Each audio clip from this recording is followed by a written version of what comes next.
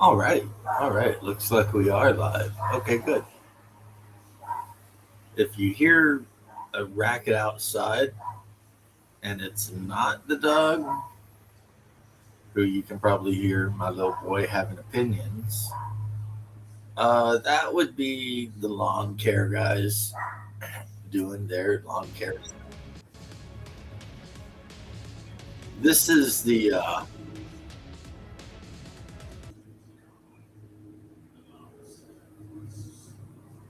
way our contract works with them is most of the year they mow. Well, I have an as needed account, so basically they mow as needed. That means during this time of the year, 2 or 3 times a week sometimes, and then during the dry part of the year, once a month maybe. And I just pay them for a yearly thing. So, Steven, oi, always good to see you, brother. Let's put that link in there, and then be an extra smarmy bastard. I'm gonna go to Facebook and drop it directly in my brother's bullshit. So if you don't show up, at least later when I call and yell at him, I can be like, "You got no excuse, homie." I dropped it right on you. I was talking to a guy I used to play Dark Age of Camelot with like 20 years ago. He's a grown man, ultimate fight competition guy. Got 2 kids. He's like, wow, I remember when this kid was like 13. He was just like a guy in my guild, you know? And I was kind of, I guess, maybe the big brother type guy, you know? And now he's a grown man. Or as my pops would say, he's a mensch for sure, you know? Definitely a mensch. So, let's see. And before Shadow gets to ask me the next time if I watched his show today, I did. After the fact, because I woke up late.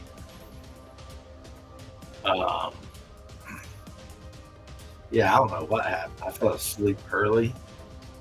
My wife says I basically jumped on top of her in the middle of the night and slept all night, like holding on to her. I don't remember dreaming, but apparently, I decided that whether she liked it or not, she was getting cuddled. It goes pretty good, Steven, all things considered. Woke up, but I'd already missed Shadow's show. And then decided to get out of bed because, like I've been saying, I realized I need to stay out of bed. Laying in bed isn't helping me at all. So, got up and kind of sat around. There's my brother. And watched his video. There's Vic. Victor. What's up, my man? Just rambling on. Just getting some extra cuddle time with the old lady? Except we were asleep. Hey, it all counts, man. It all freaking counts. If they say it doesn't count, then you just look at them and go, whoa, whoa, whoa, whoa, whoa, whoa, whoa. You're the one that complaining about cuddle time. I gave you 10 hours of it. Right? Well, I talked to her this morning and I'm like, did I roll over and just grab you? She's like, yeah, but first it started out with you trying to put your hands in my armpits. And I kept pushing you away. And eventually you just rolled over and wrapped me up. And I'm like, I don't even remember that. What I remember is getting up sometime in the AM, early in the morning. Yeah. And reaching behind me and feeling the dog wedged between us. I don't know how he was breathing because we were and he was just wedged in there, Yeah. But, so I guess it's just one of those, people have weird nights. I had a weird night. Yeah. Well, you got to do what you got to do. Stuff primered yesterday, and of course it did rain. Right as I finished getting my shit primed, it started raining, so I just shut the garage. So I'm happy about that. I can get some stuff painted. I got these in. I didn't even remember ordering them, but they are, you won't be able to tell hardly, but they're basically tiny mobs of crabs. So basically, if you're wounded and unconscious and laying on the ground on a beach, those guys are the last things you want to see. You know what I mean? A crab about a foot across in a mob coming after you. Yeah. Because they're going to eat you. That's what's going to happen. You're getting ready to get ate. And yes, Shadow is not wrong. Top Secret SI was a great game. An amazing game. One of my favorite games. It introduced a mechanic that I don't know has ever been done better. And that's the idea that different calibers of weapon had different die of damage. So when you shot a guy, you had to random roll where you hit them. Yeah. Then roll the damage die. And in theory, if you were had a 45 ACP or something like that, yeah, you could blow a guy's arm right off. Yeah. You know? Sure. And I always, when I was a teenager, I thought that was the coolest gun system ever. Not anymore, because I've played a couple games of Twilight 2004th edition, and now I'm like, yeah, that's the best modern combat system ever made. But it does a lot of the same things, though. You know what I mean? It does a lot of the same things. You can do your hit locations, and then weapons, of course, do different damage. And if you get crits, you can actually do even more damage. Yeah. So, a very lethal game, I am here to tell you. Dun, dun, dun, dun, dun. First thing this morning, though, I got out of bed and I put on The Forest by The Cure. My wife and I watched it. And then I put on In Every Dream Home a Heartache by Roxy Music. Had my wife watch that. And then we finished it off with Mazar. What's the name of the song? The sky is gone.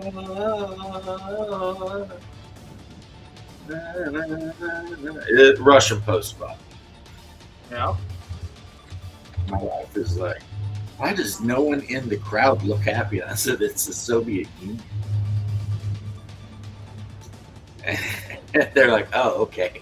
That makes sense. Because you got the guys up there doing the song, and the whole audience is just stone-faced sitting there. And like, well, you know, it's the Soviet Union. They're probably afraid to be happy. You know? So they're just sitting there like, don't say anything, or Comrade Khrushchev will come. You know, or I think that was during Gorbachev. But anyway. 1911 A1, a fine pistol. It is. I just watched a video the other day about why it's a fine pistol, and it turns out it's math, which in the end of most arguments is what it comes down to. So, yeah, it's math. Apparently, the fact that the 45 is like X amount of 100th of an inch bigger than the 9mm, which is actually a 35 point something caliber, or 36. You got, hey, with guns, you got to remember the tumble. Once it hits the body, some bullets drill in and others start tumbling immediately. You know what I mean? Well, the thing with the 45 was mass times circumference times kinetic energy. Yeah. And when you do like that math up, it turns out it delivers so much more energy on target than a 9mm or a 38. That's like just. And apparently, the United States learned that in the Philippine War. because the Philippine warriors we were fighting were so hardcore that they would run right through a 38. And then, so a lot of U.S. soldiers were dying to dead men. Like the guy lived long enough to get up and stab your ass before he died. And they're like, this is not an acceptable situation. So they came out with the 1911, and the whole idea of it was, this is not a backup weapon. This is a weapon that ends an engagement in one shot. Yeah.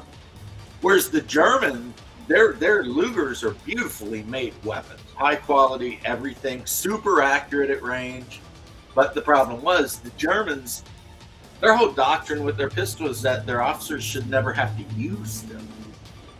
And the American doctrine was, this is the last word in combat.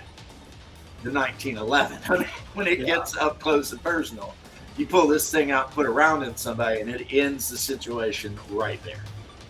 Yeah. And it turns out, as we learned from World War I and World War II, and all the way up until now, that the guy who did all the math and thought of this was 100% right, because even though America did switch to a 9mm first with the Beretta, and they've been through a couple models since then. When I was in, I had a 45. That's an 89-90. We were still using those old 1911s. As a machine gunner, you have to carry a backup weapon, 45.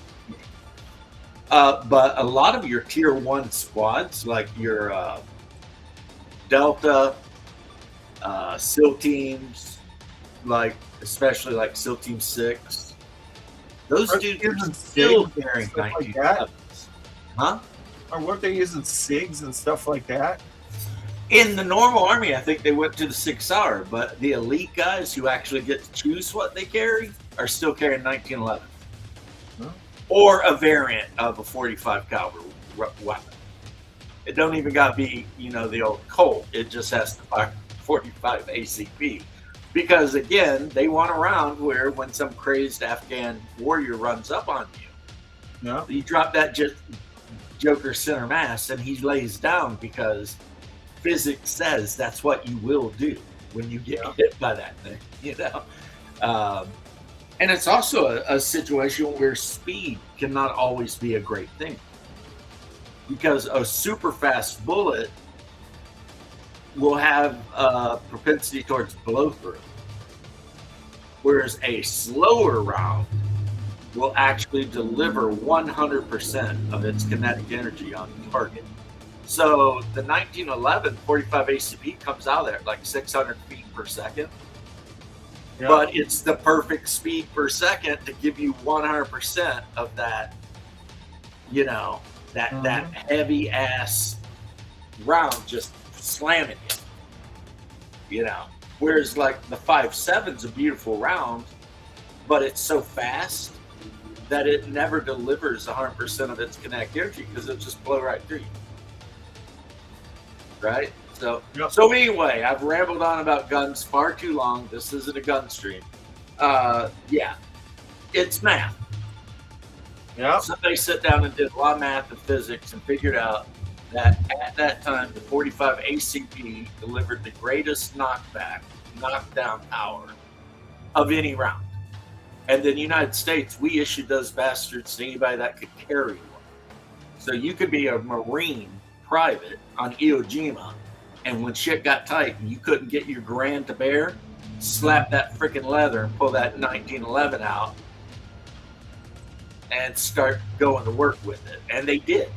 And in Vietnam, there were soldiers who never used anything but tunnel rats and shit. They weren't using rifles. They were going in there with a flashlight and a 1911 and cooking fools underground and shit with that thing. So, yes. Now, do I still prefer my tiny little 16 capacity Hellcat by Springfield? Yeah. Smith & Wesson, yes. Because it's tiny and I can put it in my pocket. 15 rounds, 16 rounds, you should be able to get the job done. But if you want a one shot, put somebody on their ass, it's a 1911 all day. for a standard type gun. I mean, I'm sure you can get like a 300 freaking, super mag or something I've never even heard of that Timmy, looks at in the middle of the night and sweats to the picture of. But I'm basic bitch when it comes to my firearms. I carry like a Glock and a Smith & Wesson.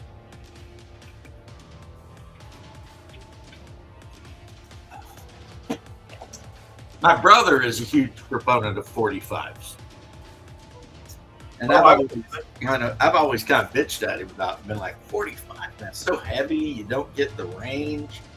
Well, a little bit of education can change your entire mind on a situation. Oh, yeah. That's what happened to me. I got a little bit of education, and then I realized, okay, there's a reason for everything that thing does. There's a damn reason, and people with big brains sat down at whiteboards and did lots of math to figure that shit out. Yeah, World War One. World War One, the 45 was the last word. When two men met in a trench and one of them had a Luger and the other had a 45, the 45 was going to be the last word. Even if the guy Luger shot American. My computer did something weird. Yeah, even if the German soldier managed to get the shots off to hit the American, chances were the American was still going to get the shot in. And when he did, that was going to be a dead German.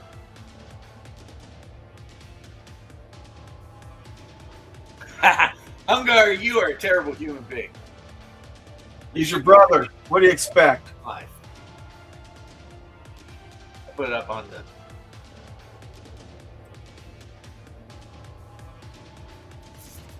Oh, you know what I didn't do? I'm sitting here being the super noob. Is he coming in? I don't know what he's doing, that punk bitch. It looks like he is, but now he's got to wait because I got to hook up my cooling pad because I think the reason my computer just freaked out is, the graphics card gets hot and then and it's already like 89 degrees around here. Mm-hmm. Going to dinner, love you, brother, asshole. It's 4:49. He can't. It's got 5:49, which means it's like an hour late for him to eat dinner. He eats dinner at 5 o'clock every day, like an old man. No. I can't say anything. The wife just made me dinner too. Slow cooked braised pork with peas and carrots. It was good. Or not pork, beef. She decided today we'd eat beef since, and I know now that I just say it, I shouldn't have meat today. The day's the no meat day, but you know what? I was tired and she handed it to me and I didn't think about it. And I ate it. And now it's too late. I'm not going to go throw it up and be like, oh, I'm sorry. Yeah. No, it happens. I try to keep my feasts and my famines straight. Sometimes that shit just don't work because I'm thinking about other shit, unfortunately. Mm-hmm. Can't eat past 7. Yeah. So now I'm getting ready to do something, Vic. Just hang tight. All right.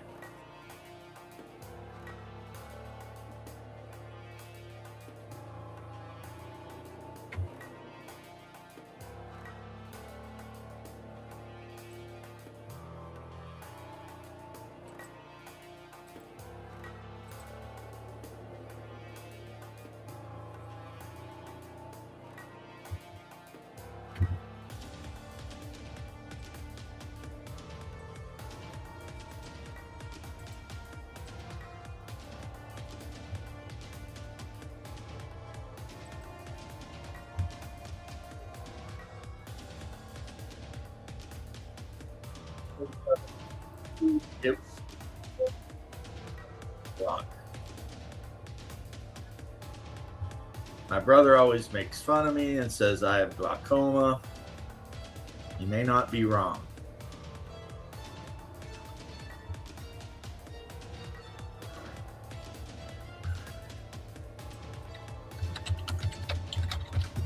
But so I think I might actually throw a little paint on one of these scorpion men.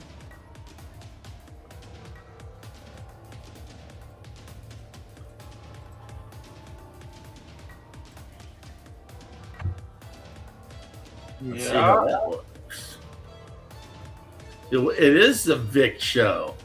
It is the Vic show. Hey, all right. What do we want to talk about today? Well, Vic, even if it weren't the Vic show, I would still talk about whatever you want.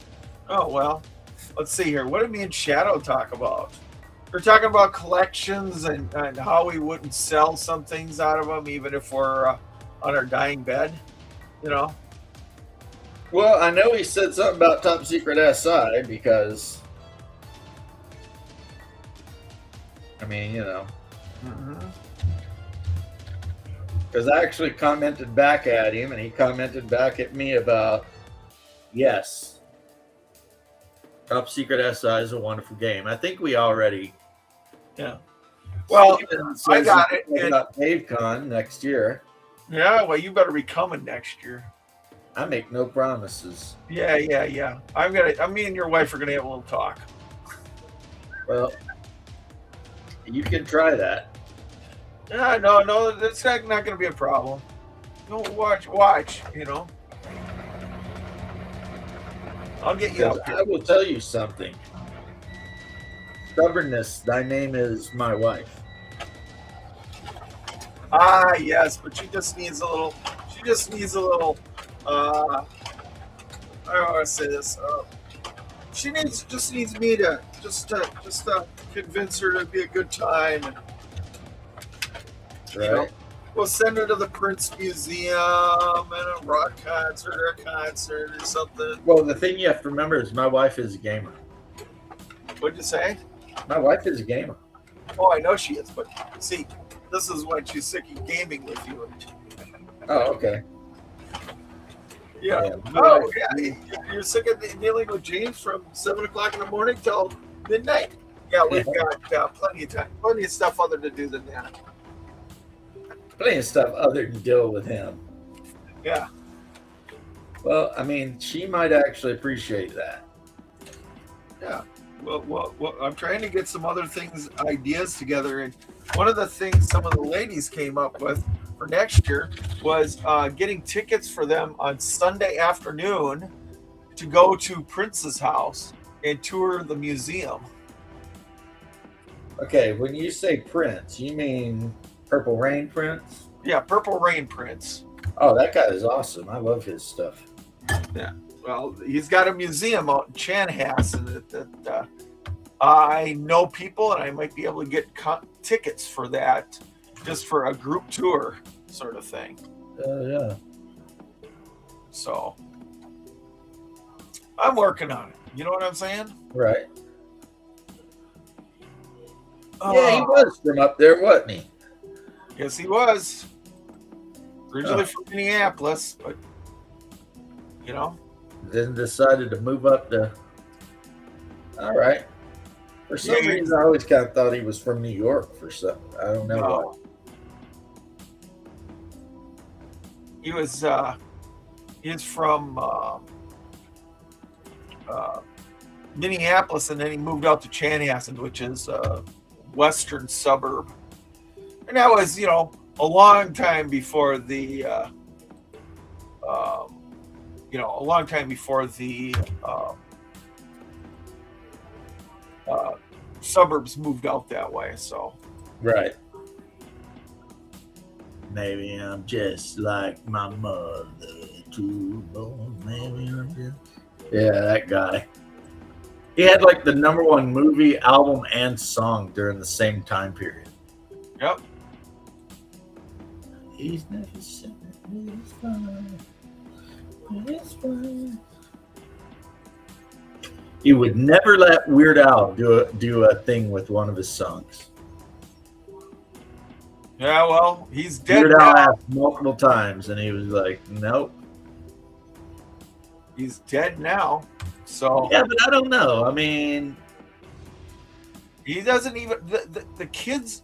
All his relatives sold off all that stuff. They sold off everything. They took money for his collection and are gone.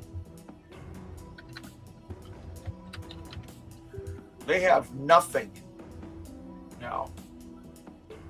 So, Uh-oh. That's too bad. Steve Kennedy, I can answer this. Yes, at DaveCon, there are people who do play Hyperborea. yes, we do. That is a thing. Yep. Hyperborea is really becoming like one of those kind of games where there's always at least somebody there that knows about, plays it. It's still not super popular the way some of us wish it was, but I mean, it's represented. Hey, you know what? And the problem is too is that even Shadow Dark didn't even get as much play as Hyperborea at DaveCon this last year. So I mean, See, I don't know about you all, but I think Shadow Dark's starting to head I mean, it reached its epic, and now it's starting to head down. You know what I'm saying? So, I think Shadow Dark was the game that was perfectly designed and introduced for a specific kind of gamers. yeah. And I think that they're probably still going to play that game. Hey, Mobius, how you doing, sir? I think 10 years from now, you are still going to have a certain type of gamer that's still going to be playing Shadow Dark. That's just going to be their game. Right. But, I mean, was it ever going to be the WoW killers we used to talk about, MMOs? No.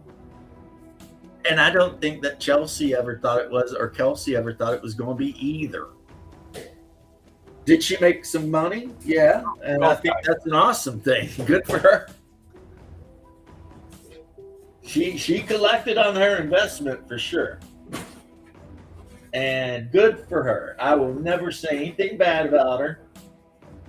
Everything I've ever heard about her, she's supposedly just the super sweet chick that's like totally down to earth, 100% will talk to anybody. Mm-hmm. She's not like some kind of crazed whatever. And so she made a lot of money, and I'm 100% there for it, man. I'm like, hey, you know what? Whatever, you know what? Everybody's got their way of making money. You know what I'm saying? right. So, I mean, I don't begrudge anybody making money unless they're doing it illegally. You know what I'm saying? And that lady managed to, as they say, she didn't wait to strike till the iron was hot. She struck the iron until it got hot. Yeah. And so, yeah, you'll never hear any hating out of me for her ever. Not ever. Shadow Dark's not my thing. I don't want to play it. I've read it. I thought, yeah, that's okay. It's how I ran 5e when I ran 5e. Yeah. Shadow, what's up, my good sir? Yes, I watched your video before you even asked. And yeah, so the thing is I have this feeling deep in my heart that Hyperborea is just on the line of actually really moving up from a kind of a third string game to a full blown, this is, a game that people play a lot of. I could be wrong, but I do have that feeling that, because you hear about it a lot more, Yeah. It's like, well, he's put in the effort. I mean, I'm not going to give the guy a bad rap. He put in the effort to make that game. He's been at DaveCon like every year, or not DaveCon, but GaryCon every year. So, I mean, he's put in the time and the effort to make it a good game. You know what I'm saying? And not only that, but homie will show up on your channel, anybody's channel, if you just send him and ask him and organize it. If you want to talk about Hyperborea, Jeff will show up and be like, let's chat, you know. So he definitely is 100% about supporting his work. Yeah. So, I mean, consider how surprised I was when he showed up in my chat and just started chatting with me. I was pretty shocked. Yeah. I was like, wow, you know, because other than Doc Flamingo, really, not too many people who actually publish games just drops in to bullshit around. And this guy was like as down to earth and normal of a dude as you could ever hope to meet, you know?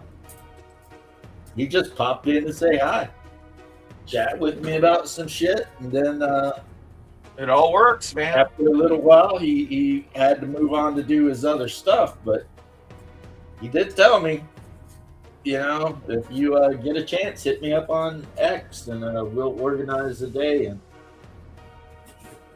I will come on and hang out with you. And I was like, well, that's pretty damn good.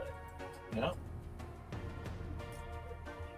If you say his name 3 times in front of a mirror, lights go out. Yeah, right. I watched that interview, by the way. Your boy Joe posted it for me, Steve. And I made sure to be extra thankful to Joe and be like, you know, you're a real bro. Thank you so much. Since Steven apparently couldn't be bothered, you know, to post it himself.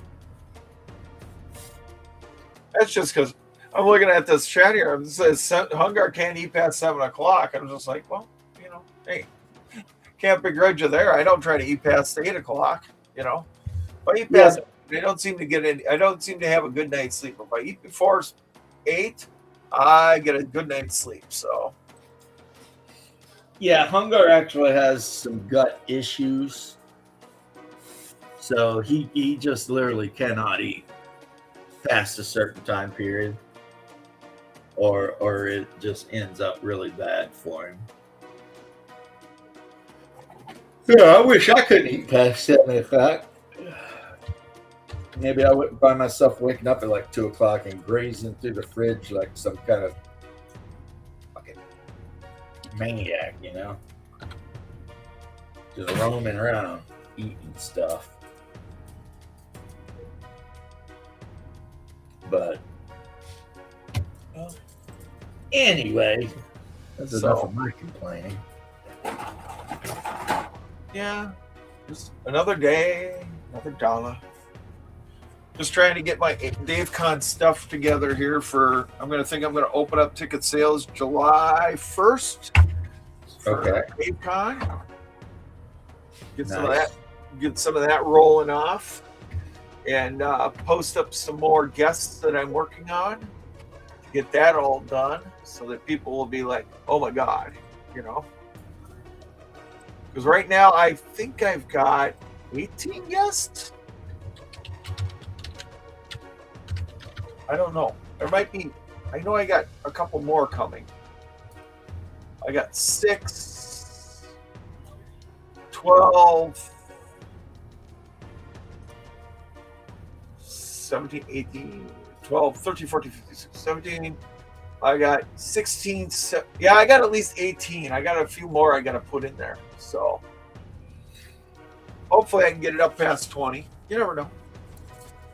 I keep finding these random sprues of like World War II Germans. These are Wehrmacht Grenadiers. You ain't got your camera on. You realize that, don't you? I do.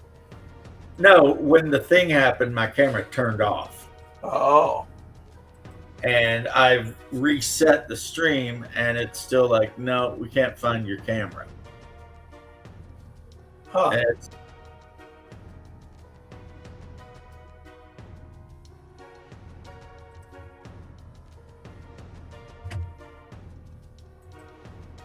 oh, now he's gone.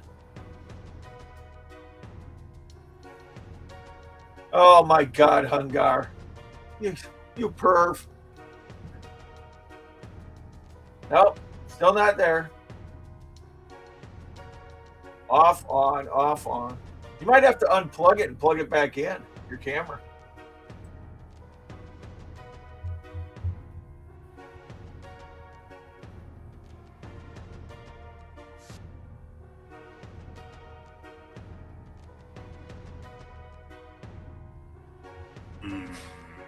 It's always something, isn't it?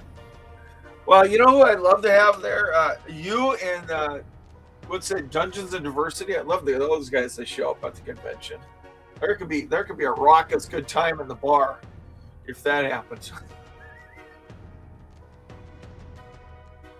I got a feeling that when Nerd Cognito starts doing their podcast in the bar, you know, their live stream, it's gonna get a little crazy in there on Saturday.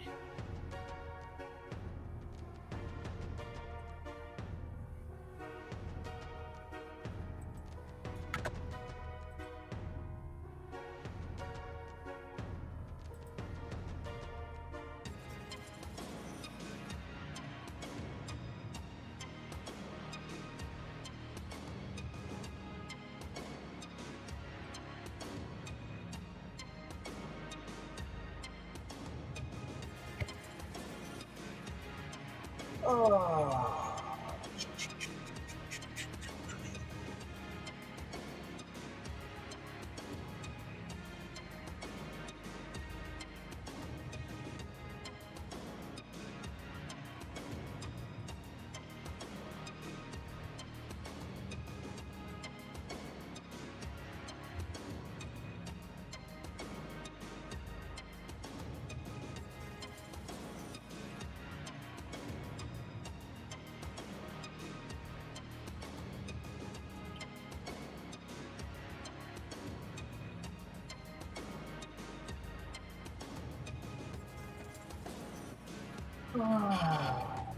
Let's see here. So what else is going on? Anybody else got any good news?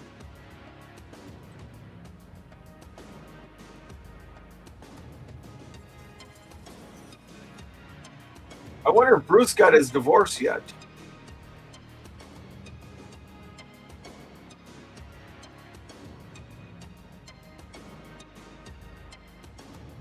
No James, just me. Anybody else here? Let's see some poking around here. Oh, there he is. Ha! Did you unplug it? Plug it back in? Yeah. I told you. I took your advice. You give pretty good advice. Oh, So I took it. So, yeah. Anyway, I mean, I keep finding from when I used to find, when I used to play Bolt Action, I keep finding all these Russian and German sprues I'd never put together. Yeah. And that's what I'm doing, Shadow. And I started thinking that Conflict 47 game, if I can find other people interested in playing in my area, it looks pretty neat. You know what I mean? It's basically like a blend between Trench Crusade and World War II. There's Shadow. Gentlemen, what's happening? Homestead. How you guys doing? Hey, Hey, I want hey. you to use that term loosely with me. Okay. Just joking. And yes, Top Secret SI is definitely one of the top tier role-playing games from that era. And for the longest time was my favorite modern firearm game ever made. It's a wonderful game. The second edition had so many great supplement books where you could play in the, like the 1940s, 50s. You could play superhero, Cold War, freaking post-apocalyptic, just all kinds of crazy shit. And one of our mutual friends, I think it was Steve Kennedy, I could be wrong, might have been Ray Cheetah. said I should run a fantasy espionage game, and I'm like, you know what? That's freaking. I already got the wheels running. You know, the characters are secret agents of the crown, and you can have the whole gamut of, you know, first level characters. You know, fighter, cleric, ranger, magic user, Hey, paladin, and here's have them what- all going on. I You have know, an argument for you. I have an argument for you, there, young man. Who says assassins can't be lawful neutral? Well, AD&D says they have to be evil. Dragon Slayer says they can't be lawful. Assassin's Creed said they can be lawful good, but that's a video game. So it's your world, your rules. Right, but my thing is, what was the only? Let's check the only world that matters for a second here, guys. Well, no, you mean Earth? You mean Earth? You mean like our special forces ops? No, I mean Hyperborea. We're talking about role playing games. All right. Well, while you look at that, I'm gonna argue that you know, here in the United States, we got guys whose job it has been for king and country, or I mean president and country, to go and ice people, you know, with extreme prejudice, because those were the orders, and their personal alignment, other than you know obeying orders, could have been anything, right? You know, a guy with a rifle being told to do a thing, you know, and they get good at it, and they keep getting told to do the thing. They could be freaking lawful good. They could be chaotic good. They could be neutral good. It's for the good of the world. I'm gonna put a bullet in Castro, right? Right. Well, according to the old Hyperborean Player's Handbook, updated. I already knew this before I opened it up. I just wanted to make a big scene of me showing off my book. They can be Basically, neutral, it was just your lawful evil, or chaotic evil. What? Neutral, lawful evil, chaotic evil. Okay, so neutral. Like true neutral? There is no true neutral. Get the fuck Then out what of here what with is true it? neutral. Well, then what's neutral? You said neutral, so they have to be just evil, is what you're saying. No. Well- Neutral in Hyperborea means you're just a normal guy, not necessarily affiliated with the extremes of any philosophy. Okay, so just neutral, which you're just, for sake of being obstinate, hacking off the true neutral. Yeah, there's no true neutral in this game. Okay. I mean, because true neutral is always stupid. Right. If you have to keep a record of every good deed so that you can then go and do an evil deed, that's freaking psychotic. Shadow, my man. That is the thing that always annoyed me the most about the true Like, neutral player. are you fucking obsessively compulsively stupid, You're or right. possessed by some weird spirit of It's like, retardation? oh, I You hope don't- for puppies, so now I gotta go burn somebody's house down at random. Right? That's dumb. Actually, That's dumb. And how do you maintain? You got this little book of grudges. You know, what are you, a dwarf? I mean, come on. which dwarves are awesome. Not in the Hyperborea, but in every other setting. They can be very, very cool. I'm not gonna lie. I'm just, it's just funny, you know, because to me, I mean, I look at all my gamer bros and they look like dwarves. I don't know how tall they are. You know what I mean? Think about it. I'm 6'1". Right? I am a very tall dwarf. I don't know that. We've never met. We've never shook hands. You could But be 4'2". I don't The know. Haas and my mom. And we all know Haas is short. Your mom could be That's short, and you could just be a little bit taller. Yeah, he's 5'6". I can rest my chin on the top of his head when we hug. Okay, you're all midgets, and that's all there is to it. Well, Vic, I'll- you're I'll- a damn Hyperborean giant. We already know that. I'm 5'10". I'm exactly average. I'm the same height as Stallone. You're not I'm fine average. with it. You're all midgets. You're That's all I'm average gonna for America. For the world, you're a giant. Well, I think yeah, the but average height of the world is like we're keeping it 5'4" family for a friendly, man. so let's just keep it family friendly. No, but I mean, if you count the heights on average of the whole world, it's Oh, yeah, like yeah, yeah, 5'4". Yeah, that where's all the chat? Americans are just big. There we go. We're just big. Well, yeah, but we're not going to fat shame anybody here. I could usually lose a few pounds myself. I'm working on that, but failing miserably. Same. if I eat a meal, I'm taking a nap, and I know that can't be good. You know, Shadow. The trick is, you know what my trick is? I gotta burp. If I don't burp before I lay down, I'm gonna go right to sleep. If I have a nice big belch, I'm like, okay, I don't have to go to sleep. yeah, you know, I'll try that, but it's really not that. And there's something else going on. Could be I thought it was diabetes. my sleep. What? Could be pre-diabetes. No, it probably is. It probably is. My diet is crap. I haven't eaten. Before they told me I was pre-diabetic, I was the same way. I would eat and I would immediately knock out for hours. And it has to do with your blood flow going from the rest of your body to your stomach to digest food. And two, with diabetics, the sugar spike will knock your ass right out. Mhm. See, And I'm I don't better eat. I don't eat that much. You know, I'm like really watching. You know, like I'll have like a couple of strips of bacon for breakfast, and maybe a sandwich for lunch. Maybe sometimes skip it. But I just need more exercise, and I'm trying to get we all do. more. But it's you know. Well, I got some great news for you about the bacon. What's that? As long as your blood sugar, or not blood sugar, your cholesterol and your salt and everything's good, just knock yourself out.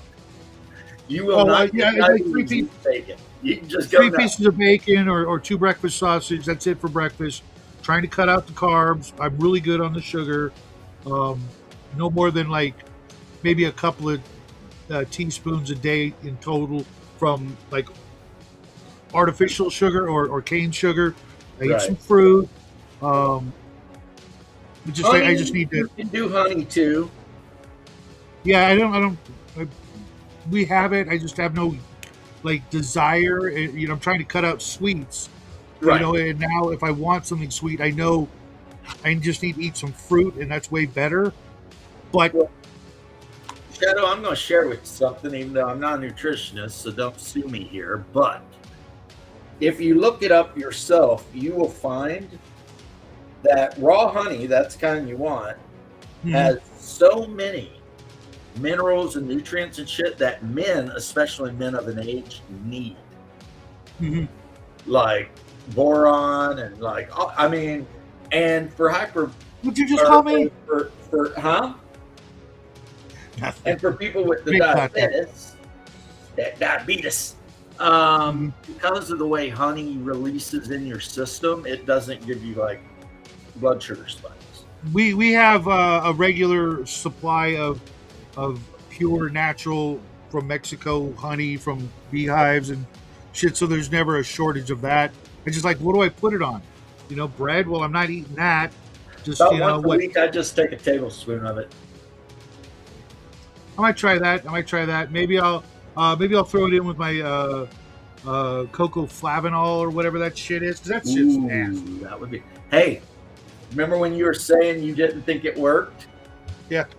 I can't prove it works, but I can show you the part of my arm where I fell down the mountain and ripped all the skin off.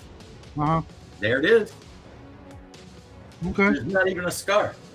You can't Nice. even see where it happened. I'm trying to, like, I get it mostly for the wife, and I'm trying to like not use it all up so she can use it. But I'm finding out she only uses it, you know, like once or twice a week, and I'm like, I'm paying $50 a month for the shit. Use it, you know, Yeah. right? Right. You I put it in my hot coffee because the cocoa melts really good into warm drinks. yeah. I put it in. And I put I it in just like warm you, I was water. here thinking, I don't know that this is working. Maybe I got ripped off or something. But I had torn it right down to every layer of skin was gone. It was bleeding and weeping. I was taking that cocoa, and within a couple of weeks, it was completely healed but red. And now look, a week later, you can't even see not even a scar. What did you use on it, Dave? Coca, black. Is it Black Forest? I think it's the Black Forest high flavanol cocoa, which supposedly makes your body release a bunch of stem cells. drones that just roll around and fix shit at random. Oh, Yeah. And I was getting, again, Shadow and I both kind of went through that phase where we were both like, but is it though? But I effed myself up bad coming down that mountain. I'm just gonna go with if Salty Cracker recommends it, I'm gonna trust him. Well, Because I mean, I'm not saying I just trust Salty Cracker. What I'm saying is, I have I'm just zero making fun. evidence that the shit works. But I do know that I had a big ass wound right there, and it's completely gone, and it's been less than a month. And a 55-year-old man. I wanna say that sounds fast, but I don't know. You know, that could just be, you know. Well, this is where my paramedic training comes in. For a 55-year-old, that's pretty freaking fast. Okay. Yeah, because the older you get, the slower shit heals. Some people Right. they have wounds that never heal. All you can do is just care for them, you know, because they just stop healing. So I'm telling you right now, I don't know what it was. I will not swear on a Bible that I know for sure, but it does seem awful strange to me that I was drinking that high flavanol cocoa and that wound just freaking boom, you know, like just went away. That to me, that seems not natural based on my very limited, maybe a year and a half of medical training. Mm-hmm. But Well, it happened. I'm gonna go I saw back it and- happened. I know it happened. You know what I mean? I'm gonna go back and give it a try and start using it again, just because I want to get more shit done. You know, I got a lot of shit. Like last night, was it last night or the night before? I got some writing done, which is, you know, I was going through a slump of that, and I'm like, you know what? Which is beautiful because I need you to get more writing done. Yeah, I just. You Because that's know, his number one excuse for not hanging out, Vic, oh yeah. is his writing. So I'm like, well, hurry the fuck up then, excuse my language, and get that writing done so we can go back to hanging out and shit. well, you know, I got a show. You're ahead of me, so you can show up. And Vic was there all morning. Thanks, buddy. Yeah, I Appreciate slept, that. dude. Um, And I already told Vic. I escaped because the old lady came home early, and I was like, "What the hell, man?" So she's checking up on you, man. yeah, I don't care. I mean, I am gonna, you know, limit your time on my camera because you make me freaking jealous. I thought I had the shit collection, but I've almost met my match because I guarantee I got stuff you don't, you got stuff I don't. That's just the way the freaking ball bounces, cookie crumbles, etc. Don't be looking for more shit to show off. So I know how Bear feels now. I get it. Between the three of us, we could have a museum. Let's put it that way. No. What we need to do is we need to pool our shekels together and make an old folks home for gamers. Only the most elite elderly gamers are allowed to retire and die here. They got to donate to the library when they come and sign it over to whoever owns the place. And we can go and retire. I like that idea. Well, I like that idea, but do we have to bring our wives? Well, if they're gamers, they can come. But here's the thing. Each person gets their own room. None of this couple shit. You want to hook up, you go hook up. Because we all know when you get to like 80, 90, you don't want to be sleeping in the same bed with somebody because you never know when you're going to wake up and they're not. Yeah. Right? You wake up and you go check on them. And if the paramedics are there, you're like, oh, that sucks. Too bad. You know, bummer, etc. But waking up next to a corpse, I don't want that. I don't want that. I was thinking maybe tiny homes on a sort of like a mobile home park, and then we have a central gaming. Yeah, it would be easier to buy. It would be easier to buy or take over a senior center property than it would be to do what you're talking. And you want to put more money into the gaming activities. No. And hiring really smoking hot young women to roll our dice for us.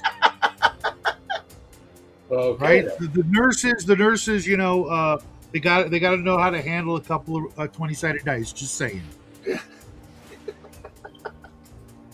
Well, This one went way bad real fast, Shadow. Thank you very much. Dude, if you saw what I was painting, you'd understand. I'm a bit of a, you know, naughty boy. Hey, I've got the Harlots around here somewhere. The Harlot box set. I don't know if you guys ever got one of those, but they're Harlots for putting in your city if you have a diorama. No, I need to know more because I literally just bought the Reaper set of 3 Ladies of the Evening. Oh, Yeah. They're more modern, but like of course I had to paint one. Check this out, guys. I don't know if you can see this. Yeah, I see Yeah. her. She's got her tube top on and her freaking. What do Say they call it. those? They're not jeans. They're Paddle pushers. Paddle Jenkins or pushers. whatever. oh, Yeah, I mean we've all known this girl. Okay, we all have. In a biblical sense. I wasn't gonna go there. Yeah. Wait. Same It's I backwards. have, I can't. It's backwards. No. All right, no. then here. they're- Read it upside down. No, that doesn't help. What does it say exactly? It says a Harlot. dozen Harlots by Okay. May River That's- Publishing. That I've is got hysterical. something What to era? Like what era though? Is it They were modern? just published less than 5 years ago. No. it's I Dungeon. mean, They're dungeon harlots. Yeah, oh, they're okay, all- like D&D. yeah. And you can paint them up. The harlots I Because have I are all also picked dungeon up some other harlots. too. town. I also picked up some other townsfolk for my vampire games this September. But I wanted like different This different one's things, and I saw this little. This one's wearing a The, sort of. are they resin? Yes. Okay. And Because mine I was are going through plastic. the Reaper Chronoscope line, looking at vampires and things like that. I even picked up the Sleeping Beauty. You ever seen that one? Yep. Maybe. That many? I'm working on And that one. they've Trying to also make it got- look really classy. They've got the characters from Wizard of Oz. the Wizard of Oz on there that are pretty cool. I'm painting those right now. Here's the Wicked Witch. Yeah. Yeah. And the I really dig the Cowardly Lion because he's holding up a freaking ray gun in Right. a trench coat. It's kind of cool, I can actually really use this for multiple games. The Scarecrow's kind of cool because the scythe he's carrying is actually a rifle, Right. which I thought was pretty interesting. Real quick, guys, because I'm too lazy to look it up. What color was Toto? Brown.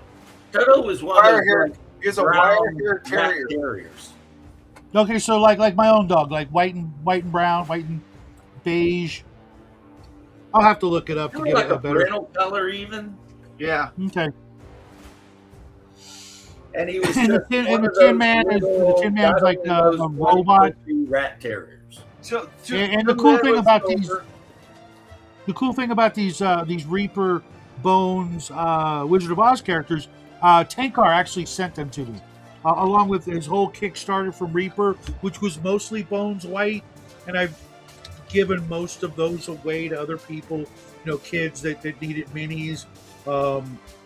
And I kept the Wizard of Oz, and I finally came across them, and I'm like, I'm kind of like running out of stuff to paint. I mean, not running out of stuff to paint, but running out of like small projects. So I said, "What? You hear that? That was my dog. Oh. it's What the Jello. hell? Private? No. Okay, Cairn Terrier. Okay, I'll look it up. I just Um, looked it up. Now I'm used to hearing your son singing. I know, right? Poorly. It's so weird. I don't know what he's doing in there.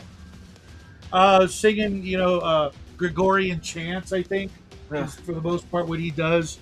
Oh my goodness. They just got home from somewhere. I don't know, which means since his wife's birthday, we'll be going out to In-N-Out real soon, which is good because I'm freaking starving. But In-N-Out burgers. I think down here we call that Sonic. no, that's Carl's Jr. Okay, then is it? Well, is it Carl's Jr. from the Hardys? Is Could it be that too. Pepperidge? Yeah, I think In-N-Out is only In-N-Out, to be honest. Because They made a big Checkers is also do. Rallies. Yeah. Rallies, I know Rallies and Sonic are also the same. Maybe In-N-Out- that's what I was thinking. Going to be they're relocating to Tennessee, and they're going to start expanding down. Yeah, in yeah, yeah. Yeah, Well, they're they down here in said they're Florida. just moving the headquarters. They're moving the headquarters from California to Tennessee, but we know damn well that's just their exit strategy from California, because paying minimum $20 minimum wage for burger flippers is insane. That's a little wild. The town. Well, if we get Newsom as president, that'll be world nationwide, and fast food restaurants. yeah, we'll I just don't go think out you of gotta worry business. about that. But I don't either. But there's a lot of women that would love to see that happen. the which city, is- so-called, that's nearest to me, Yeah. in Kentucky, on the southern end of the city, they have a Crystal Burger, and on the north side, they have White Castle. So you can literally like go to Somerset, just drive over to Somerset and whip down to the south end and pick up a big old bag of Crystal sliders, and then whip up to the north side, pick a big old bag of White Castle sliders up, and then drive home. You know what? All the slider does to me is it just slides right out. I just like in one, give it a half hour, 45 minutes, it's right out the other side. I I can't. think that's why they're called that. Yeah. I think that's truth in advertising. They're letting you know what's getting ready to happen in your guts. Oh, along with Taco Bell, I cannot stand Taco Bell meat. It just, oh my god. Yeah, Well, Taco hold on, Bell. hold on, We hold on. have one, but I haven't been to a Taco Bell in 15 years. No one said anything about can't standing. I love Crystal and White Castles. I'm just admitting, yes, they do slide through you. I love them though. I'm more. Of ha- I don't know. Shadow might have one out where he's at, but I like Taco John's if I'm gonna go for Mexican Iron fast Carrier. or Qdoba. I've boycotted Chipotle now since COVID. That was I that place is so overrated and so expensive. It should not cost $20 or what is it, $10-15 for a freaking burrito. I mean, it just shouldn't. I can get the biggest, giantest burrito they've got at like Del Taco or anywhere else for like $5.50, maybe $6, and that thing's like 2 pounds. But Jack in the Box recently put out like an Crack in the 8-pack Box. of sliders, an Crack in the 8-pack of Box. sliders, and they're really, really good. But it's like over $25 for 8 sliders. That's like a little steep. Crack in the Box. James came from one of their places down there in LA, South LA or somewhere. They were actually dealing crack. One of the drive-through guys was actually dealing crack out the drive-through to people. They'd make a certain order at the window, and he'd be putting crack out. That's why it was nicknamed Crack in the Box. So Oh man. Well, I'm sure they could just And there's I mean, a part of yeah, it that yeah, respects the hustle. any word that rhymes, you could easily, you know. I mean, I just hope Yeah. everybody can forgive me for that. Forgive you for what? The fact that there's a part of me that thinks it's terrible, but there's a part of me that respects the hustle. You know what I mean? It's Right, like, right. Okay. I mean, you got this shitty job at the drive-thru, and you thought, how can I make some real money? Like, but then again, if it were up to me, I would legalize pretty much most, if not all, drugs. oh, you know what? You go into certain Not me. stores, and it was like my son. I'm not gonna say which son of mine. He knows a friend that works at Subway, and it's made looking real good. Like he punches everything up, and all of a sudden, like my son gets a free Subway sandwich, and I was just like, okay, how much does that cost you? Well, we got a deal. It's like, okay, I'm not even gonna get there. I don't even want to know. You know what I See, mean? in the old days, if you were a part of the real Ultimate Power crew, you were guaranteed to get extra French fries anytime you went to like a burger joint where the guy that worked in the window was also part of Real Ultimate Power. Yeah.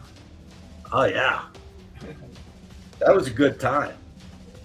he had his own website and stuff, and you could join the crew and everything. And like his website had the MIDI music for Big Pimpin' by Jay-Z. Oh. And the kid was obsessed with ninjas. Like all he ever talked about was ninjas. Yeah. But if you joined his little clique, then part of it was, if you're a bro and you believe in real ultimate power, then when another bro comes through the drive-thru, you gotta make sure you give him extra fries.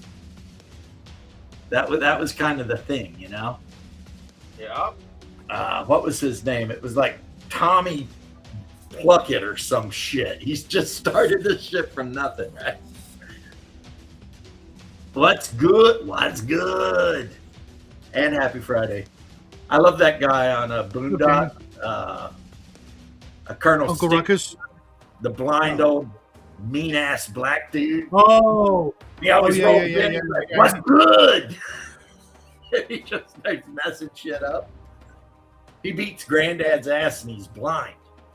And he just whips the shit out Granddad. And then they decide, and then he dies. And like in a couple seasons later, the spirit of Colonel Stinkmeaner possesses the lawyer. And then they have to like kidnap and tie the lawyer up and do an exorcism to get Colonel Stinkmeaner out of. And the guy leading the exorcism is Uncle Ruckus. Oh man, that series was too good. Yeah, I'm gonna have to find that and get it on DVD. Have you guys seen the Have you seen the new movie, the Citizen Vigilante yet? Watch it every day. And let me tell you something. Is that the one that Elon Musk put up on X? Yeah. Oh yeah. And they had the meme, and it was like everyone says, "Don't do that," and it's got the bird, and it's reaching one leg way over, and it says that, and it's Elon being like, you know. Is the movie good? It's good in like the way Death Wish 6 was good. So, But not Death Wish 1. maybe not Death Wish 1, but Death Wish 6. Is it based as hell? 100%. I mean, the movie is not a great movie, but everything he's doing is true, though. It's based. Okay, here two major problems with the movie. Okay, What? and one's not a problem. I'm telling you right now, I am predicting a very quick release of a sequel, because there's a whole bunch of stuff in the movie that makes no sense unless the sequel is forthcoming right away. Yeah, it's Okay, shot 'cause the out of movie- chronological order. That's one thing. Okay, well, remember the I don't scenes like. where the main character is sitting there talking and explaining about how he was at the bar and you don't know who he's talking to? And they never tell you who he's talking to. Right. Well, he's clearly talking to the inspector, and I he's being assume he's talking interrogated. to cops. And he's being interrogated, but yet we don't know. So that's like, I'm thinking leading into And his the story is sequel. beautiful, though. I own that place. I inspect it. I mean, of course, you found my DNA there. I own the building. No, right? no, I mean the bar, because the inspector He owns saw the him. bar, though.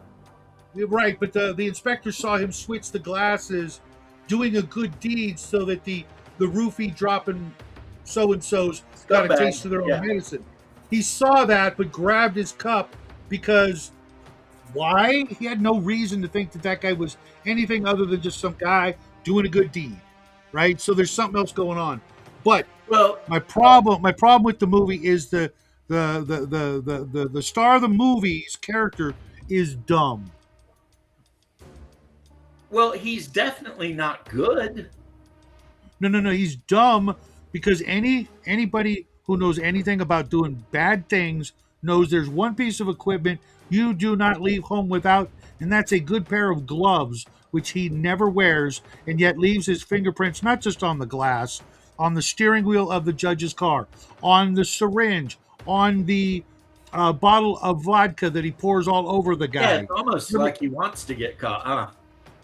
Everywhere he goes, even like his little bunker, the guns that he was shooting, those two AKs, fingerprints all over. They know I who correct he you is. there, my good sir. Those were RPKs. Get it right. Oh, okay. Well, they look like AKs from what The I was RPKs watching. are just AKs that are a little bit sturdier for squad automatic purposes. Well, I was watching it on a tiny little screen about this big, but fingerprints. No, I'm just being pedantic here. I mean, you're right. Okay. It's a Kalashnikov style rifle. They just made it bigger and heavier so it could. Yeah, I did kind of auto-fire. notice they looked beefy. But my point is his fingerprints are all over those two rifles. They The are. bunker that he was in, fingerprints everywhere. The little visor, Everywhere. Literally everywhere. They know who he is, and yet they end the movie with him just walking away. They know who he is. There's nowhere in the world he can run without having people on his ass. You know what My I mean? response is maybe they don't know who he is. Well, I mean, if his fingerprints aren't on file, having been in the military, having been, the owner of multiple Swiss bank accounts and property holdings all over Europe, they got his fucking fingerprints, or they got somebody's fingerprints. Yeah, the only thing that would stop that is if he knew the right kind of liquid to put on your hands so that you don't leave fingerprints. How you doing, Julia? Hey, what's up? Long time no see. She was in my show this morning. Talking so good about Vic this morning. I felt jealous. Yeah, she was on my show this morning. She's a very nice young lady who's been hanging out with us. She's one of us. So give her my birth. There's a couple of issues, and none of them actually justify what your problem is. Nothing I can say is going to fix your problem because you're not wrong. Maybe it just felt cooler. Personally, should he have been wearing black gloves the whole time? Yeah, black leather driving gloves would have fixed 99% of your issues, right? Now, the DNA they got at the bar was from his mouth. Had nothing to do with fingerprints. Like I said... Well, I mean, they might have got some DNA off the prostitute, too, but that would have been kind of iffy. Yeah, that was a whole scene that I was like... Why? Could we not have more of the other stuff instead? Wouldn't that have been better? I mean, don't get me wrong. He walks into the whorehouse. He checks all the whores. He picks the shortest one, bangs her, and then complains about mold in the building because he owns the building. But It's to his credit, he left. Just watch here. But to his credit, he left her a nice tip. I think $40. So, And not in the way lepers do. which is an even bigger bonus. I'm hoping. Well, when he was counting out those bills, if they were hundreds, he dropped her like $500 because he owed her 100 plus 30. And when he's counting those bills, I was watching it. It was like, that was like, and he said, a bonus for you. Called it. I called it yesterday. People who were talking to me yesterday know I called it sequel because he, as of yesterday morning, from a $750,000 budget, he'd already made $70 million. And they can make the sequel out of the shit he just cut out, right? What? By 100 he times his money. Uh-huh. Like his investment by like 100. But that was the beauty of those old Charlie Bronson movies. They were filmed on like $12 and some tuna fish sandwiches. And if they brought in $1 million, no craft services whatsoever. They knocked it out in like a weekend, and yeah. Right. It's like, everybody meet at Queens. I've rented this building for the week, and we're going to do a thing. And everybody gets a 12-pack and some sandwiches or something. And it's like, all right, and they knock a movie out, and then if they made $100, it was profit. It's like, and that's what this movie is. I can see where they spent the $750,000. The cops, the uniforms, the guns, the special effects, building the bunker. Special effects when he guns down that SWAT team. Yeah, that had to cost some money. Because that took a lot of those, Shadow knows what they're called, probably those exploding packets that they put on actors. I mean, that was some serious shit there. That took pros. Right. It was just He's obviously Black Ops, Special Force, some shit, in the military, well traveled, well educated, well spoken, well dressed, and he doesn't have a pair of freaking gloves. Come on, I got like 5 pair of gloves from different activities. I'm just gonna Hey, say, listen, nobody wants to hear about your collection of gloves, rope, and freaking chloroform. Don't forget the duct tape. And duct tape. Carry that in your trunk. Every time you get pulled over, the cops gonna be like running your name. I'm actually gonna. I was thinking, since Jackie got a new car, I got to go out and his birthday's coming up, and so I'm gonna hook him up with, all the stuff you need in a car for an emergency. But I'm also gonna put a little bag with some duct tape and 100%, 100 foot of nylon rope, some zip ties, duct tape, and what was the other thing? Vaseline, like a handful of those blue medical gloves. Shadow, I did the same thing with my kids. I gave them all the toolkit, all the stuff they need, including gloves, so that they can change stuff.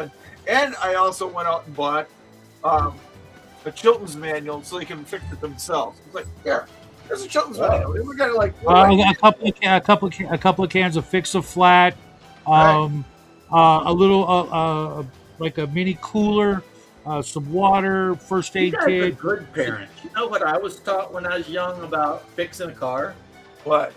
If I bust my knuckles or something, pour brake fluid on it because it'll make it where it don't hurt anymore. That's not how that works. That's what I was told. I have never heard that at all. I'm not telling anybody they should do it, but I'm telling you, I busted my knuckles and was bleeding, and my grandpa said, "Just put a little brake fluid on it, you'll be fine." I was like, okay. I think I'd rather just go with dirt. Yeah. Oh well, the rub dirt in it thing was the thing. Yeah, that's a real thing. We all know that. Or the Tussin, or have a bottle of Tussin. Oh well, that shit that'll fix anything. They got all that stuff too. I mean, yeah. Robitussin literally will fix whatever is wrong with you. It doesn't matter. Pneumonia or broken leg, you just put some Tussin on it, you'll be fine. It sounded like the ratings from that one movie. Oh, just spray it with Windex. Oh, My Big Fat Greek Wedding? Yeah. And what's funny is in the end when she's like complaining about the zit she has on her face, he's like, I had one just like that. It was huge. And she's like, well, it's gone. What'd you do? And he said, I just sprayed some Windex on it. And she's just like, because that's what her dad says about literally everything. Like there's a scene where somebody burns themselves and the dad grabs the hand and sprays them with Windex. It's just like, Gus. I love that movie, but I'm into rom-coms, so whatever. Yeah, I've never seen it, just heard about it. It's not my thing. It could be. I'm very selective. You don't know. It could 100% be your thing. It's about a 30-year-old virgin Greek woman who falls in love with an Anglo, and then all the wacky shit that goes on between those two things. Mm-hmm. Like the Anglo she falls in love with is a school teacher and a vegetarian. She introduces that to her Greek family. They lose their fucking minds. They're like, a vegetarian? What do you mean you don't eat no meat? And like, he's getting yelled at by her aunt. And the aunt's like, you don't eat no meat. And then the aunt stops. She's like, it's okay. You come over. I'll make lamb. It's like, Julia, this is every day, Monday through Friday. Weekends, it's a little different. We've got games or family stuff or whatever. I do my Saturday show. Throwing it out there. Well, today is later on, Julia, just so you know, this is the day that I am going to do all the floors in my house, scrub all the toilets, and every other thing that my wife tells me to do so that I'm ready for the game group to show up tomorrow, because my wife does not allow visitors in my house unless it has been cleaned spotless. And I do all the dirty stuff. And I choose the dirty stuff because I don't want my wife doing the dirty stuff. So I don't want my wife's hands in a toilet bowl. The hell with that, right? She can wipe counters down and do wife stuff like that. I'll play in the poopy toilets. And that's just, I don't know, I guess that's my weird kind of chivalry. Or maybe I'm No, just no, really it's not, bro. effective with No, my wife, that's- because I you know. have been very close to literally taking people out of the game for being rude to my wife. So, you know, I get weird about that shit. Well, that's She's a I can't even. halfling anyway, so I mean, I can imagine folks, being playful or not being serious, being a jerk, oh no, I'm not a psychopath. But if No, somebody's I mean trying your to be your mean, guests. like, I'm like, No, I mean no. your guests. You just don't do that. You don't go anywhere. I mean, I come old school. Like if you show up at somebody's house, you better be bringing flowers for whoever, the mom, the wife, whatever. Well, until your it's- family, and then you're 100% right. That first couple times you show up, you show up as a guest. But about 5 years in, you can kind of let that drop. And us Yeah. hillbillies, Otherwise, it gets kind of creepy. us hillbillies is really weird about just adopting people. Like all of my friends growing up, if they were like friends that come over a lot, like by the time a year had passed, they called my mom. Oh yeah, Yeah. I got a buddy of mine that I still call his mom. I don't see him but once every couple of years, but I see her online and I call her my mom.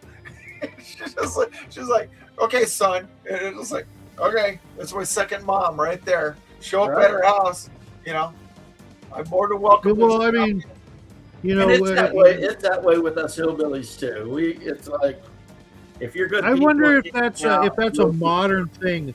I wonder if people used to do that in the old days. How far back that goes before that wasn't a thing. You know what I mean? Right. Modern culture, a lot of I've noticed a lot of us. Maybe it's an American thing, but we do have like that adopted sort of family thing. If is that common in Europe, Julia? You tell me. I mean, do you guys do that, or is it weird? Europeans, Or I know do not do that, but it depends where in Europe you are. I know in Germany it's not like that. okay, You can be their best friends, but you're never going to just be, family, like, adopted family. like come in and take your shoes off and help yourself into the fridge and just do whatever the hell you want. And yes, Julia, my wife is Danish, and she is a hyper organized little thing that is always, if she's awake, she's working on something, right? And so she makes lists every single day. I have this blank book, and every day is a date and the shit I'm supposed to do that day. Oh, I dude, just I do my will not. best. I will not. No. I can't do that. I will, because my wife is way more organized than me. If you left it to me, I'd be walking around here in dirty clothes, covered in leaves, maybe even poop. I mean, I don't know what the hell I'd be doing. So if she wants to write, No. I mean the literal actual to-do James, list. I find that quite humorous. My girlfriend was girlfriend / wife. We've been together 14 years. She's on me the other day. She says, "How many years have you owned those shorts? Because they're falling off me." And it's like I don't know. I think I got these a year you moved in, and it's just like you're getting rid of them. And I'm like, why? They're comfortable. They still work. that's how my wife is. She's like, Well, she'll be I like, got something hanging out. I mean, You're done. yeah. Don't I've got clothes older than Jackie I still wear. I It's know. just going to be a thing, right? Especially jackets. Jackets and coats. Yeah. I got I stuff grew up. before I was married. Still. I grew up in a very matriarchal family. My grandma ran everything. My mom runs everything. And I don't feel any less manly because my wife runs shit. It saves my energy for when I might have to fight a lion or something. Right. So if she wants to run shit, she can run shit. And I'll sit here and agree. If somebody tries to kick the door in, I'll jump in front of them and they can kill me first. That is the rules. That's the way it works, And yes, I've tried to do my best to make sure she never has to handle anything filthy or whatever like that. And I do that because I love her and we've been together for 23 years. Mhm. You know what I mean? I don't do it because she henpicks me into doing it. I do it because I No, love no, it. I get it. That's very, very, very, very sweet of you. I mean, I could stand up one day and be like, "Look, bitch, I ain't doing shit." She wouldn't be happy about it, but she can't make yeah, me do it. you'd wake up. You'd wake up with something sticking out of your chest that doesn't belong there. A state. Well, I always tell mine. I said, "You're trying to kill me." she's like, "I'm not trying to kill you." I said, "Oh yes, you are. You're trying to kill me." Last night was the pillows on the bed. What is it with women and pillows? I need They like four. pillows. My girlfriend has 4. She's like, oh, suddenly there's a pillow. On my Dude, you don't know. You don't know. That's really simple. They're saving up for the pillow apocalypse. My couch is the home of like 8 pillows. Yeah. Well, okay, I said my couch, but I meant the couch and the love seat. Well, that's designed, James, so you don't sleep on it. And it's like, I learned in that our one. bed, Oh, we have a giant pillow that goes all the way across the bed, and then just a random assortment of like 6 pillows. They're just all over the freaking place. And you know what? I don't complain about it. I only my wife complain is when I super find one smart. on my face in the middle of the night. I wake up and I'm like, what the hell? See, the thing is, my wife, as they say in Boston, is wicked smart. So when she comes up with ideas, I think about it, and I'm like, yeah. I'm a go with the flow kind of guy. What you got to do though, is you got to follow it up every time with "I'll allow it." What she really loves is there was a period where she would say something, I'd be like, in accordance with prophecy. And she'd look at me like, what? I was just having the best That's time good, too. ever. In That's accordance good, with prophecy. Nah, but my wife has a great sense of humor as well. Or else she wouldn't have been able to deal with my ass, because she and I, like I said, we've been together 23 years. And I've told you guys this, which means if you took every woman I've ever dated since high school and you put all the time period together, it wouldn't be half that. Because I was the kind of guy growing up that either got dumped pretty quick or dumped somebody pretty quick. You know what I mean? Yeah, I've never done that math. I'm old, so yeah. And I started Oh, I dating do very, that, very man. young. And then I tell her that. I say, you know what, baby? You're my 3rd wife. But if I add you up with all the wildest times I had in the Army and when I was on the God scene and all that crazy shit, I've been with you still twice as long as all of them combined. And she's like, well, That really doesn't come across the way you think it does, at least to my ears. There's some I hope issues you that I like can me. see someone I taking get umbrage bored with. quick, or they get bored quick. Yeah. And a lot of them, especially because you know how women love astrology, they like to blame it on me being an Aries. Right? They're like, well, you are an Aries, so either people can't stand to be around you or you get bored and leave them. I'm all like, well, whatever. Could be true though, because both of the women I married and a lot of the women I dated were Sagittarius. And apparently they're fiery whores. And I know my exes were that too. They were very fiery tempered and very much whores. Oh, that's fucking. Oh, I'm not even trying to insult them. They were just women who like to have a lot of sex. Just that, with more than one the person. colorfulness of that phrase is astounding. I just told you though. Well, They my were mom just has been your through average so much kind of life. women that like to have a lot of sex with multiple penises in a very limited period of time. And I married them because I'm an idiot. Also because Aries and Sagittarians apparently get along very well, according to them. Except for them wanting to sleep with everyone else thing. I didn't care for that. Yeah, imagine that. Hey, some dudes would have been cool with it, man. This is a brave new world. No, it's not. It's a cowardly, shitty world. It's not brave. The bravery is dying with our generation. Shadow. That's the name of a book by Aldous Huxley that if you haven't read, you have done I a know. great disservice to yourself. He was wrong, or we're in the sequel. He wasn't wrong. He depicted a world where everyone's completely controlled by the government, but it's not like 1984 where it's a constant boot on your face. It's drugs and free love. Yeah. Well, so why would you ever want to rebel against a system where you can sleep with whomever you want and take drugs all the time and everything's awesome?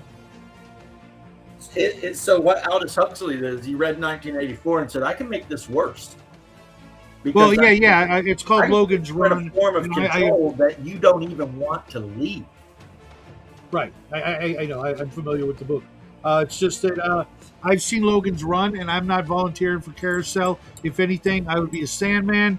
And So you won't volunteer for Carousel, but you will enforce it?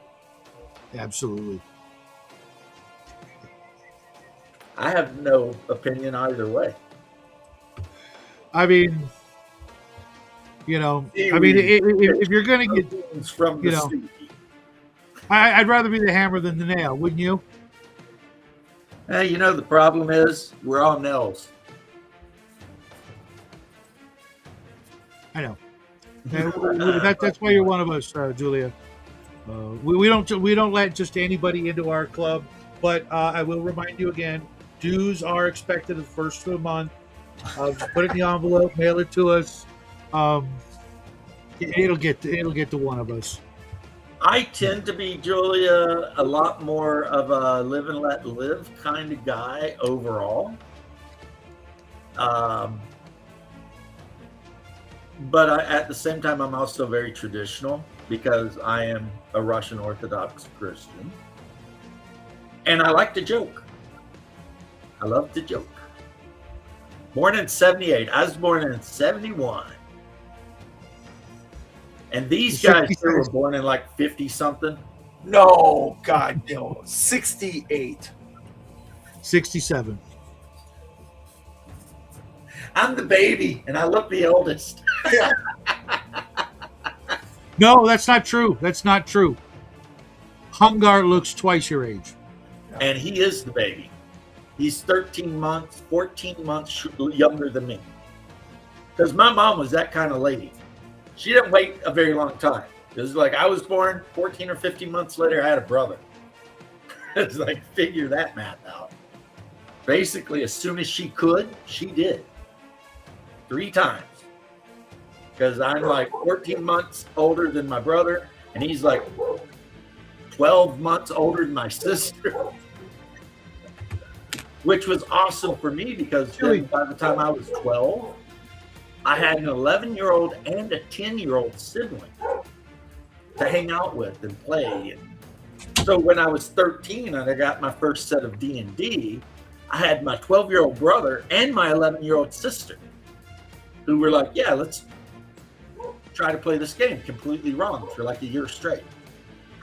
And I'm like, awesome. Right? Oh, yeah. I don't know that we played it wrong. We got a lot of it right, but there were little things here and there, and we still play it wrong according to Mage's musings. But Shadow, I didn't know there was a difference between the basic box set and Advanced D&D for like 6 months. Thank you, Julia. I did because it when I first looked at it, because I had a friend's copy to look over, and I'm like, "Here is a baby D&D, man." It's just. I was just out there doing shit, rolling dice, making shit up. Had no idea what I was doing. Never meaning no harm.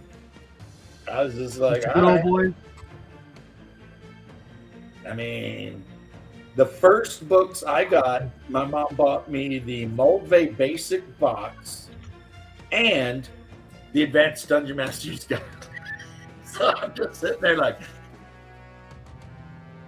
okay, let's make this shit work, because right. I kept reading it and being like, this shit don't make sense. And then I started thinking, well, but it's got to.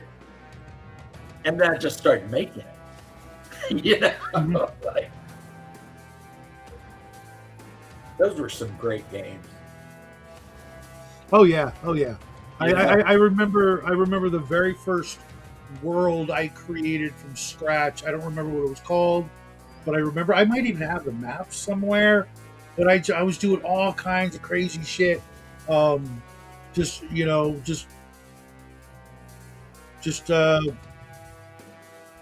that was it for me. Making up new worlds. That's still my favorite part, but unfortunately, not everybody. I got paddled in school over that, bro. You got what? Paddled in school over that. Over what? In the 3rd grade, I got paddled for daydreaming too much.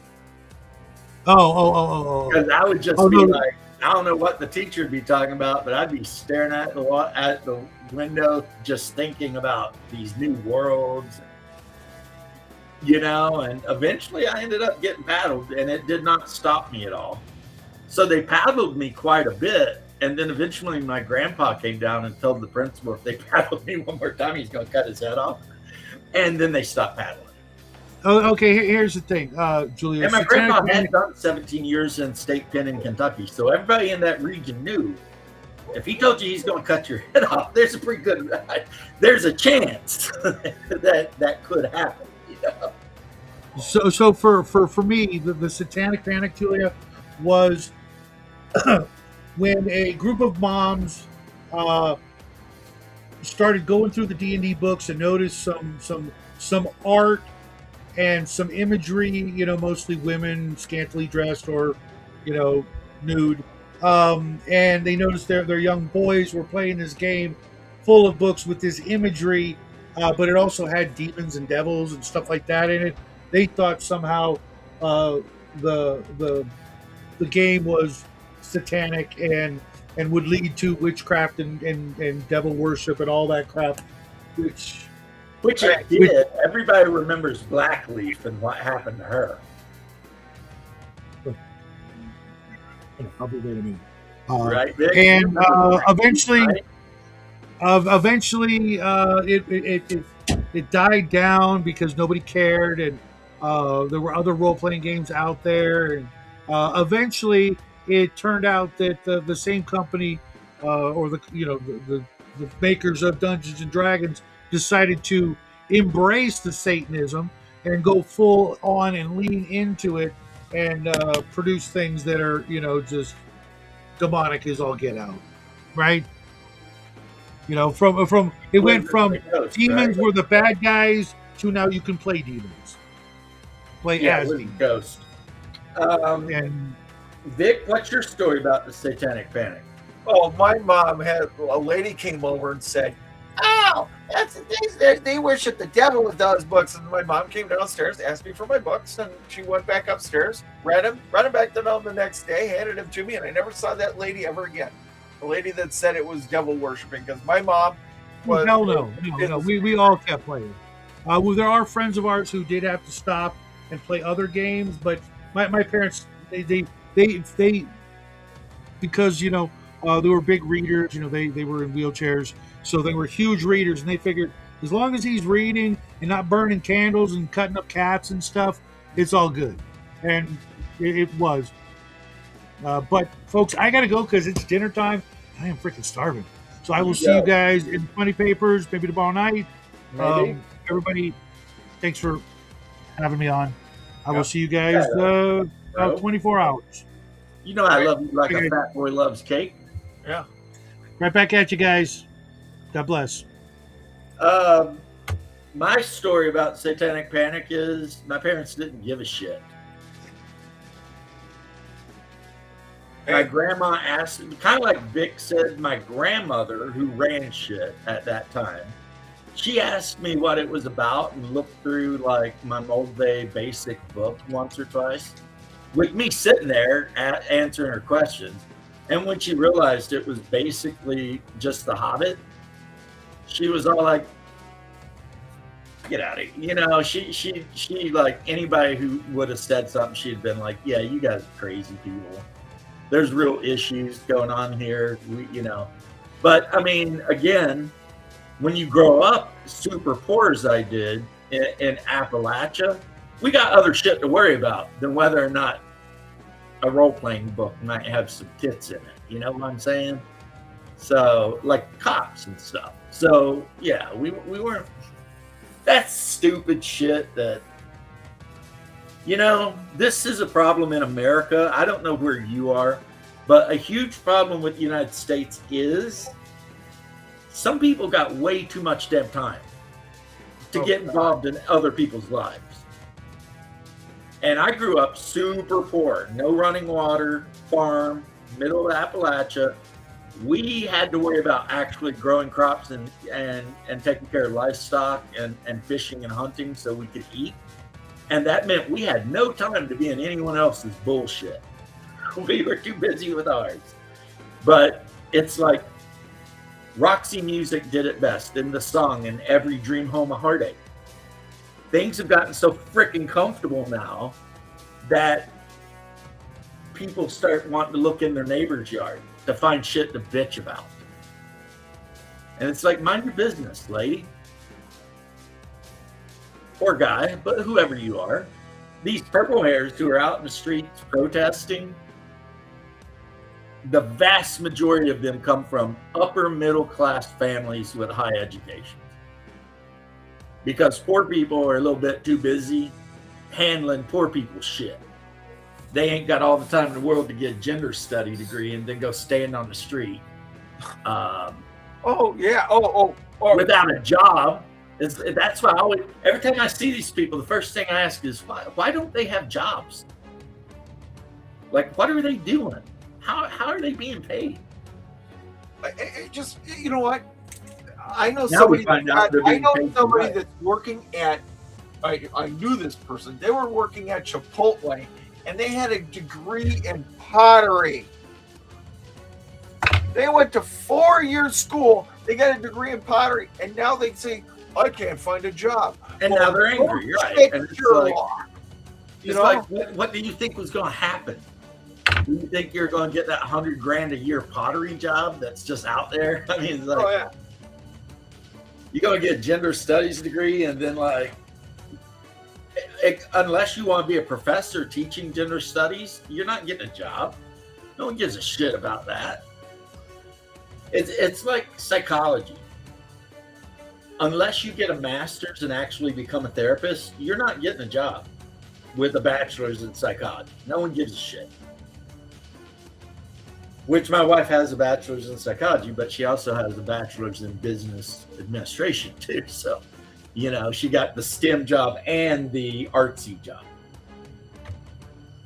Federal agency, fairly high, and German agencies are absolutely crawling with. Well, that's what they do. They get out of college, they've got stupid degrees, so they get jobs in like HR. Because the HR jobs, they just want you to have a bachelor's. A former brother-in-law of mine has a degree in religion, and he works at the IRS. I mean, well, he went about the wrong way, because if I were going to get a degree in theology, I'd become a monk or a priest. Not that you have to, but in the Orthodox Church, if you want to become an actual ordained priest, they kind of expect you to have a degree in theology and then actually learn church history. You know what I'm saying? But to be a monk, all you got to do is live in a cave. Just yes, Julia, it happens in this country too. They do the same thing. They don't care. Oh, you're gay. You get the check mark. You're a woman / trans. Check mark again. You know what I mean? That's the way it works around here. Paramount. Hello, fellow Rumbler. Hey, thank you. Yes, I love Rumble. And one day I'll have more than 20 followers on it. I appreciate that, Daramount. And then Silverstone, yes, we do the same thing here. And as a retired firefighter, I can tell you that it's stupid, because I remember them hiring these young ladies who were guaranteed they were hot, but they were like 110 pounds. 5'3", and they couldn't even reach. They couldn't even reach the freaking 24-foot ladder on the side of the engine. They couldn't reach it. They couldn't advance a charged 1 3/4 hose. But they got hired because you had to have X amount. Because see, fire departments, especially professional municipal fire departments for a city, and that's what I work for, right? They depend on the federal government for grants. That's how you get all the new equipment, right? But in order to be eligible for the grants, you had to, at that time, meet certain federal requirements, such as X amount of women. Like, no one gave a shit about minority, because if you're a big burly 6.5-foot black dude and you whip a ladder, no one gives a shit what color your skin is. They just want you to be their partner. Yeah, Because you're a big burly dude. Here's the thing, Yeah. James, is that some jobs require some physicality. I see these women out here driving semi trucks, and I'm like, you're 110 pounds. You can't pull a pin. You can't open the doors. You can't roll the landing gear down on a loaded trailer.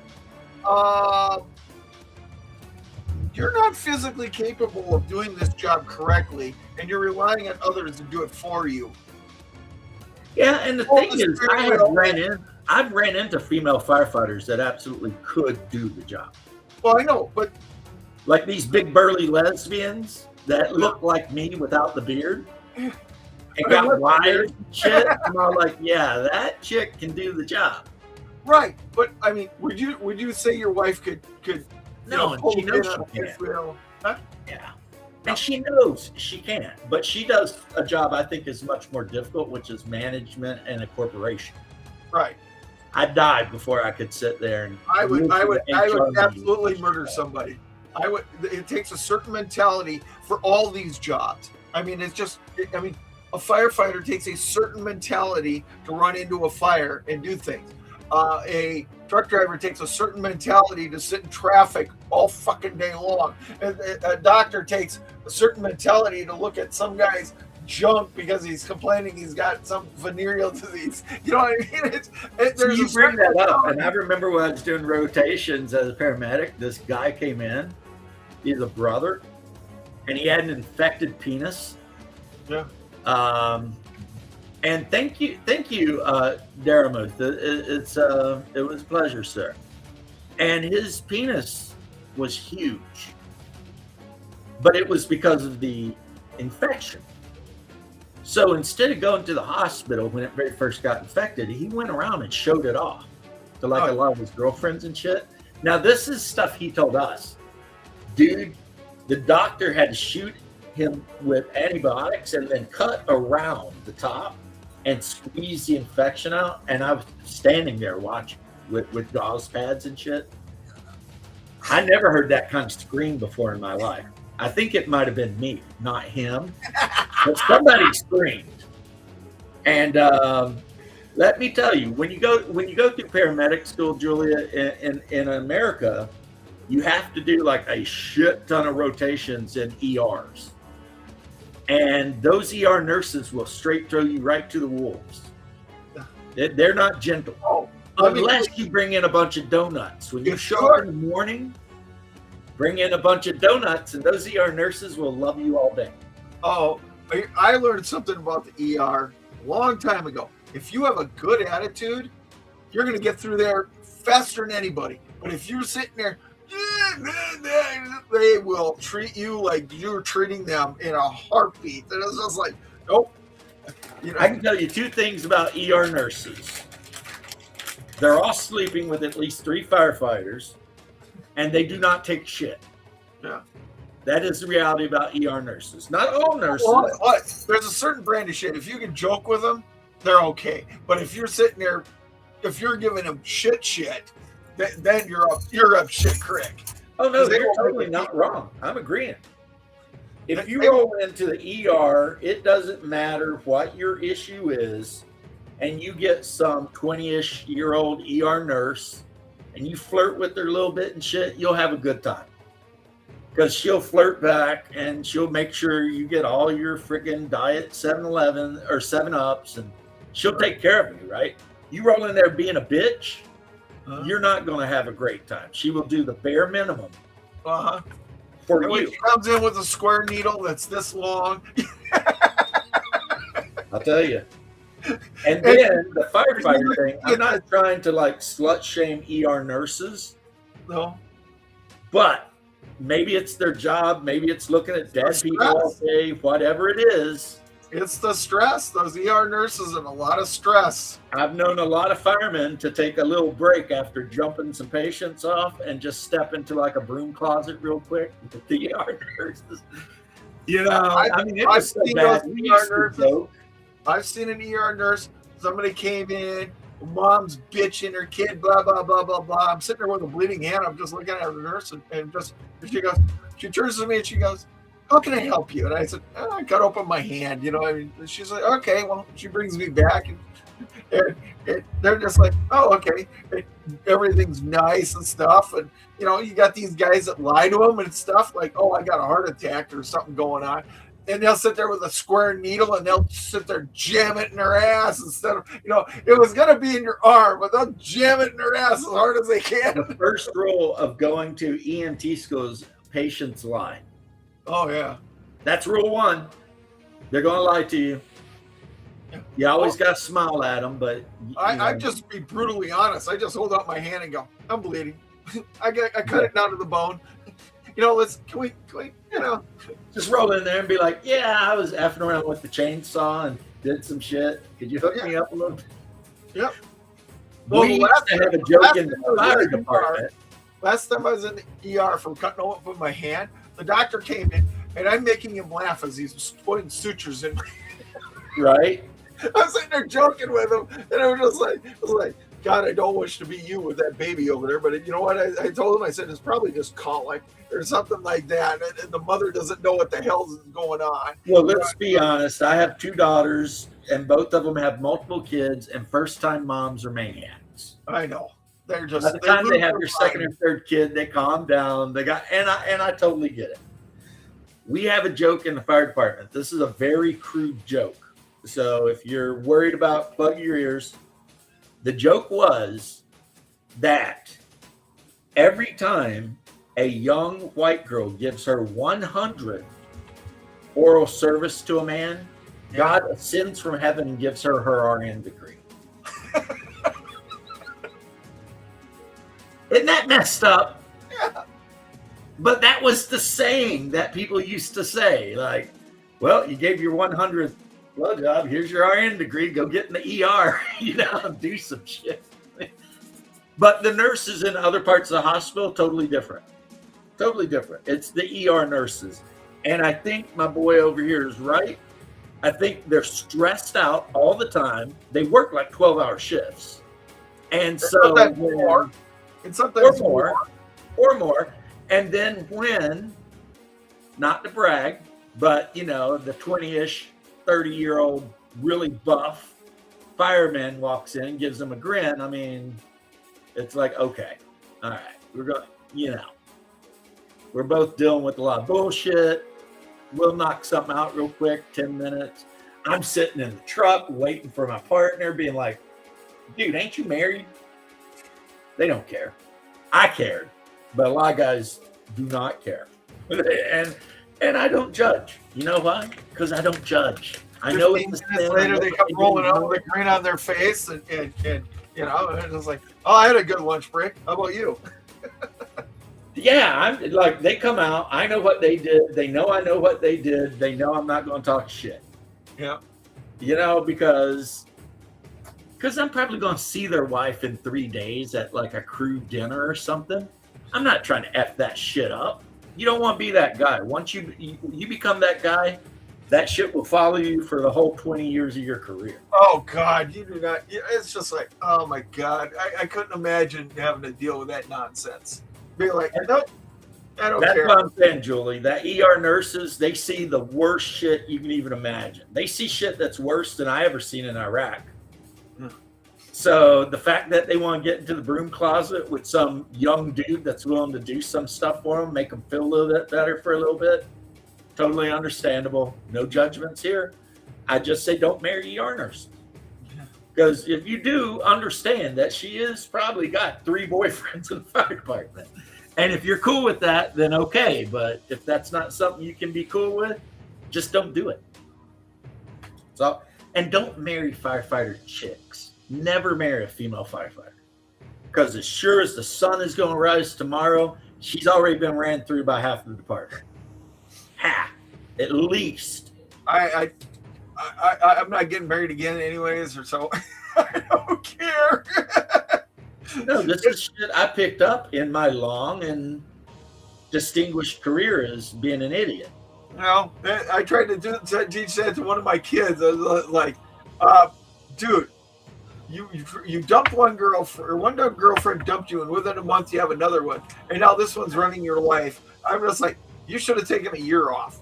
You know what? If you would have taken a year off, you would have actually thought about this a little bit. But you know, well, Vince, I wish you could have been my daddy because I never took a year off.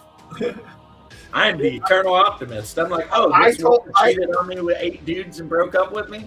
All right, I'm going out and getting a girlfriend. I called my son the other day, third eye blind, and he's like, look at me like that.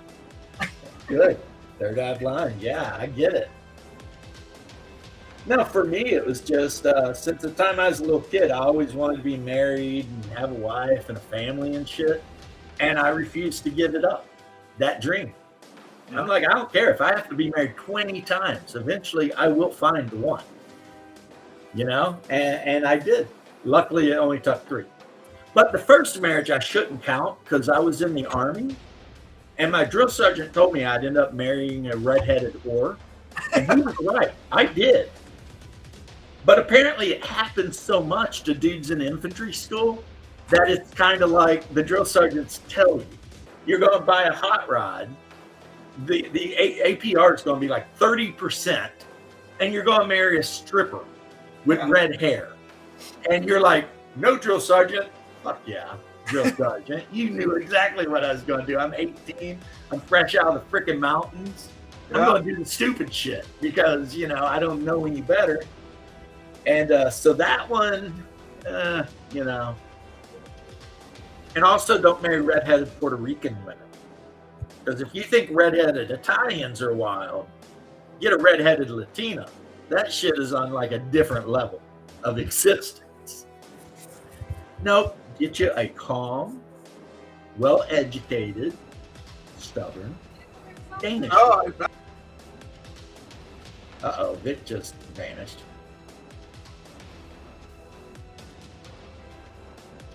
Uh-oh, hopefully he comes back. I mean, this is literally my stream, but I was letting him be the big picture. Don't have children, never been married. See, I disagree, Julia. While I hope you're happy, and I would not ever want you to regret whatever decisions you made in your life, I knew when I was a little kid, I wanted to be married. I knew it. And I knew I wanted to have kids, as many as possible, right? And I got 2 kids, 2 pain-in-the-ass daughters that I know 100% are mine because of DNA tests. And I've got 7 grandchildren, and I love it. And the only thing I wish is I could have had more. I would have had 5 kids. But see, that's me, though. And see, you can see my icons in my prayer corner back there. That's just how I am. I'm not saying other people got to be like me, but 100%, yeah, I was like, I knew what I wanted. And damn well got it eventually. You know, it's like that American saying they have, when you're going through hell, keep going. That's a good saying, actually. That's actually kind of a great saying. If you're going through hell, keep going. Don't stop and don't turn around. That's maybe one of the most American sayings I've ever heard in my life. If you're going through hell, keep going. But, yeah, wunderbar. Wunderbar and danke. Eines Bierbett, Frau. I spent some time in Frankfurt, and my wife lived near, I think, Ramstein or Walflicken for like 2 years. So we do not speak fluent German at all, but we know a couple words. It's kind of like my dad's Russian, and the only words I really know is like curse words and shit. Well, minya, that means me. Minya. Yarn. Yeah, I know minya. I know kunya. That's my horse. Kunya. And I always did have horses growing up.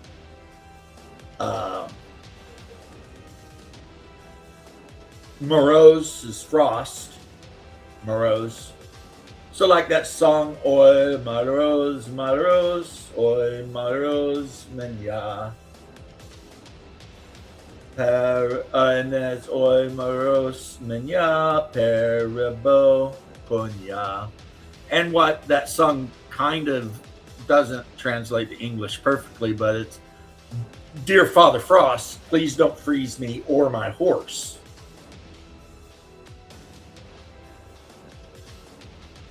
Now, my favorite German song that's not modern and by Rammstein, because I absolutely love Rammstein, is probably the World War I marching song, Erica.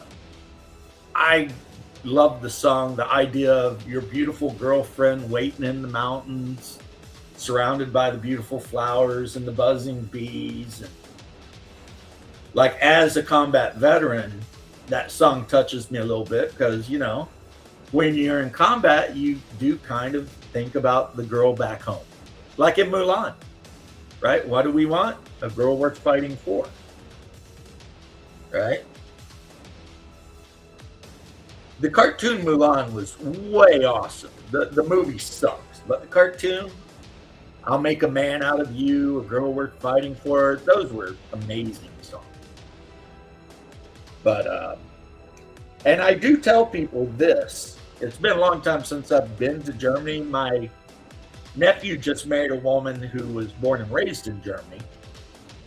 And I love her to death. She's such a good, but I think her parents, one is from Tunisia, her mom. When I was in Germany, the Germans were super nice. This would be about 91, 92. And everywhere I went in Frankfurt, the Germans were just beautiful people. I would not mind visiting Germany again. It's not high on my list. Greece is number one on my list of places I want to go. But yeah, Germany was really nice. I had a great time there, and the people were amazing. And no, I did not go to brothels or any of that bullshit because I'm a good boy. But I did eat a lot of schnitzel and wurst and Donner. And I drank a lot of house brew beer, did not hook up with any German chicks at all. I just was there, and I loved it, you know. But that's Frankfurt. It was kind of culture shock. You know how like Europeans are all weirded out because everyone in America's got a gun? Well, when you walk into Frankfurt and the Polizei are on every corner with like MP5 submachine guns and shit, you don't see that in America. Ever. You never see like some big burly dude standing there with a full auto submachine gun. But it does let you know that maybe this ain't the place you want to be effing around in.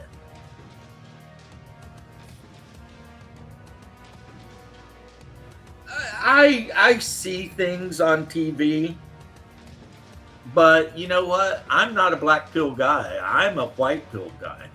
I think, and of course this is not based on Citizen Vigilante or any crazy shit, I think it's just a matter of time, because the German people are great people who have had a great civilization since before the time of Christ.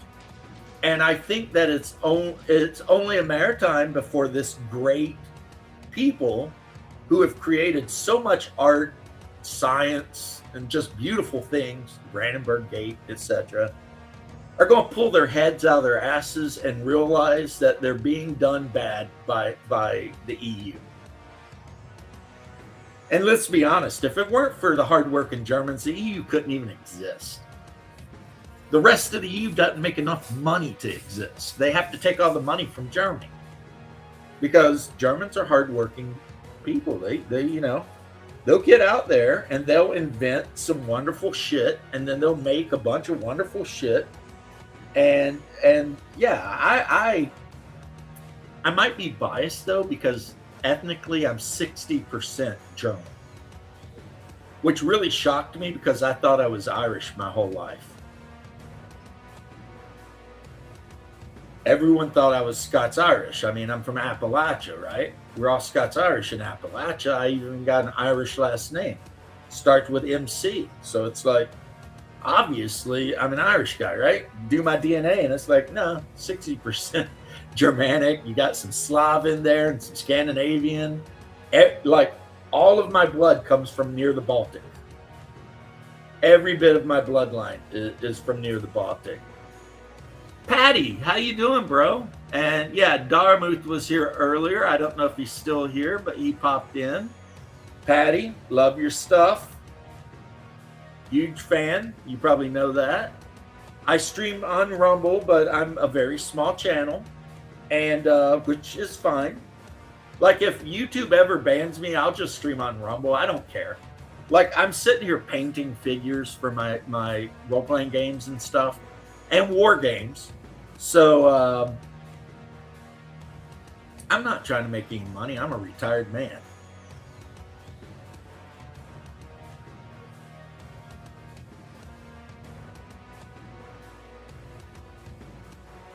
Yeah, see, Germans, like Americans, have that work ethic. Like, when I was a firefighter on a long week, as we called it, a long week, I would put in 3 and 5 24-hour shifts. So I was working 148 hours every 2 weeks. Well, I mean, I appreciate if you do, bro. I mean, I really do. I think I follow you. And of course, I always say hi when you're on Double D's chat. Well, I hope that gets better. My mother recently had to go to the hospital and get tumors removed. And I mean, I know how horrible that can be. But, and then of course, Patty. Yeah, Patty, my whole life I thought I was Irish. It turns out I'm 4% Irish. It's like the lowest ethnicity in my whole bloodline is Irish. But I'm not British, so there's that.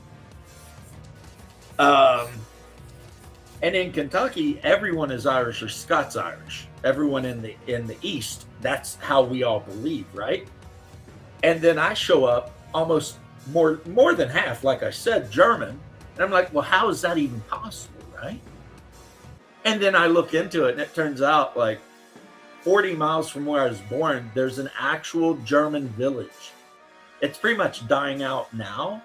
But for the longest time in the old days, the people who lived there spoke German. And I'm like, so I started digging more into it, and it turns out that it wasn't just the Irish that were going down them freaking pits digging coal out of the ground. Apparently a lot of Germans moved to that region.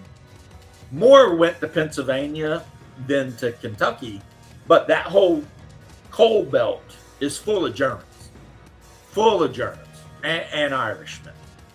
And so I'm very fond of both of those cultures. I mean, the Irish, I love their culture too. The whole idea that, you know, somebody acted up, so we're going to go to war over a damn cow. As an Appalachian, I totally respect that shit. You know what I'm saying? I respect it. I'm like, that's right. You know, there's numerous towns in America, you wouldn't even think about it, that have spoken German as their primary language for like since 1700. Texas used to have its own version of German called Texas German or Texas Deutsch. It's a dying language now, but there used to be whole sections of Texas where they just spoke. And I try to remind people when, like, you sit down to eat that chicken fried steak, it's schnitzel. In America, they call it chicken fried steak. It's schnitzel. It's schnitzel. That's all it is. It's meat pounded flat, batter fried, except in America they serve white gravy on it instead of, in my opinion, the better brown or mushroom gravy. Even where I live in Orlando, up in Sanford, we have this place called the Willow Tree, and it's a 100% authentic German restaurant attached to a 100%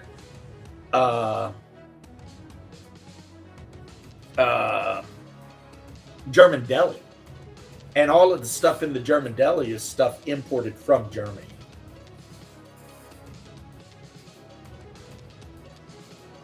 All right, James Duance in Dim.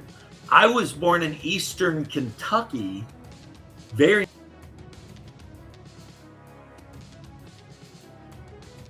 near to Hazard County and stuff like that, but it is of Hazard. That's actually in Georgia.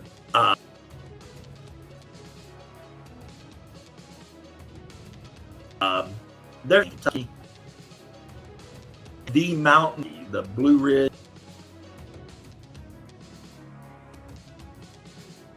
the Smokies, run Alabama, and it Tide Mountains. I learned recently.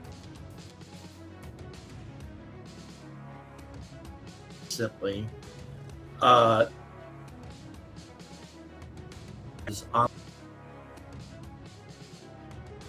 Like I like to tell people,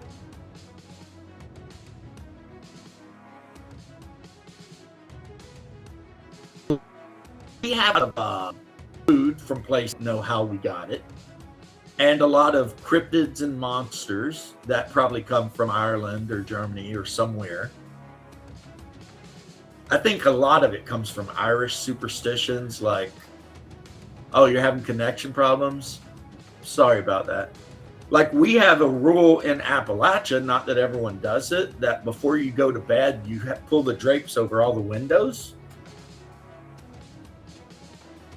That sucks. I am very sorry, Julia. My internet sucks. I've got Spectrum, and in America, it's like the joke of internet. And the reason is to keep witches from being able to look in while you sleep, because they could hex you while you're asleep.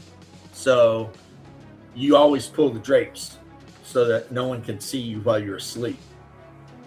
And you've probably heard some of our stories, like when you're out in the deep woods in the mountains, if you hear someone call your name, you ignore it because it's not someone you know, it's something else.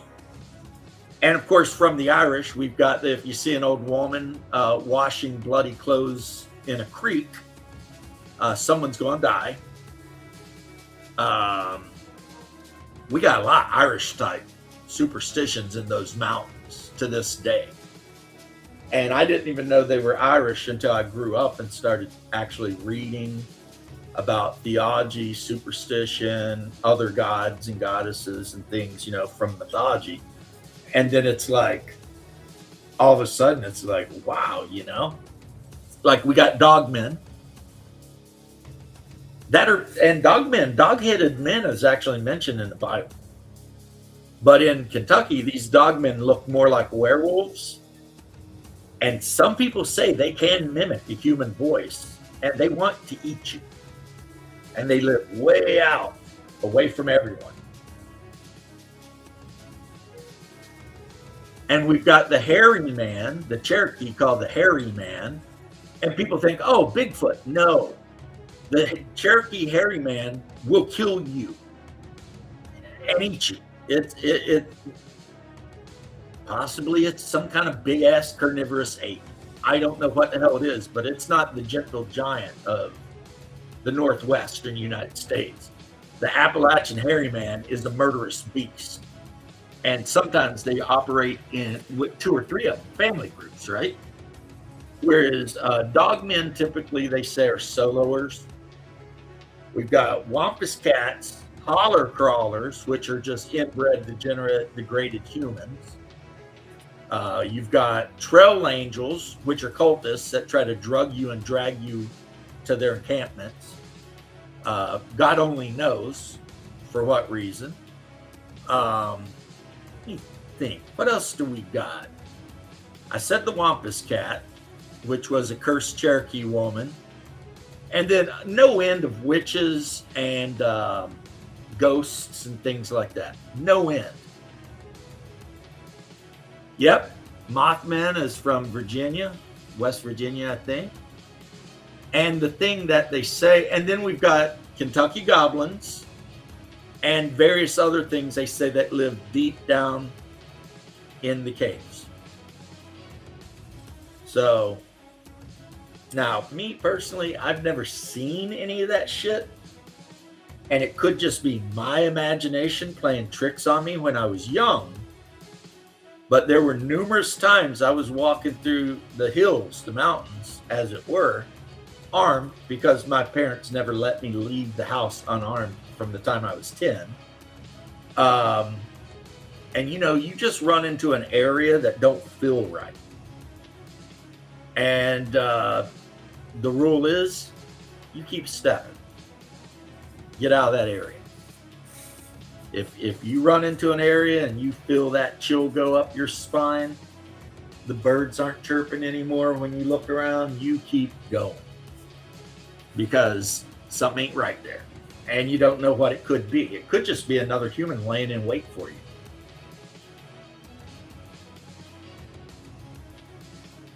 Right. And then the other thing is, and I've told people this a million times, freezing Texan. The stars at night are big and bright. I've never been to Texas, but I love it.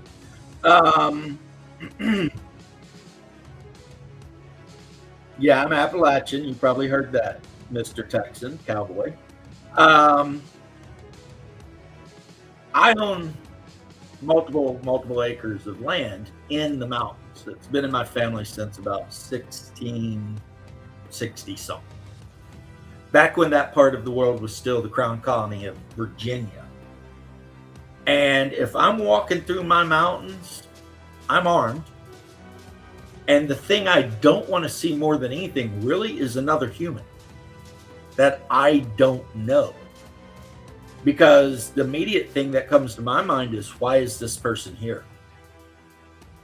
Like, this is my property. It's just a mountainside. What kind of good purpose could this random person 25 miles from the nearest settlement at all be doing on my hill? Right? And sometimes you have to tell them to turn around and go back the way they came.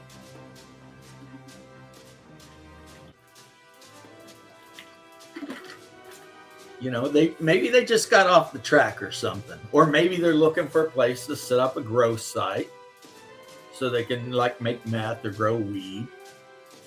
You don't know. You don't know what these idiots are doing, but they're on your property. And you don't want that.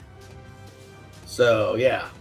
So you let them know they need to head on, right? And when I'm in the mountains, and I am an AR kind of guy. I love the AR, professionally trained with the AR platform. But when I'm in Kentucky, I generally carry my Bulgarian AK-74N. I just like how tough that little bastard is. And I'm a huge fan of the 5.45 round. And then on my hip, I carry a Glock 19. So if I'm encountered creeping around my mountains, I am ready for whatever happens to poke its head out. And yeah, so probably once or twice in my life I've had to tell people to, you know, and get on, you know, and I bet you both times they were just people there out just exploring, just pulled off and decided, let's go up this mountain, see what we see, right? Probably weren't bad guys, but I don't know. I own, for BSing around the house and shit, a Remington 870. I love it. I've got the tactical. Absolutely love it. And my Glock 19, a buddy of mine years back bought me 330 round mags. So I mean, but I don't carry them, let's be honest. But like down here in Florida, we've got constitutional carry, and usually for me, it's a Smith & Wesson Hellcat, and mainly because of how small they are. I mean, it's a full double stack 9mm Parabellum pistol, but they're like that big. I mean, I could get it and show it, but I won't because YouTube gets weird when you start showing guns up. Like, I got a warning because I've got my AR 300 over here. It's an AR platform chambered in 300 blackout. You can just barely see it by that chair, just barely, right? And YouTube got wild one time because, like, I showed it off, and people were like,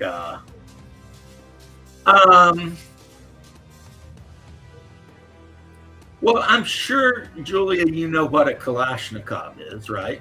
And, AK-47, AK-74. Very popular in America. And then the AR series, which does not stand for assault rifle, it stands for Armalite. The militarized version is the American M16. But you can get an Armalite that can literally fire like BBs all the way up to 7.62 or 308 Winchester. They are like,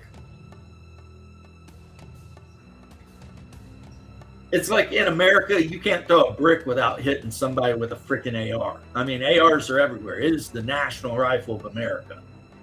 God help anybody that thinks they're going to take the American citizens' ARs away. That's just a non-starter right off the bat, right? But then another thing Americans love is shotguns. And for my experience, I do love the Mossberg 500 pump shotgun. I love it. But I prefer the Remington 870. I don't even know if there's that much of a difference. Really? But, that Remington, it's got what you need when you need it all day, every day. And I've often said when, like Shadow and I sometimes talk about shit hits the fan situations. And I've often said that if I could only take one long arm from my house, it would probably be that Remington. Ammo is easy to find. And depending on your ammo, you can literally handle any situation. And they just don't die. They just don't die. Those things, amazing. I mean, you're not going to snipe anybody with it, but let's be honest. I mean, statistics have shown that 99% of combats happen within 40 yards anyway. So you don't need to. Now, my first deer hunting rifle, Julia, you will be surprised to know. Yes, with the grenade launcher, it's called a 203, an M203. A lot of people think the grenade launcher is an M203, but actually the rifle and the grenade launcher together is a 203. The actual grenade launcher by itself is called something else. And it's based on the M79 from Vietnam, the Bloop gun. Your go-to anything is a 22. 22s aren't bad. 22s aren't bad. Gotta run. I will catch you later, and if you stream, I'll try to drop in on your streams too, brother. Oh, I love Shadowrun. See, we could talk about Shadowrun all day. Yes, the reason I go for the pump instead of the autoloader is reliability. If you go to feed a round in your pump shotgun and you have a problem with it, you don't have to stop to jack around with it. You just pump it again. And it'll kick that bad round out and put a new one in. And if you've got like a Remington Tactical like I have, that thing's got a capacity of 9. 9 2 3/4 inch 12 gauge shells. And if you're using double aught buckshot, every time you squeeze that trigger, you're sending like damn near a dozen 32 caliber pellets downrange. It's no joke, man. That is no joke. And if you're in the woods and like build up areas and shit like that, yeah, that shotgun will handle it way better than a lot of other rifles people would pick. Now, my boy says the 22, and he's right. For hunting varmints and shit like that, you can't beat a 22. But I would still take the Remington, because as long as you got birdshot and stuff like that, you can still take out varmints and eat them, squirrels and whatnot, right? But it also will give you your self-defense ability that 22 won't, right? And there's a psychological advantage to the 12 gauge because that barrel is so big. Looking down the barrel of a 12 gauge, man, you might as well be looking right in the devil's eyes, because there's no surviving that, not in reality. If somebody's got a slug or whatever and they're aiming it right at you where you can look down that barrel, you are not living through that under no circumstances. I mean, it'll disintegrate you. So that's why 870. It might not be the ace at everything, but it's definitely the king at everything. So, oh yeah, slugs. When I fire slugs for deer hunting, there's a lot of states over here where you gotta have shotguns for deer hunting. I like to fire the Sabo slugs that you can get. So they look like a bullet, but with plastic around them. And they stabilize, and you can get accurate out to almost 200 yards with those things, Yes, that is the thing. Like my pops, he keeps, or used to, one of those Henry 22s that got all break down and fit into the thing. And I mean, yeah. I mean, if you're out in the woods and you're like, damn, I need to eat something, 22 will get you a mess of squirrels quicker than anything.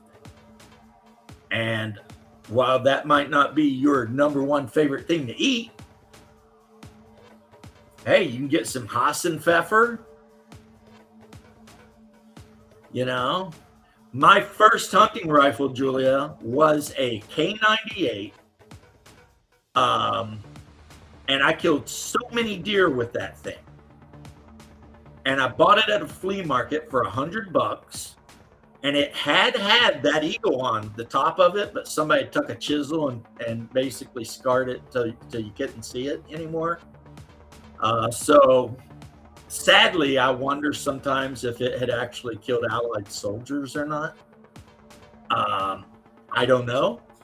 But what I can tell you is, as a young man, I could drop a whitetail with that freaking 8mm, 250 yards all day, every day. Now, it did kick like a mule. I'll tell you what, them German soldiers in World War II that had to deal with that K98, God, they must have walked around with bruised shoulders their whole lives, because that thing, I mean, you lay down with that Mauser, you get a good sight on her, boy, and just like squeeze it out. Bam! And your whole shoulder would just be like, ah! But that's dead deer for sure. You know what I'm saying? And back in the day, you could buy surplus K98s for nothing. And even the ammo was dirt cheap. You could buy it in Walmart for like nothing, man. So a lot of us hillbillies, we use K98s and Mosin Nagants, which we call the garbage rod because of how shitty they're made. But you used to be able to buy Mosin for $100 or less. And then 7.62 ammo, which is what a Mosin fires, that shit, they practically gave it to you.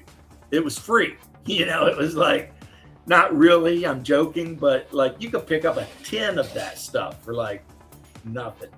And again, if you had a good eye and there's a deer a couple hundred yards down the way with that Mosin Nagant, sloppy as that thing might be, you drop that freaking 7.6254R on it, it's a dead deer every time.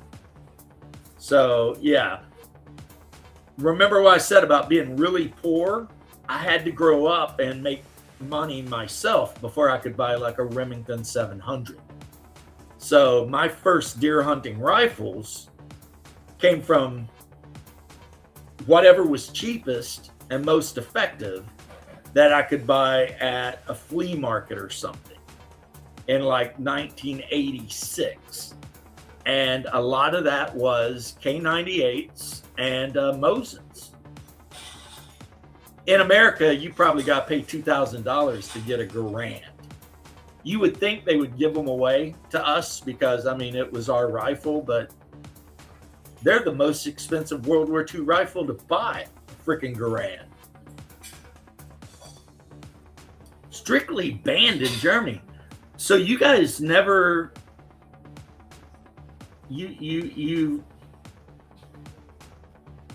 so you have never ate venison. In the old days of Germany, that's what they called Jäger Schnitzel. I'm sitting here talking to a German about hunters, right? Because it was generally, Jäger Schnitzel was generally made from venison. Germans used to hunt all the time. Poor as shit too. Yeah, and you know what? Friesen Texan, I wouldn't exchange it for anything. I think the kids that grew up with a lot of money, a lot of them, not all of them, but a lot of them turned out kind of stupid.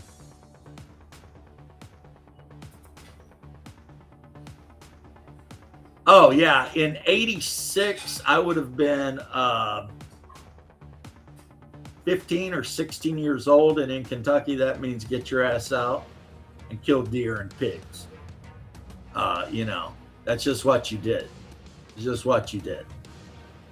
And yeah. So by the time I was 15 or 16 years old, Texan can probably say the same for himself. I could shoot a deer or a wild pig. Me and my bros drag that shit home, hang it up, bleed it out, skin and butcher that thing all the way down, and have it wrapped in butcher paper and in the freezer before the sun set.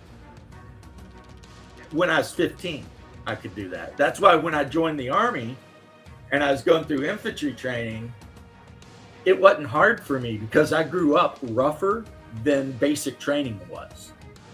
I mean, I literally grew up with an outhouse, no running water. We carried water up in 5-gallon buckets from a spring. You know, we had a field that we had to plow and freaking grow, right? And we hunted for everything. And yeah, so basic training, getting like 3 meals a day and taking a little 15-mile walk. You're like, get the hell out of here, man. It was that far, at least, just to walk down to the river to fish catfish. And when we went catfishing, we left that day, walked down, and we would be there until the sun came up, pulling them bitches out, and then carry them all the way back. And yeah, I loved it. I loved it. Not that I don't love my my luxuries now. I do, but yes. Yeah. Well, Florida deer, I'm in Orlando right now, weighs about 30 pounds. It's about the size of a German Shepherd or something. But a big old whitetail, like what we have up in Kentucky, those things can weigh a couple 100 pounds. So the secret is, if you shoot one, if you're not trying to like brag on the rack or anything, the first thing you do is take the head off and drop the guts, all of them.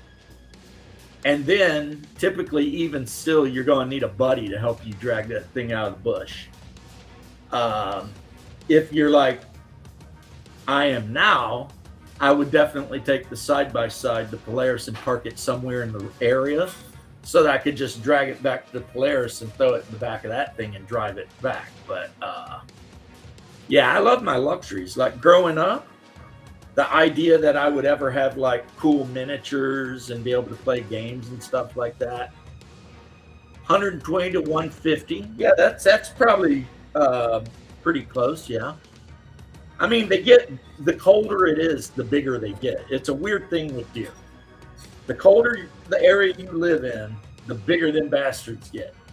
So Kentucky, way up in the mountains on the eastern side of Kentucky, yeah, those guys get pretty chunky. And the wild pigs too, man. I mean, you can kill a wild pig up there that'll easily weigh 350 pounds.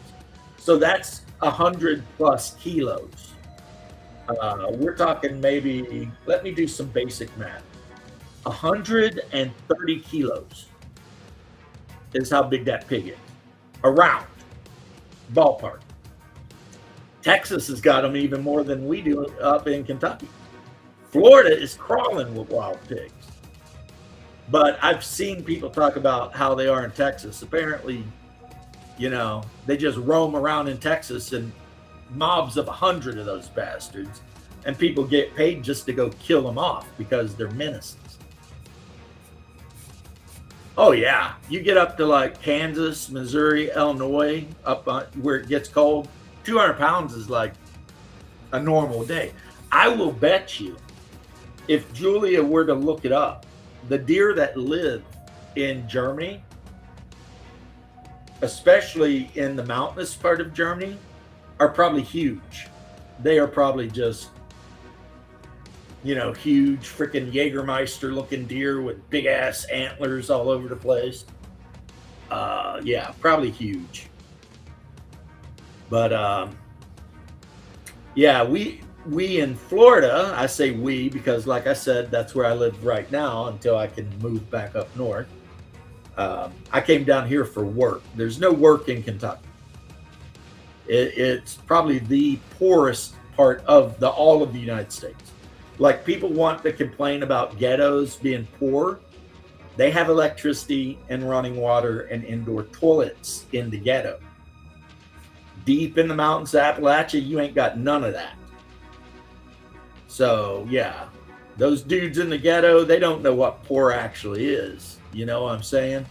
You get into freaking white bread Appalachia, and that's when you see what poor is. Okay, Julia, this is something that people have asked about Florida, and I can tell you definitively, we have at least two kinds of crocodile in Florida. Because Florida is the only state that come with its own crocodile, the Florida crocodile. And for some reason, the Florida crocodile manages to co-inhabit with the American alligator, right? But then, now we've got the Nile crocodile. And rumors suggest that we might also have the salty. So someone from Australia thought it'd be a good idea to dump some crocodiles. And they're all just having a party together, right? Just having the best time of their lives. All we need is some asshole to drop a black caiman in from South America, and it'd be like Pokemon. We would have caught them all. You know, maybe get a Gabon from India. But are they a problem? They will eat you. I always tell everybody that. And Julia, I know as a German, you probably don't have a lot of animals in your country that will just straight up eat you. Florida and Texas, that he can tell you too. Let's bring him into the conversation as well. We got multiple animals that will straight up eat you. And they won't feel bad about it. Like they'll just do it and be like, well, that was nice. Nummy, nummy, nummy. I'm glad I ate that dude.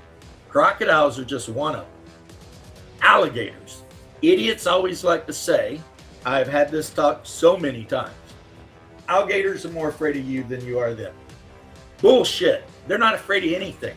Why? Because they're not smart enough to be afraid of anything. They literally, their brain is like the size of a pea. It knows one thing its whole life, whether it's hungry or not. That's all it knows. And little alligators, like a 3-foot alligator, I myself have known people that run up and jump on one of those in a pond and pull it out. Because Florida man really is a crazy bastard. All those stories are true. But the problem is 12, 13-foot alligator, all of a sudden, that's a whole different monster you're dealing with. And that's why people from other places, the north, they come to Florida and they think they know shit, and they let their kids, dogs, old people play around retention ponds. And then they're all shocked when a 10, 12-foot alligator takes it. And it's like the thing with the alligator, like I said, it only knows if it's hungry or not. And the addendum to that is when it looks at you, depending on how big it is, it's determining on whether you're food or not. So the 3-foot alligator sees the 6'1" human and it says, yeah, that's not food. 12-foot alligator, 13, 14 foot, and they do get that big. When that looks at a 6-foot human, it thinks, yeah, maybe. You know what I'm saying? And they love dogs. They love dogs. You let your dog play near a retention pond in Florida, don't be surprised when you whistle for him and it does not come back. Because a gator will go out of its way to snatch a dog. You got old men down here, you can look it up, stories of these old men duking it out with alligators, trying to get their dogs back. Which just goes to prove that here in America, we do love our dogs, let me tell you. But, yeah, so the alligator, not aggressive when he's small, possibly very aggressive when he's big. Crocodiles, always aggressive at all times. No F's given. When a crocodile looks at a human, it doesn't think, could I eat that thing? Crocodile looks at a human, it thinks, oh, I want to eat that thing. They're natural man-eaters. You know, they're one of the few animals out there that 100% of the time view humans as something to eat. Especially those big mugger crocodiles or Nile crocodiles. And the fact that they get 16 feet long, that's not helping anybody here. I mean, you're talking about like a 4,000-pound animal that's just hanging out waiting for you to mess up, and then it's going to kill you. Other things I can tell you about Florida, we have a tree down here that's so poisonous that if you stand under it in the rain, the resin off this tree will cause your skin to blister off of you. If you breathe the smoke burning it, it'll burn your lungs like mustard gas. This shit is, I mean, it's like, people don't even believe a tree could be so deadly, but look it up. In Florida, we got plants that will kill you. We've got monkeys that will give you herpes. Because, yeah, South Florida is full of monkeys. Like all kinds of spider monkeys, capuchins, you name them.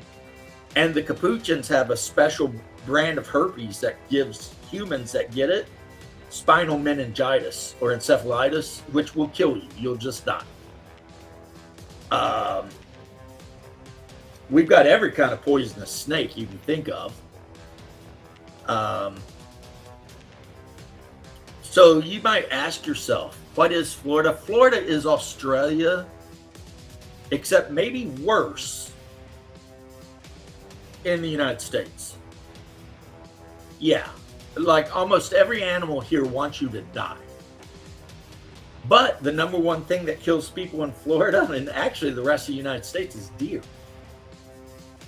Deer are mass murderers because they'll wait till you're driving down the road, minding your business, and they will dive right in the windshield. They die, you die. Deer like that. And probably a few times they just kill you because a deer, especially in rutting season, will come after your ass. And then in Alaska, moose will they'll just stomp you into a mud hole. Well, that's the thing. Florida is not friendly, but Floridians are. If you ever visit Florida, people will wave at you. They'll say hi, even though they don't know you. You'll be like you'll walk in a restaurant, and people at the next table start a conversation with you. Like Germans that come to America are always shocked that when you order iced tea in an American, like a restaurant in Florida, refills are free. So you can sit down at like a Waffle House, which they can get dicey at 3 a.m. That's true stories. But if you go to a Waffle House for lunch and you sit down and you order coffee, you get that coffee until you either explode or leave, and you pay for 1 cup.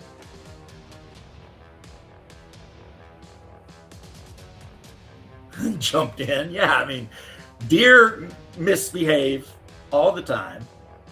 And also, I didn't even mention bear, wolverine, the fact that a wild boar will cut you open. If you mess with a 350, 400-pound wild boar and it decides to, it will cut you open, and they go for your guts. So they want all of your innards to be ours. You know what I'm saying? And that's a pig. It will kill you. And some people have told stories, they will hunt you even, the bigger ones. And that's everywhere in the South United States. That's not just Florida. That's every southern state, Kentucky all the way over. You got to watch out for them damn pigs. I think in Arkansas, they killed a pig that weighed like 900 pounds or some shit. 9 or 4, whatever. It was so freaking big. It was bigger than a cow. So not only do we got all the crazy cryptids that'll kill you, and meth heads that'll kill you, as the Texan pointed out, but pigs will kill you, deer will kill you. In Kentucky, people have been killed by catfish. Now that's just a matter of not being smart, because there's this thing Southerners we love to do called noodling, where you reach up in the cracks and you fill a catfish and you reach in and grab him and pull him out, right? Well, the number one rule I'm going to tell everyone in the internet that listens is this: don't put your head underwater when you're noodling, ever. Because in Kentucky, idiots have put their head under the water to go down deep, and fill it, and reach up there and put their hand in like 150-pound catfish. Guess what? You're not pulling that out of that cave it's in. So you get to stay under there while it's got your arm in its mouth, and it's not letting you go, and you drown because you thought it'd be a good idea to put your head under the water noodling. You don't do that. Have some common sense, people. Plus, American catfish can get huge. We're talking 6 feet plus, and a catfish will literally eat anything. I mean, anything. If it can fit you in its mouth, even part of you, it will do its best to eat you. It does not give a shit. UPS. Nice. Yeah, or oops. Yeah. So you get those, like, okay, I don't know how rivers are in Germany. I've never studied it. The Cumberland River that runs through Kentucky is on average 300 to 400 feet deep. God only knows what's at the bottom. There's fish in there like you can't believe. And catfish will grow as big as it has area and food. So how big can a catfish really, really get? We don't even know for sure. Absolutely. That's why we go catfish hunting. That's why we go fishing for catfish. Yeah. And one thing I can tell you over there in Deutschland, the farm-raised catfish are actually better and better for you than wildcat catfish. So like today, if I wanted a mess of, say, cornbread and catfish, I'd probably just go to the local Publix or whatever and buy farm-raised catfish. It's better for you. You ain't got to worry about mercury and any other pollution or anything like that. Yeah, the rivers that run through the mountains are weird because the Ohio River, which is 100% part of the state of Kentucky, which means if you live in Ohio and you run and jump in the Ohio River to swim, you're now in Kentucky, because Ohio does not own a single drop of the Ohio River. That belongs to us. It averages 40 feet deep. On average, it's just not very deep. But the Cumberland, hundreds of feet deep. No joke. I mean,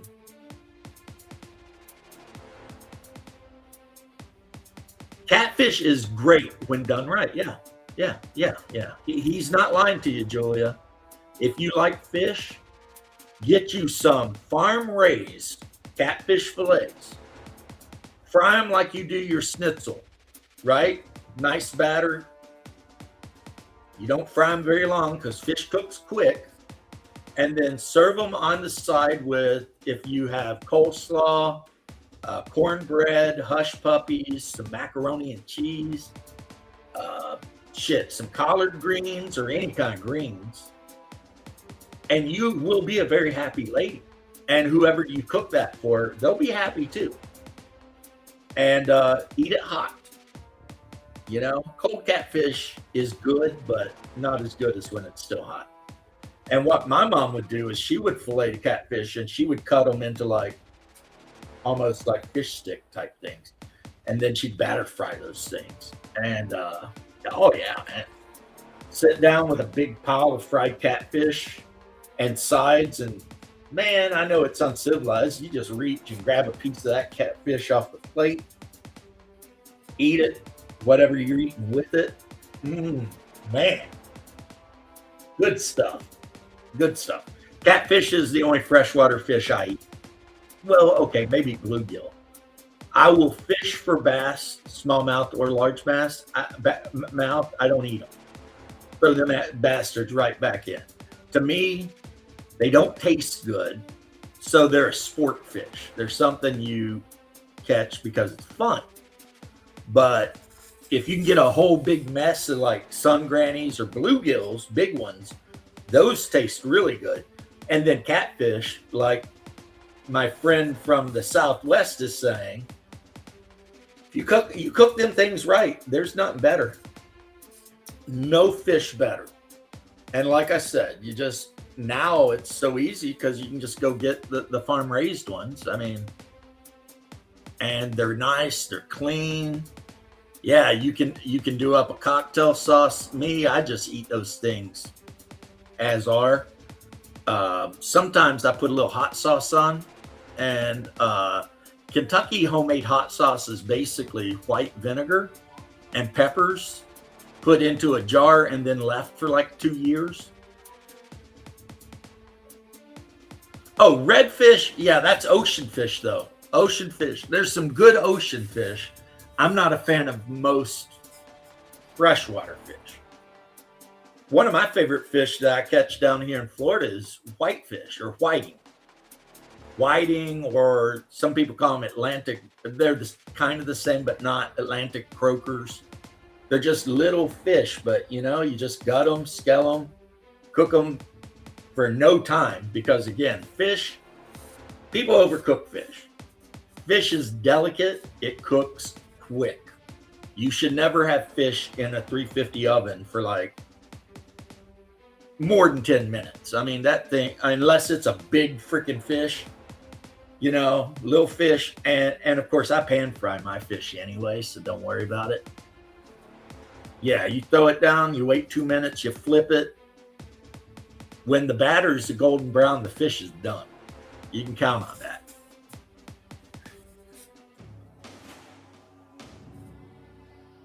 Habaneros. We use those tiny little red peppers that grow on our bushes. They grow wild.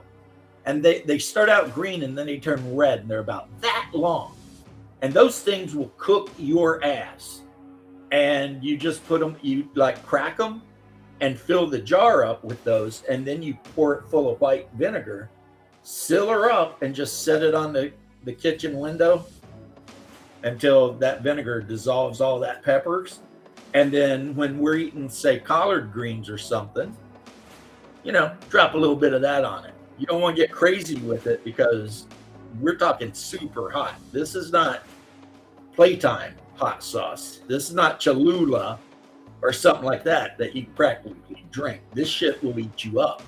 So you're talking a whole big bowl of pinto beans and greens and fried taters, and you're putting like 2 drops on. Because if you get too much crazier than that, you won't even be able to eat that food.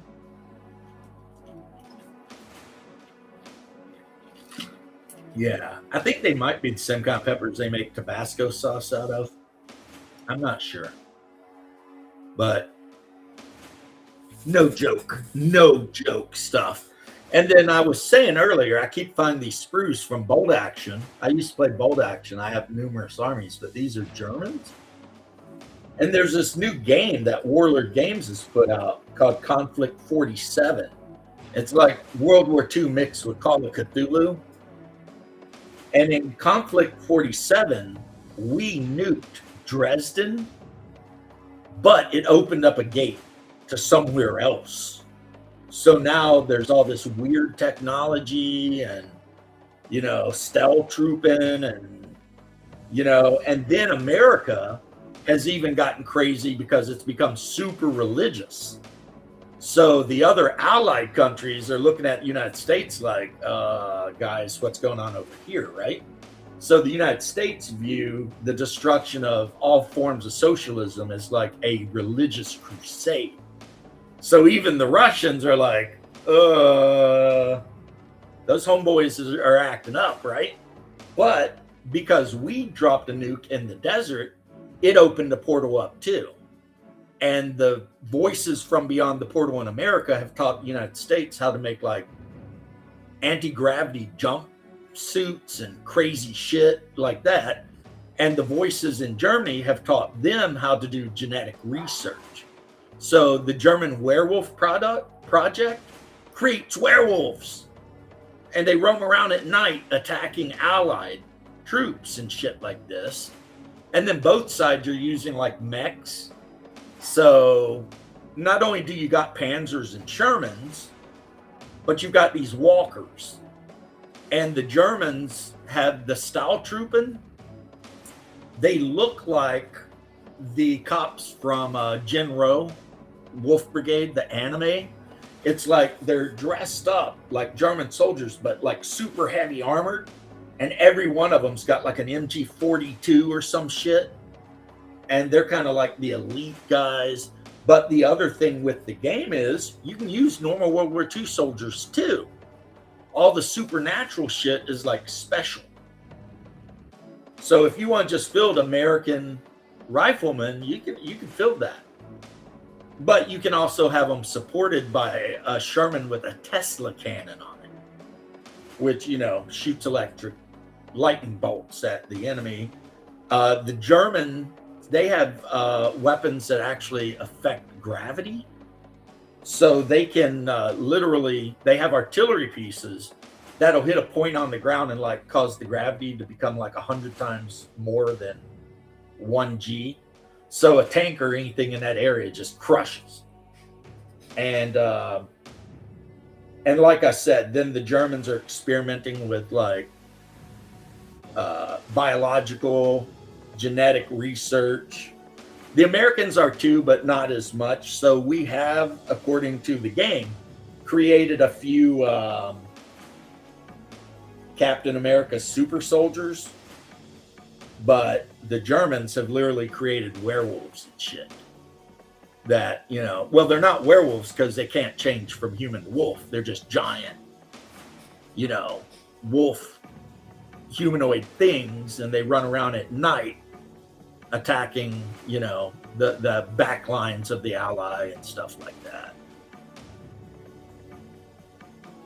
Well, Julia, one thing we can say about the Germans is they definitely had a magnificent taste in clothing.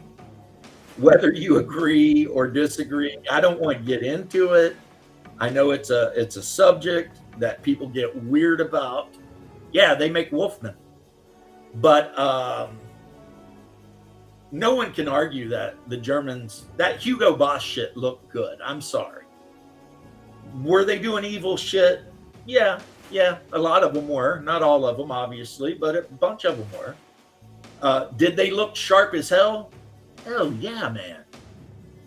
And you're right. The worst, or you could say the most evil, but a lot of them were the best dressed.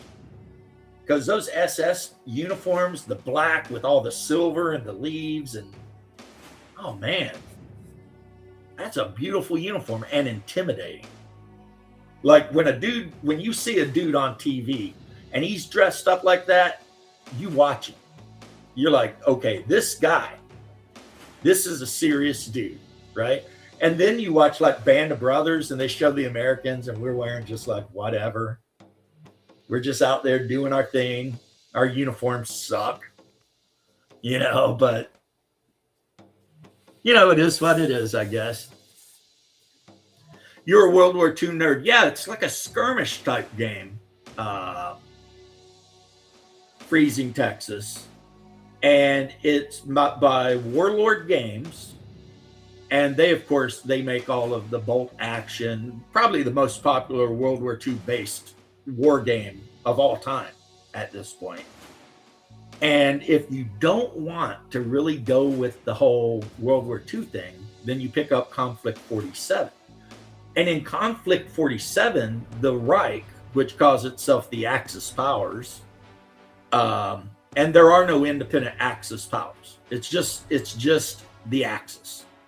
And they all bow down to one government, and I mean from Romania, Italy, all of it. Even Scandinavia is part of the Axis.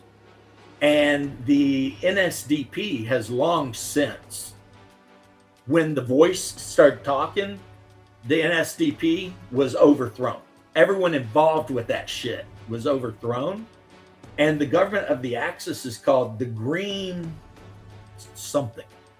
And it's almost like a pagan, druidic, kind of weird, esoteric, magical kind of thing. And it rules everything, like I said. And the United States has become ultra religious crusaders. England is in the middle of damn near a civil war between the Unionists, who are the guys for the workers, and the fact that the British have been building robots to do all the work. So a lot of the British men have no jobs anymore because Britain has embraced robotics. And then the Russians are doing a lot of the same kind of shit as the Germans are, just different. So the rumor, people heard like Stalin tried to somehow make a hybrid ape man. Well, in Conflict 47, he did. He did somehow manage to figure out how to splice apes and humans to make weird shit like that. So, I mean, it's a war game, Julia. I know you listen for a lot of the RPG stuff. So, but me, I started as a war gamer and kind of become an RPG guy. Like right now, I'm literally painting miniatures for Hyperborea. This is my favorite flavor of the world's favorite role-playing game. It is based on Greek mythology with a huge dash of Clark Ashton Smith, R.E. Howard, and H.P. Lovecraft. So, yeah. One of my favorite pictures in the book is the picture for the witch class. Because you see the attractive woman standing there making the potion, but then you see how her shadow is. Love that. And in this game, you can only play a human, but when you make your character up, you can, if you choose, roll to see what kind of human. And if you're wondering, like, what does what kind of human mean? Well, it means an Amazon, an Atlantean, an Eskimo, Hyperborean, and Eskimo is all of those tribes up there. One of those. An Ixian, a Celt, a Cimmerian, Pict, Viking, Anglo-Saxon, Carolingian, Frank, Greek, Laplander, Lemurian, Moor, Man of Mu, M-U, or Mu, Roman, Tlingit, or Yakut. And like I said, Common Man is one too, which is just, you're just a mutt human that's a combination of everything.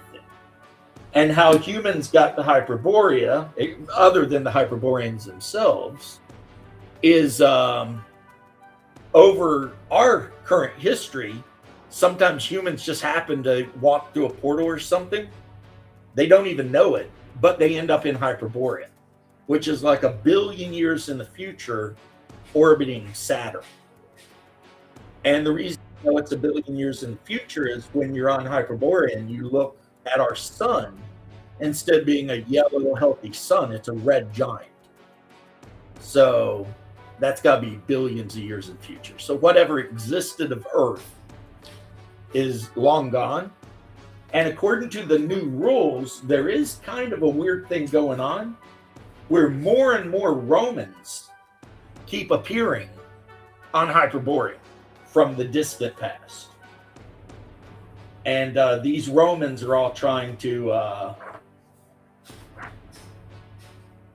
figure shit out, maybe form their own city-state, stuff like that. The character I made that I play online with this lady in Brazil, well, the game group, but the DM's a lady in Brazil, I play a Roman Legionnaire. But if I weren't going to play a Roman Legionnaire, I'd probably play a Cimmerian or a Kurgan.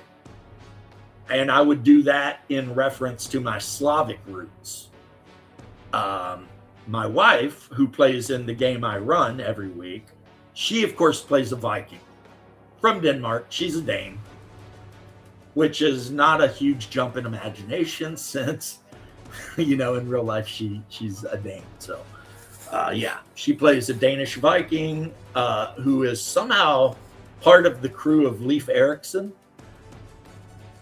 And I play a Roman Legionnaire that was part of the 8th Legion and got lost in the Teutoburg Forest. And instead of being murdered by Germans, when I found my way out of the forest, I was in Hyperborea. And then, of course, the Kurgan were ancient, we're talking BC tribesmen, probably, let's be honest, maybe related to the Scythians. And they dominated all over Russia, Ukraine, Poland, all the way down to the Black Sea. So that could be an interesting character, especially because I had a custom miniature made of Clancy Brown, I think is his name, who played the Kurgan in Highlander. I had a custom miniature of him in the Kurgan uniform made. So, when I get it in the mail and paint it up and everything, I'll show it off. But he's got the broadsword and he's got that weird skull helmet and he's wearing all the, that would be a cool character to play, right? Like a 6'8" Proto-Slav Kurgan warrior. You could even be a good guy if you want. You ain't got to be a bad guy, But the Cimmerians, which is where the Cimmerian name comes from, Conan, they were actually a steppe people that lived in Russia. And they supposedly maybe got wiped out by the Scythians. But the new debate is, no, they all just started speaking the Proto-Slavic language. And now we call them all Slavs, when in fact, what we think of as Slavs was actually a shit ton of different tribes in that region that just all started speaking the same language, because I guess the Proto-Slavic language was a very easy language to learn compared to Scythian and whatever else they were speaking. And it started out as kind of a trade tongue, and then it just become the language the Scythians and the Kurgans and everybody spoke. So then when people came in later, since they all spoke the same language and lived kind of the same way, they just said, oh, look, Slavs. I mean, I know my bloodline for the Slavs comes from the Kievan Rus. So I'm technically not even a Slav. I'm probably more of a Viking. Let me tell you something, James. You're really good at storytelling and getting people excited. Wow. Thank you. Thank you very much. I am good at storytelling when I'm excited about what I'm talking about. And when it comes to ancient history, specifically from Germany to the east and Hyperborea, the role-playing game, or Orthodoxy, which I don't bore you guys with because a lot of people aren't huge fans of being preached at, I can be very passionate and 100% with it, right? One thing that happened as I got older as a D&D player, Julia, is I started getting bored with the classic Western European genre. You know, just the beats of, you know, Arthurian or the French, you know, knights, and I started getting bored with that shit. And then I started looking into the East, like what was going on in Bohemia and Germany during the Dark Ages. And so I started out learning about, you know, I guess you could call it Near Eastern Europe or Far Western Europe, whatever. And I just kept going east. So then I was like, okay, let's learn a bit about the Poles and the Balkans and, you know, Croats and Serbs and all that shit. And then I just kept going. And it was like, okay, let's learn about the ancient Slavs. Hey, Robert, how you doing, brother? And yes, tomorrow. And then I learned about the Eastern Roman Empire, which would later become Byzantium and later become, you know, the Ottoman Empire. And I just kept, so my focus when it comes to role-playing games went from your normal Tolkien style role-playing game. And I always have to say this, I love Tolkien, so don't come at me. Tolkien's the great one. But I started getting more involved with Baba Yaga. That's an interesting character, right? And Belobog and Chernobog and Vladimir the Great and Oleg of the House of Rurik. You know, the Teutons, exactly, the Teutons and the Tartars. And so now I'm going to show it to you again. This game is, it was me, my little goofball, Misha. It was me. It was me, Mishka. Goodbye. Anyway, so this game, to me, scratches that I don't want to play King Arthur type fantasy role-playing itch. It's not Tolkien-esque. Again, I love Tolkien. I always have to say that. Somebody will be like, oh, this guy don't like Tolkien, he's an asshole. Of course I love The Hobbit, come on.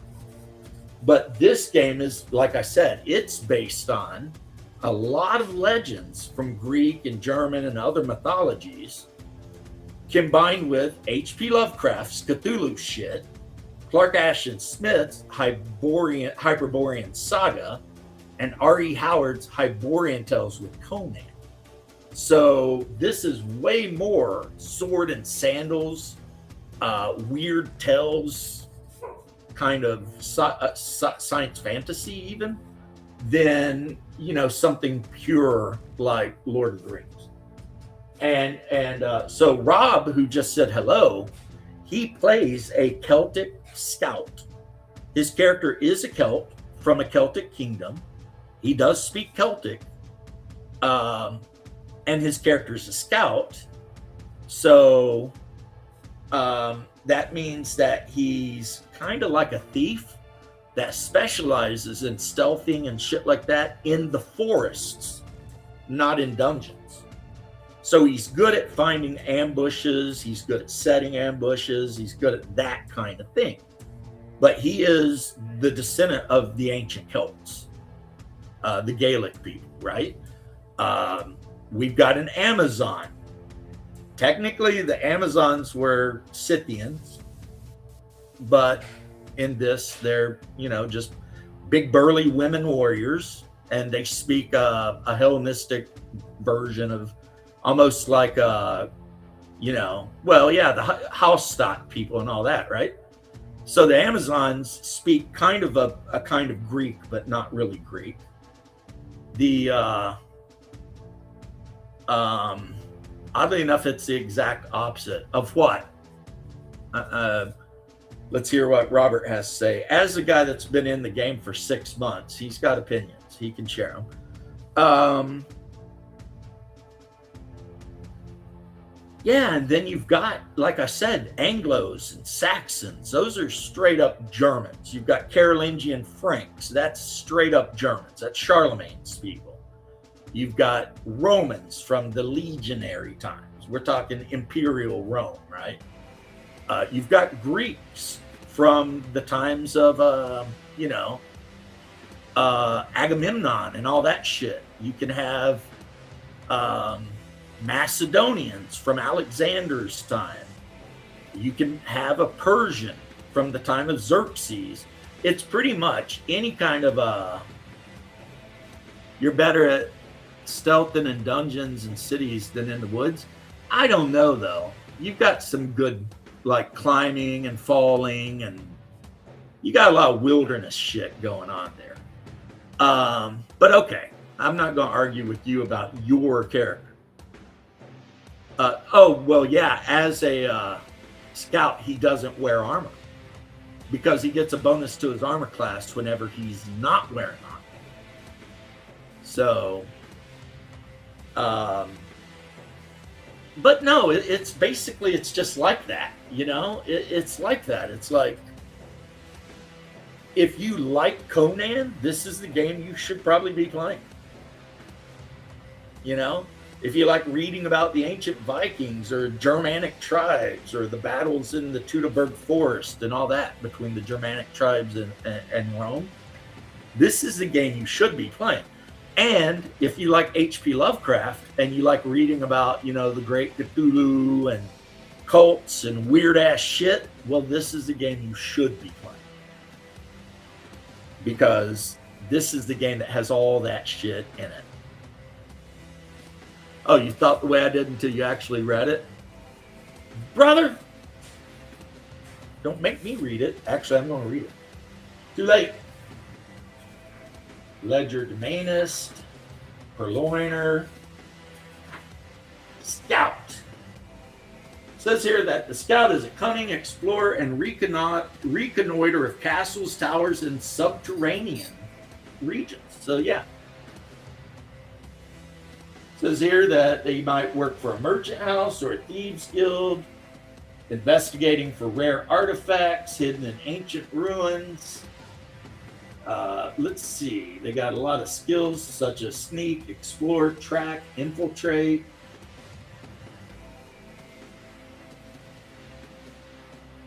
Swift of blade and foot, and fleet of foot, daring and guileful to the utmost. An invaluable resource, which I can tell you right now, BRC Scout has been incredibly valuable to the group because of his ability to track and help them not get surprised all the damn time. He's been a very valuable member of the group. A very, very valuable one, I will say for sure. But the races that I told you that you can play, that's suggestions. That's suggestions. The guy who wrote that book was in my chat once. We talked. He said he would join me on stream one of these times, and I just have to organize it with him, right? So, you can play a Moor. You can play an Egyptian. Like, if you're into, like me, if you're into ancient history and stuff like that, I mean, this game lets you do that. Plus, you can still fight monsters and gather treasure and stuff like that, too. Hell, you can play an Atlantean. We've got an Atlantean wizard in our group. He's kind of got, like, pale skin like the color of a catfish's belly. And he can breathe water because he's an Atlantean. And if you look really close, his fingers are webbed up to the first knuckle there.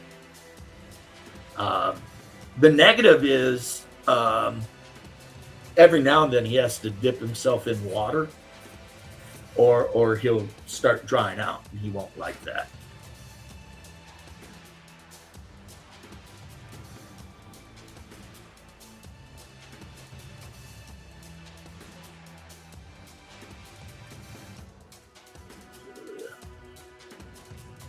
See, my people are exactly that, except also very religious, but one thing you never see in the deep hills of Appalachia is non-religious people. And so let's say I'm totally wrong. My faith is totally wrong, and I've just been like praying to nothing my whole life. I'm okay with it, because whenever shit gets really bad, I can lean on it for strength. Now, again, I am not trying to in any way convince anyone to believe anything they don't want to believe, because I don't believe in compulsion, especially not in religion. There's no compulsion in this religion. I'm just telling you that sometimes, if you want to call him my invisible Sky Daddy friend, well, sometimes having an invisible Sky Daddy friend is very useful. You know, like when you're sitting in the back of a Bradley and you can hear the AK rounds rattling off the armor, and you know you're getting ready to have to jump out of the back of that joker. Yeah, sometimes the hand of that invisible friend is what you need. Now, there are people out there that don't need that. But when you live the way I grew up and stuff, it helps. But, you know, I believe what I believe, and I believe I'm right. But that doesn't mean I don't always think I could be wrong, though.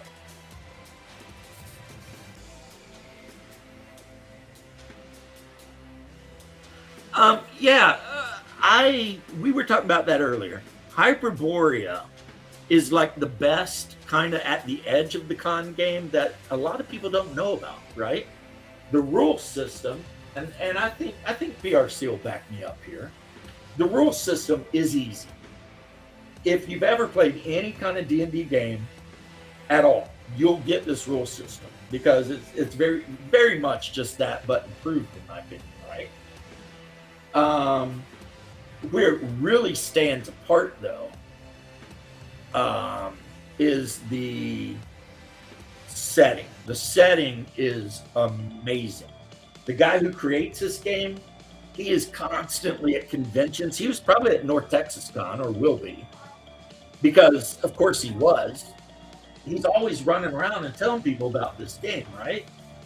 And the game itself, the setting is so wild, because it's like, okay, the number one god your character could worship, I know you can't see that because my camera sucks, Apollo.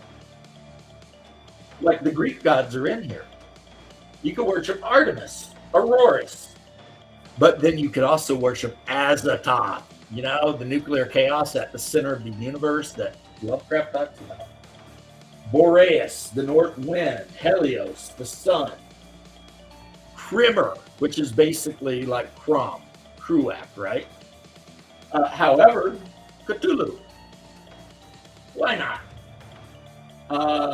The Raven God, which is the god that the Indians from the Northwest brought to Hyperborea.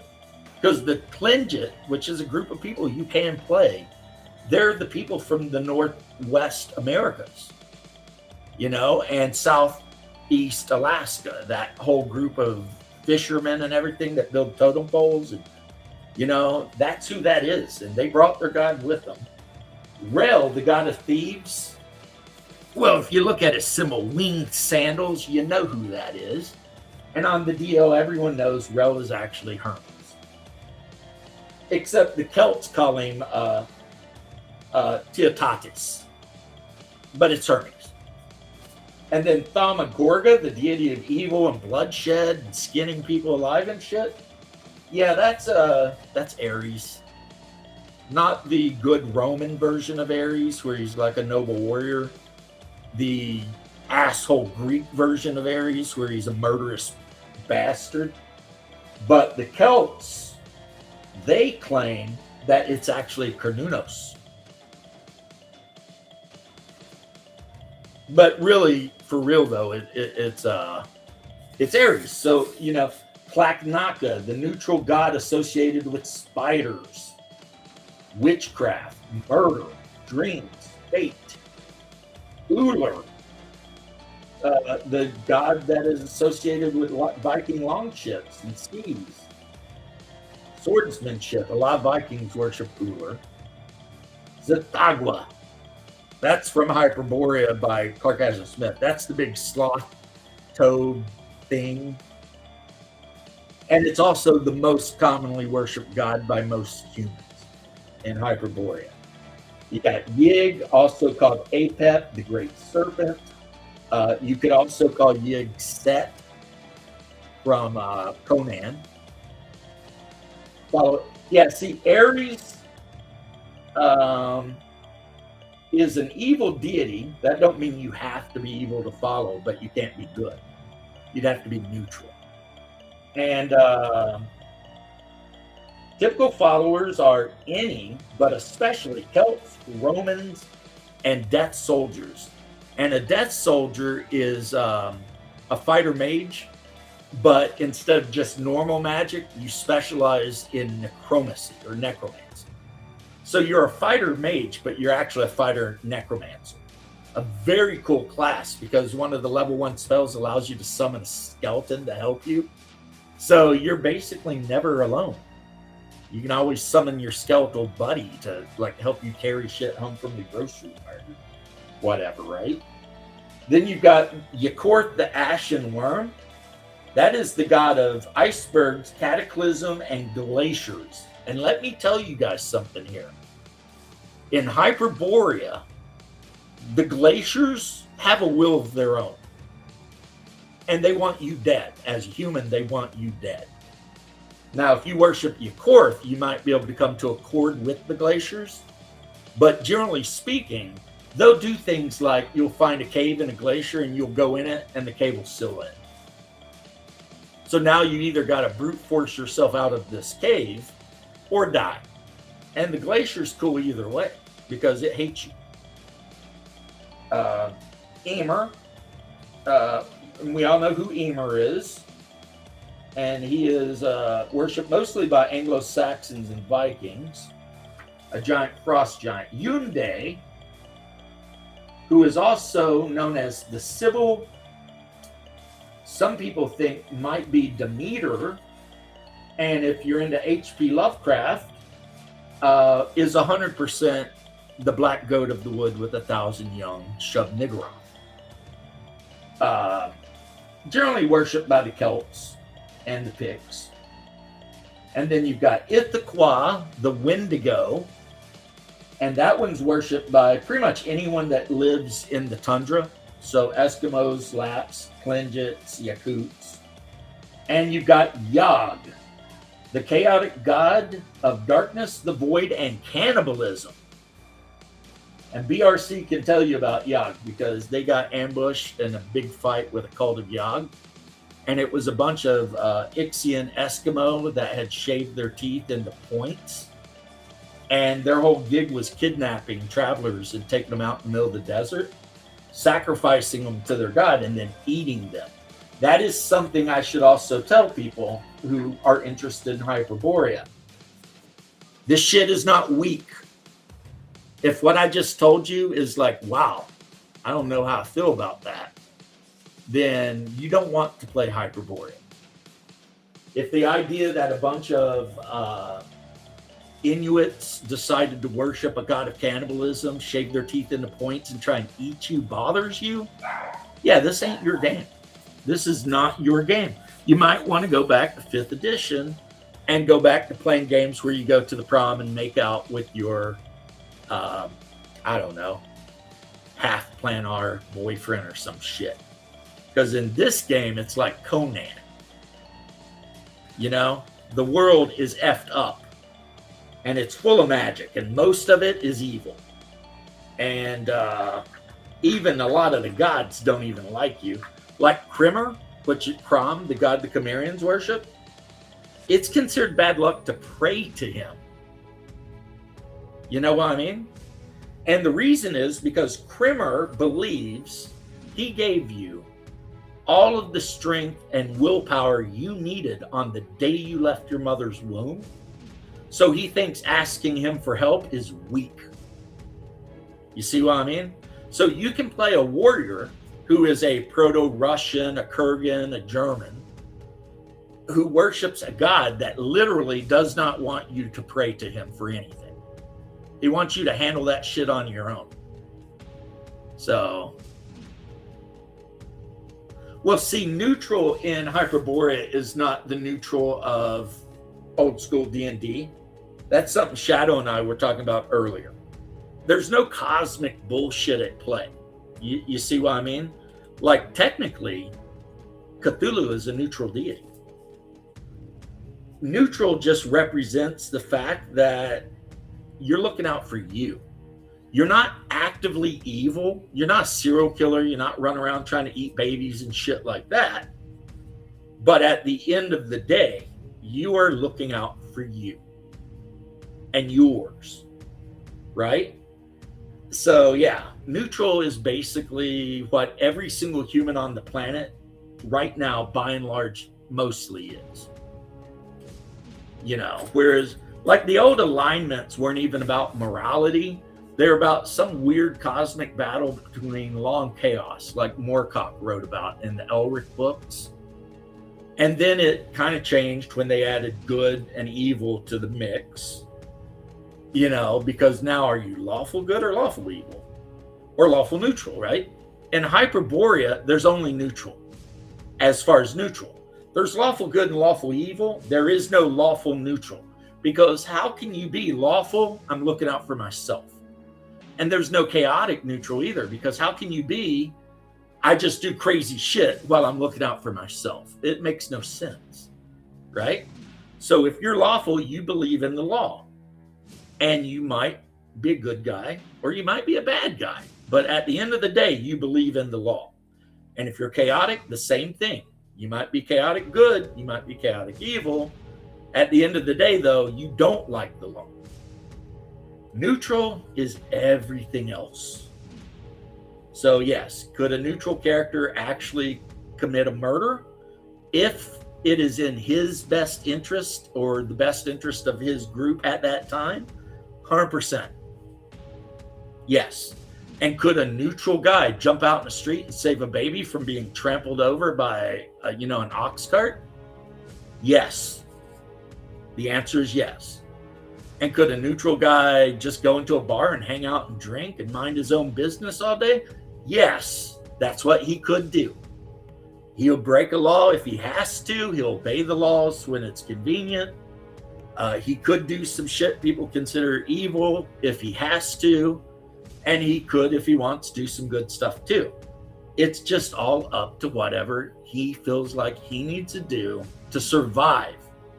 So really, neutral is the alignment of, I'm going to live through this bullshit.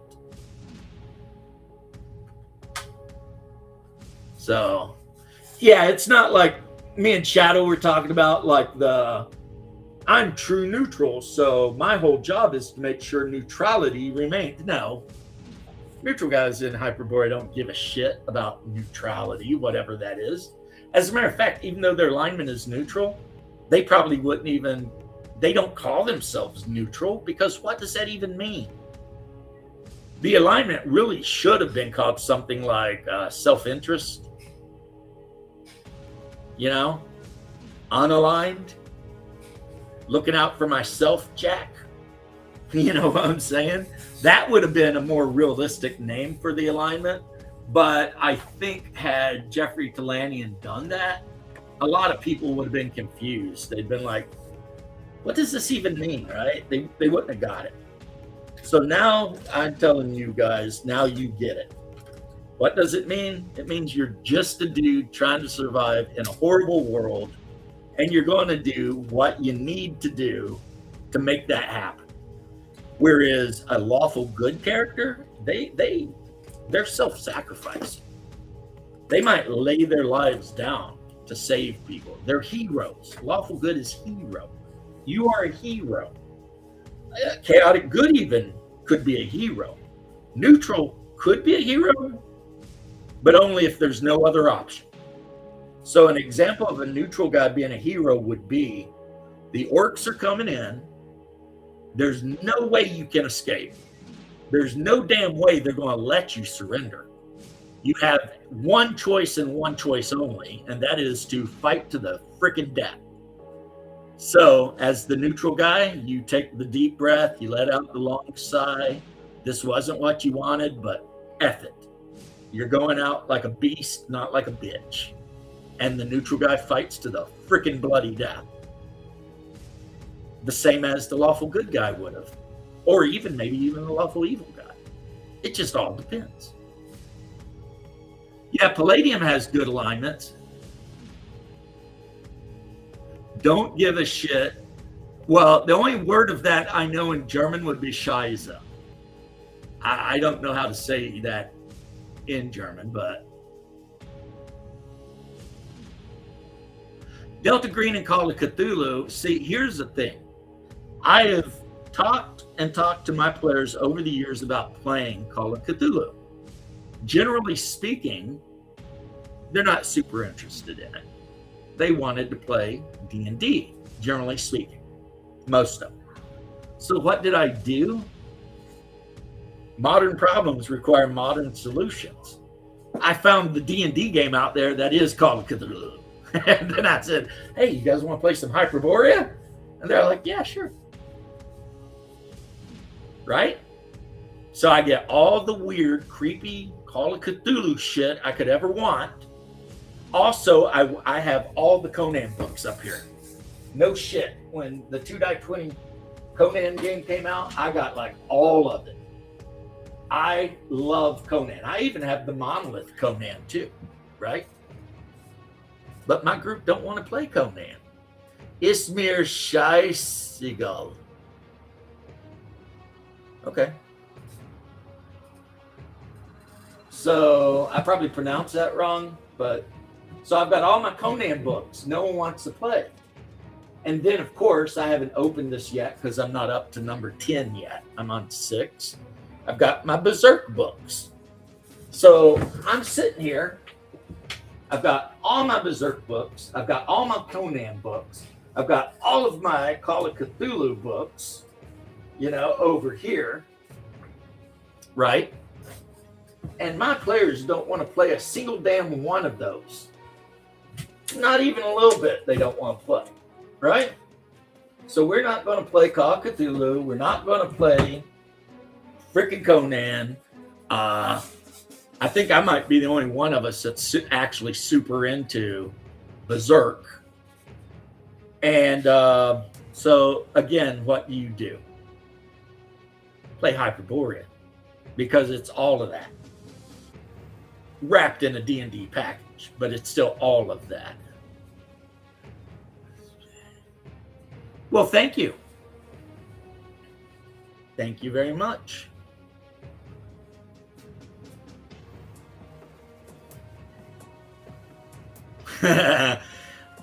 Here is, I don't think, I understood what you said.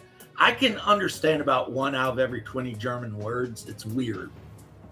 I think because German and English are actually kind of similar. They come from the same, English is basically our version of German. So, wunderbar, exactly. I know that's wonderful. I know that. Why do I know it? Well, 1, because I've been to Germany, and 2, because if you speak English and you see that and somebody were to be like, okay, guess what that means? Wunderbar. I mean, it's like if you walk up to somebody and you say, hey, was ist los? Guess what I just asked? Or was ist los? I mean, come on. It almost sounds like I'm speaking German, but with an accent, or English with like a weird accent. Which is all English really is. It's German, but with a weird accent. But anyway, oh man, I got to run the Conan game like 5 times total. And that's after spending maybe $1,000 on Conan books. And it was amazing. And the adventure I ran was the one where they have to go across the Black River and fight Picts to save the settlers that have settled on the other side of the Black River. And I'm telling you, I loved it. But here is a thing, and it's not a negative thing, so let's not get it twisted.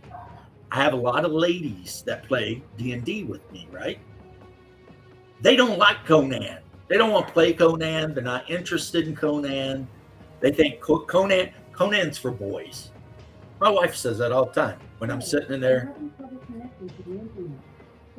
Shut up, Alexa. You know, when I'm sitting in the room watching Sprechen Sie Deutsch? Yeah, see? No, I don't speak. Wir waren das hier uns vertraut. Yeah, I know that because of listening to Rammstein. And I'm sure I butchered it, but Rammstein. Bruce, my man. How you doing, buddy? I'm sitting here evangelizing to this group of wonderful people the joys of Hyperborea. I was reading through your chat. I liked it a lot. Well, I thought, like I said, it's the fact that I never could convince any of the players at my table to play Call of Cthulhu or Conan, which I love. But Hyperborea is Call of Cthulhu and Conan, and they'll play that. So I'm like, okay, great. Oh, nice. What you got? A puppy? little. Oh no, weasel. that's a mustelid. What is that? Like a big ass weasel? Yeah. Yeah, I can tell by the body form. That's part of the Mustelidae family. They're my favorite genus of animals. Really? River otters, weasels. I've had to kill a few weasels in my day, but I didn't enjoy it. No. But I got. you know I gotta what? One of fix my this favorite songs is by Rammstein is probably Only Dick, I think is the name of the song. I think it's Without You. You know, it's kind of a sad song, you know, and he talks about, you know, and the Vogel. Basically the birds sing no more. You know, and like the chorus is without you, what am I? You know, and all that. It's a ballad, but my actual favorite hardcore Rammstein song is Sung. And the video with that hot Russian actress, whatever she is, pretending to be like a giant Snow White, Yeah. top notch.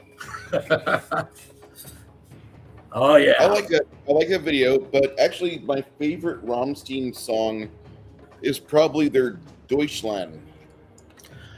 Deutschland is so good though. It's It like is. these dudes did the entire history of Germany in a song. Yes. And I love the whole how he's talking about I'd like to hate you, but I love you. You know, Yes. Deutschland, Deutschland, über alles, Deutschland. Deutschland. Yes. Yeah, it's like, and he says, you know, so young and yet so old. Yeah. I mean, Ickville is amazing too. The one where they rob the bank, but they don't actually rob the bank. You're still working on those damn books. Oh my God, bro. Even, I mean, I'm going to have to step in here and be like, bro, you're being obsessive. Be quiet. We need a new hobby. You've been painting those books for like a year now. I have 5 of these, so you don't really know okay. what. But Deutschland is a great song. You It know. is. Yeah, I love all the Mustelidae. My favorite animal, Julia, is the river otter. And I'm proud to say that the Appalachian river otter, which had almost been driven to extinction, is now no longer even threatened due to the hard work of the scientists and biologists at the Tennessee Aquarium. They managed to catch enough of them to get a breeding population, and now they're letting them go. And so now we got in Kentucky, we've got our creeks full of Appalachian otters once again. And that's a beautiful thing, because otters are one of those animals that if I were ever feeling like sad or depressed, I could type in YouTube otters And by the time you watch 5 minutes of otters fucking around, how could you be depressed? The otters are so cute and adorable. I mean, they're just, vicious killers. They are, but they look so cute. Yeah, they're super smart. They are vicious, murderous bastards, but Oh, good lord. But they're Everything's adorable. Yes. so I do love me some otters, man. I went to Chattanooga to the aquarium. The wife took me when they were talking about the fact that they are able to release the Appalachian otters back into the forests and creeks and stuff. And that just made me happy as a clam, to be honest. I don't even know why anybody would kill an otter. I'm pretty sure they don't taste good. No, they can't. And I've never heard of anybody wearing their fur for anything. Same. So, but you know, people are assholes. I know a little I German, love you. Julia. Oh, look at the text, and I love you. I know a little German. He's a Schnauzer. Danke, Beta, yeah, Danke, Sean, Beta, Sean. Well, I was saying, I don't know if you had joined yet, Mr. Texan, which, by the way, my good friend Bruce here is also in Texas. German used to be a language that was widely spoken in parts of Texas. Yeah, it still is. Yeah, there's still especially- regions where they speak Texas Deutsch. Yeah, New Braunfels is one. Kerrville's another. You get around the right families, and they're gonna pop this stuff on you. They're gonna pop German language on you when they need to talk business. But that's Texas Hill Country. That's the Czechs. That's the Bavarian influence of Texas. Yeah. And we were talking about it earlier. I was talking to Julia about how in America we call it chicken fried steak, but in all reality, it's Wiener Schnitzel. You know, except we serve it with white gravy instead of mushroom gravy. And personally, I like the brown gravy better. I like the mushroom gravy the best. I really do. Yep. When my wife makes it for me, she makes it with brown gravy.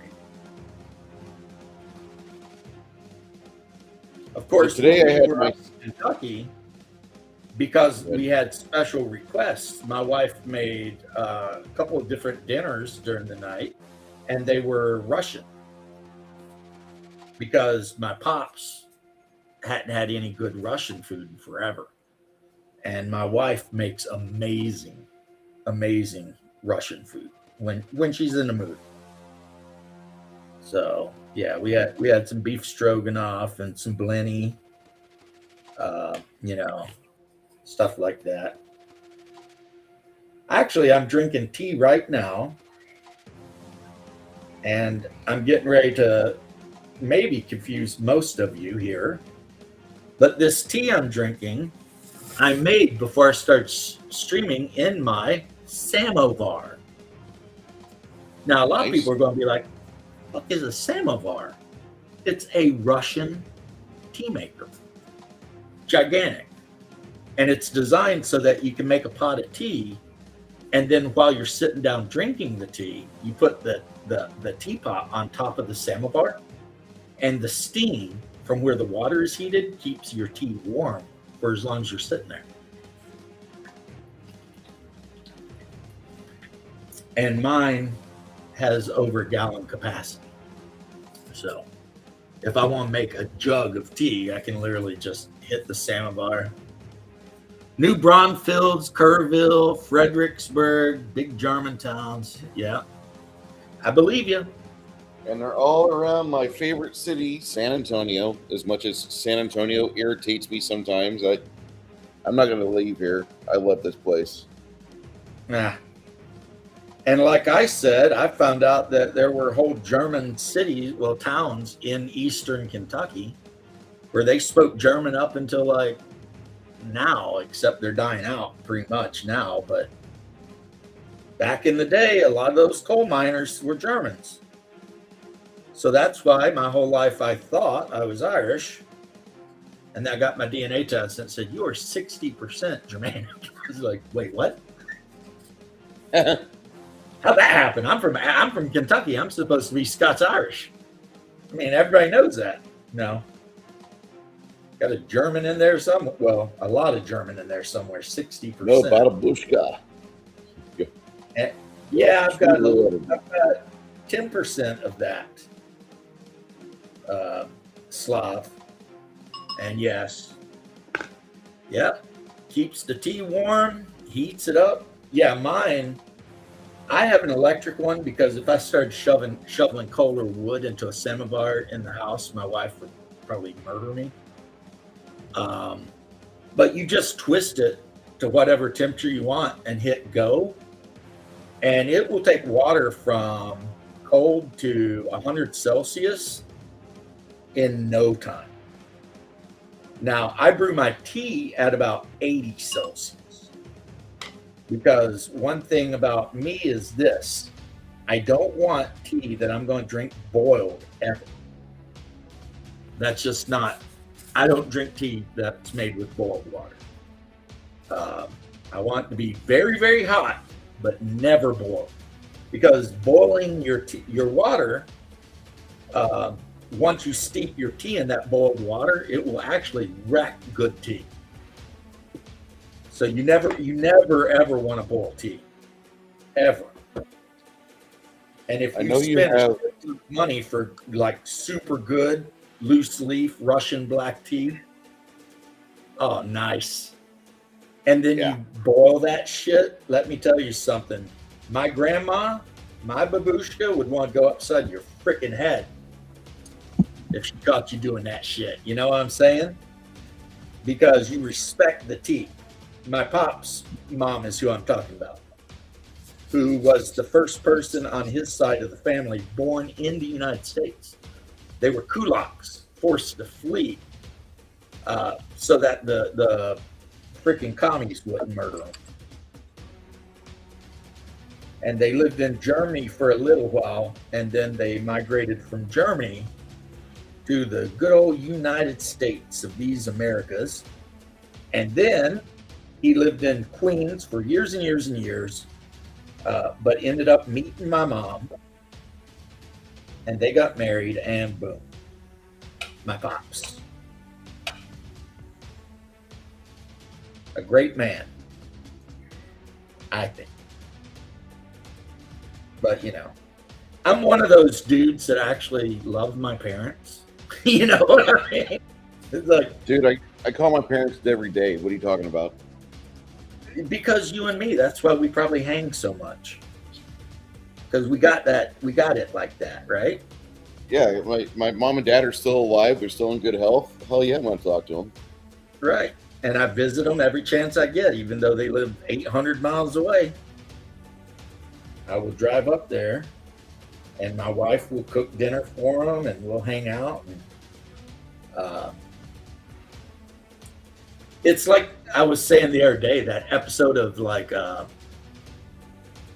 Metalocalypse, when everyone's complaining about their parents, and they look at Nathan Explosion, and he's like, I like my parents. I like my mom and dad. Yeah. Yeah, they're pretty cool. You know? And I'm the same way, you know. My mom made me the man I am. And my pops was the quiet kind of guy that kind of enforced a little bit what my mom wanted. But my mom, she insisted that I read all the time. So when I was young, I was reading at least, when I was in the 3rd grade, I was reading The Hobbit and books of that level, one a week. Because my mom insisted. It had nothing to do with school. It had to do with my mom insisted. By the time I was in 6th grade, I was reading Dostoevsky, Tolstoy, Solzhenitsyn. I can say that's probably my dad's influence. And Crime and Punishment is still one of my favorite books. Yeah, I mean, my mom told me a couple things. Don't take any shit. Don't be mean to women. Handle your business. Stop punching people for talking shit about me. They don't know me. That's a true story. Growing up in Kentucky, there was kind of this unwritten rule that if someone said anything negative at all about a female member of your family, it was on from the jump. They wanted to fight if that was said.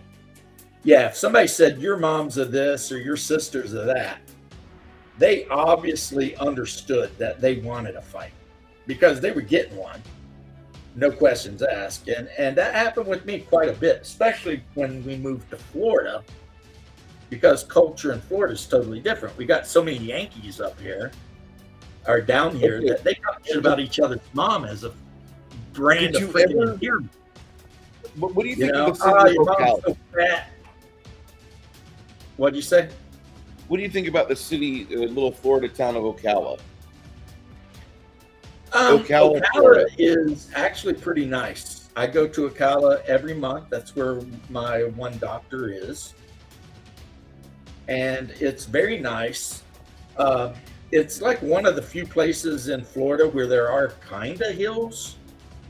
I wouldn't call them hills. I would just say the ground rolls a little bit. Right? But yeah, so I get to Florida where the culture is totally different because we have so many people from Detroit and New York down here. And when they talk shit about each other's mom, they don't actually mean it as an insult. It's just like they do that. That's part of their punctuation, their verbal punctuation for words. Mother. You know what I And the mean? thing is, yeah, but I asked you about Ocala because I think that's the 6th borough of the city.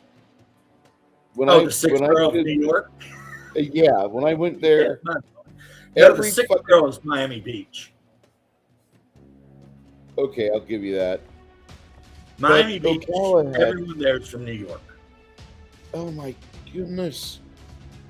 Everybody I met in Ocala, they all grew up around my mom and my grandma on my dad's side of the family, and they were not related. They were like the part of the people that weren't related of Brooklyn. But it was just a bunch of people with vowels at the end of their name. That's it. Like everything. And after being around them for about maybe 2 or 3 days, my vacation was over. Let me come back to Texas. I'm done here. Yeah, that's pretty much. There's a couple areas there like that, but no, Miami was built by New Yorkers for New Yorkers, and is to this day ran by New Yorkers. Don't even fret that shit. It was built by a couple of mobsters from New York, so they'd have a place to hang out. And yeah, is it beautiful? Yeah, Miami is beautiful, but when you run into people on Miami Beach, it's New Yorkers. It is.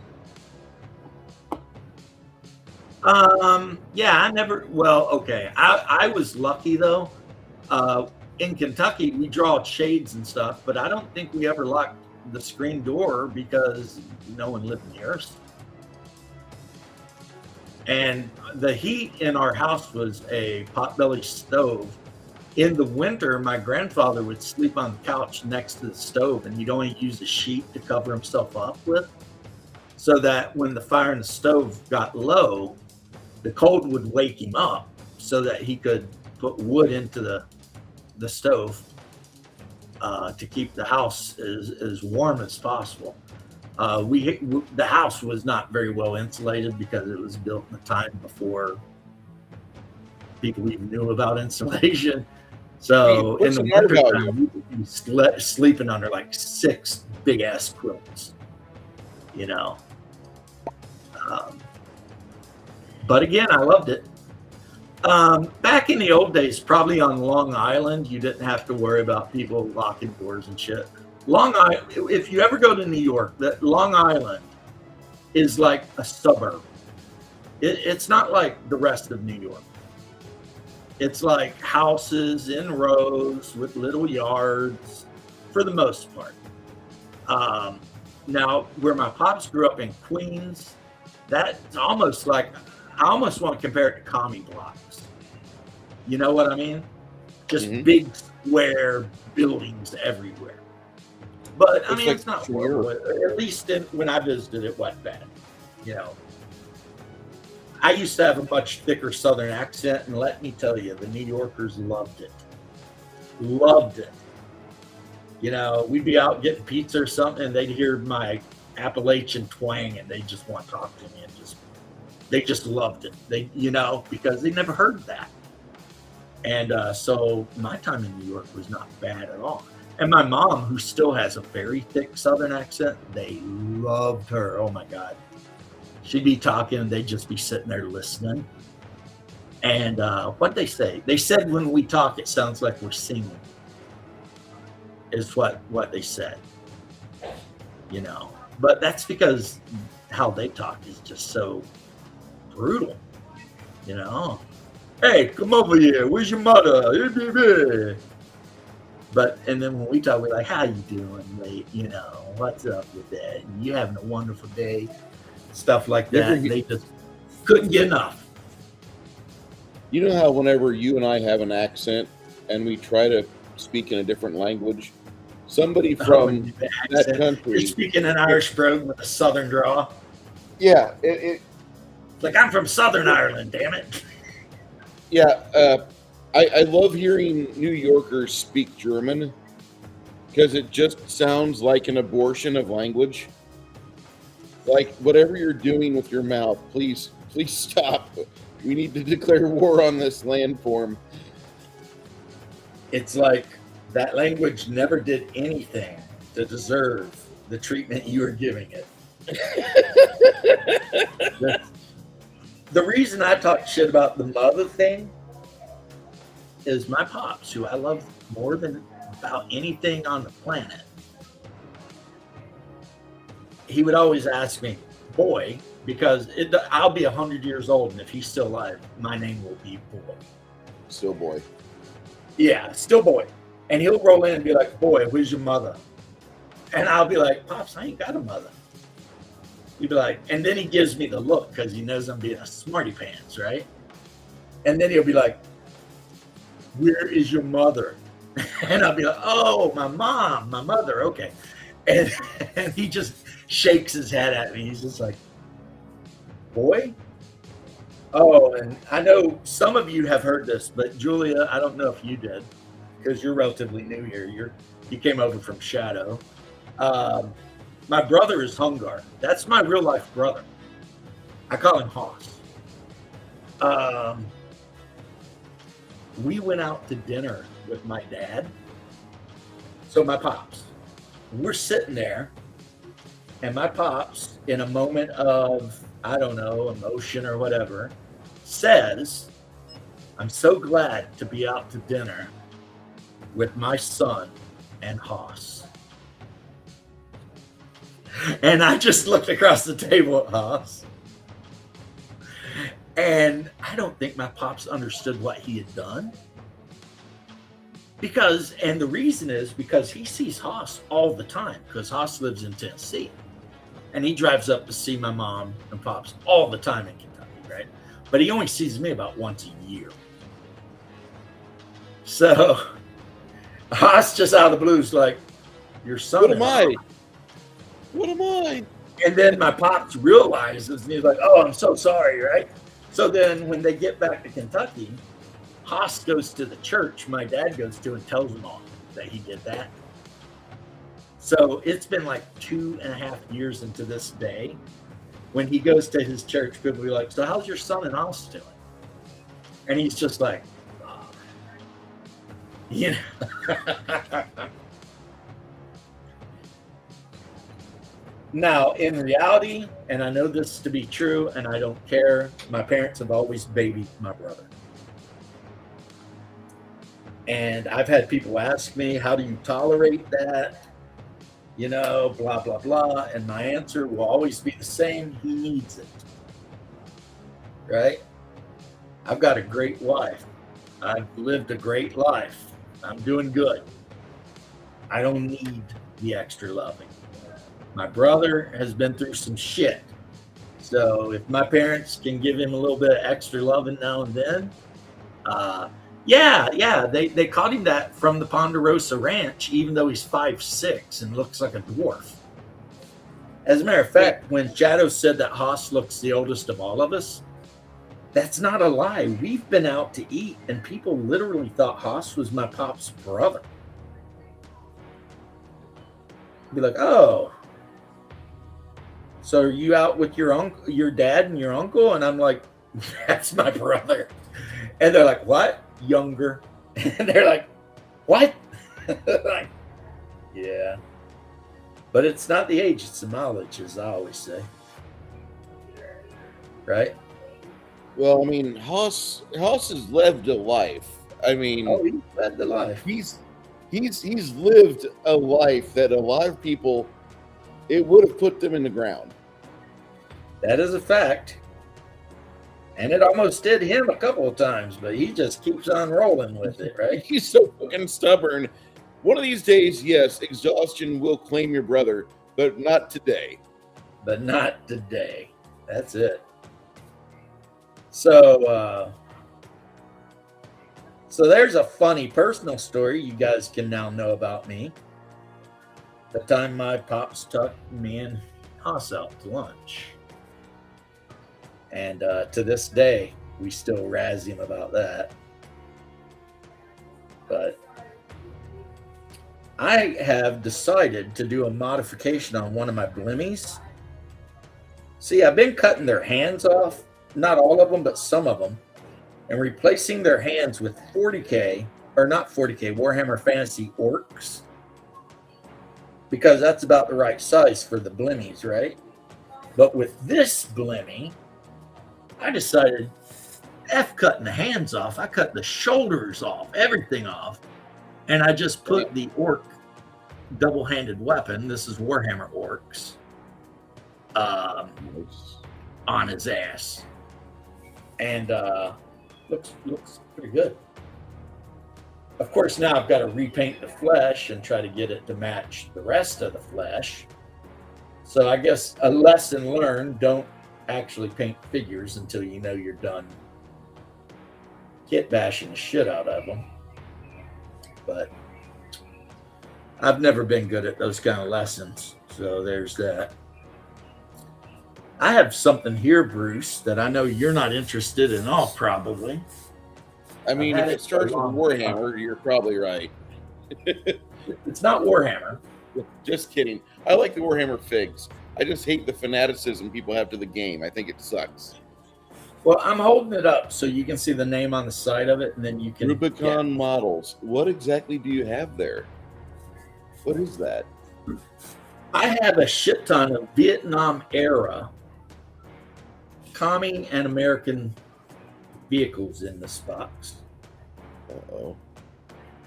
Don't know why.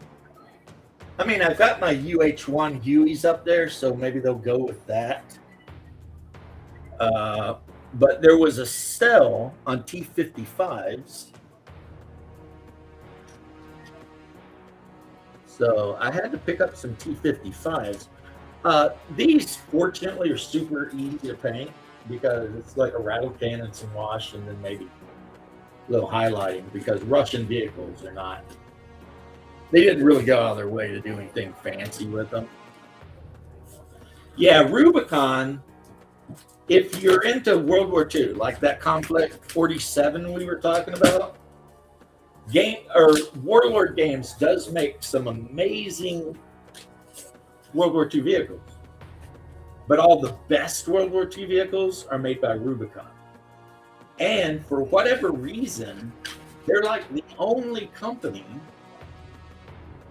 that decided that they were just going to go and start putting out 28 millimeter scale Vietnam War figures. So I've got a bunch of NVA, I've got a bunch of Viet Cong, and in this particular box, because they were on sale, and I thought, I've never put one of these together, and that looks kind of badass, right? I've got. They were selling these in a trio for like buy two get one free. Nice. So I picked up 3 T-55s, which was a Soviet-made battle tank that was put out back in the 50s and eventually sold to anybody who had like 2 Oreo cookies. They made over 100,000 of these bastards, and they are still using them in parts of frickin' Africa. Yeah, Africa is a big purchaser of Russian arms and equipment. So if you find yourself on a reservist mission, or if you're trying to earn extra money and go mercenary yourself out to Africa, just expect to have to deal with something from like 1930s Russia, because it will still be maintained over there. I don't know why. Yeah, this vehicle, they require 2 colors to paint it. Russian green and tire black. That's it. And then it gives you like markings for Iraq, East Germany, Czechoslovakia, Bulgaria, Russia, Vietnam, Croatia. That's an Arab country. Oh no, that's an African. I think that's Nigeria.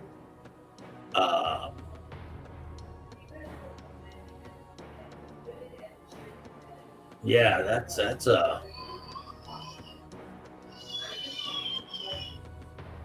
Romania. So yeah, this thing is, and it comes with all the numbers, but then it comes with Arabic numbers too. Yeah. So it comes with like the numbers we use, and then it comes with Arabic numbers in case you want to. So if I were interested in playing a Desert Storm type game, this would 100% fit as a Iraqi vehicle. And then I picked up, just because I didn't have, and it was like 20 something bucks, an M48A3, which is the patent. The M48 patent, and this one needs US olive drab and black gray for the tracks. That's the only colors they recommend, and it can be built as an M48A3 patent, an M62A2 Zippo, so a flamethrower tank, an M48A3 patent without the mantlet, because it can have the mantlet or not. And then in the Vietnam War, it says the M48A3 Vietnam War modification. So, the modification is, instead of the 50 cal being in the turret, it's actually mounted on top of the turret. And I can see why they did that. It definitely would give it a lot better visibility. They have a better range of arc of fire on it, if I remember right. Right. And then it's got a bunch of logos on the side. One of them is 52 tons of pure death. Yep, so that's been in this box for a while. And then the last thing, because there's always a last thing, and it'll probably be forever before I even start working on these bad boys, is a 30-figure set Vietnam era U.S. Army. And the reason is because I already have the 30 Marines. And being that I was in the Army, as much as I love the Marines, I want to play Army. My brother and I are already talking about rules where, like, the guy who plays the Vietnamese gets to start the game with like 2 or 3 tunnels that they can place in any kind of heavy terrain. And then after the second turn, they can start deploying troops out of the tunnels to represent, of course, the tunnels. And there were tons of them. And you know, don't wait What- for me because I'll be deploying troops with freaking UH-1 gunships and shit like that. So What rule set are you using? we're making it up. We are making it up, brother. That might actually be a hell of a lot better than what I was hoping. What I was thinking. Yeah, it'll probably be based on a die 10. And basically, you'll have to roll a target number on a die 10 to do it to hit. And then that'll be based on your veterancy, but also modified by range and cover. So, like Marines who might be considered more veteran will have a lower target number, but range and cover will still mess with that. The NBA will definitely have a better target number than the Viet Cong, but even still, you know, it'll be pretty close either way. I think the most elite troops ever, if I were to field like Green Berets, I might give them a base 3+ to hit. But then, you know, heavy cover is going to add at least a +2. And if they're at long range, that's going to be a +2. So even your special forces guys are not going to hit all the time.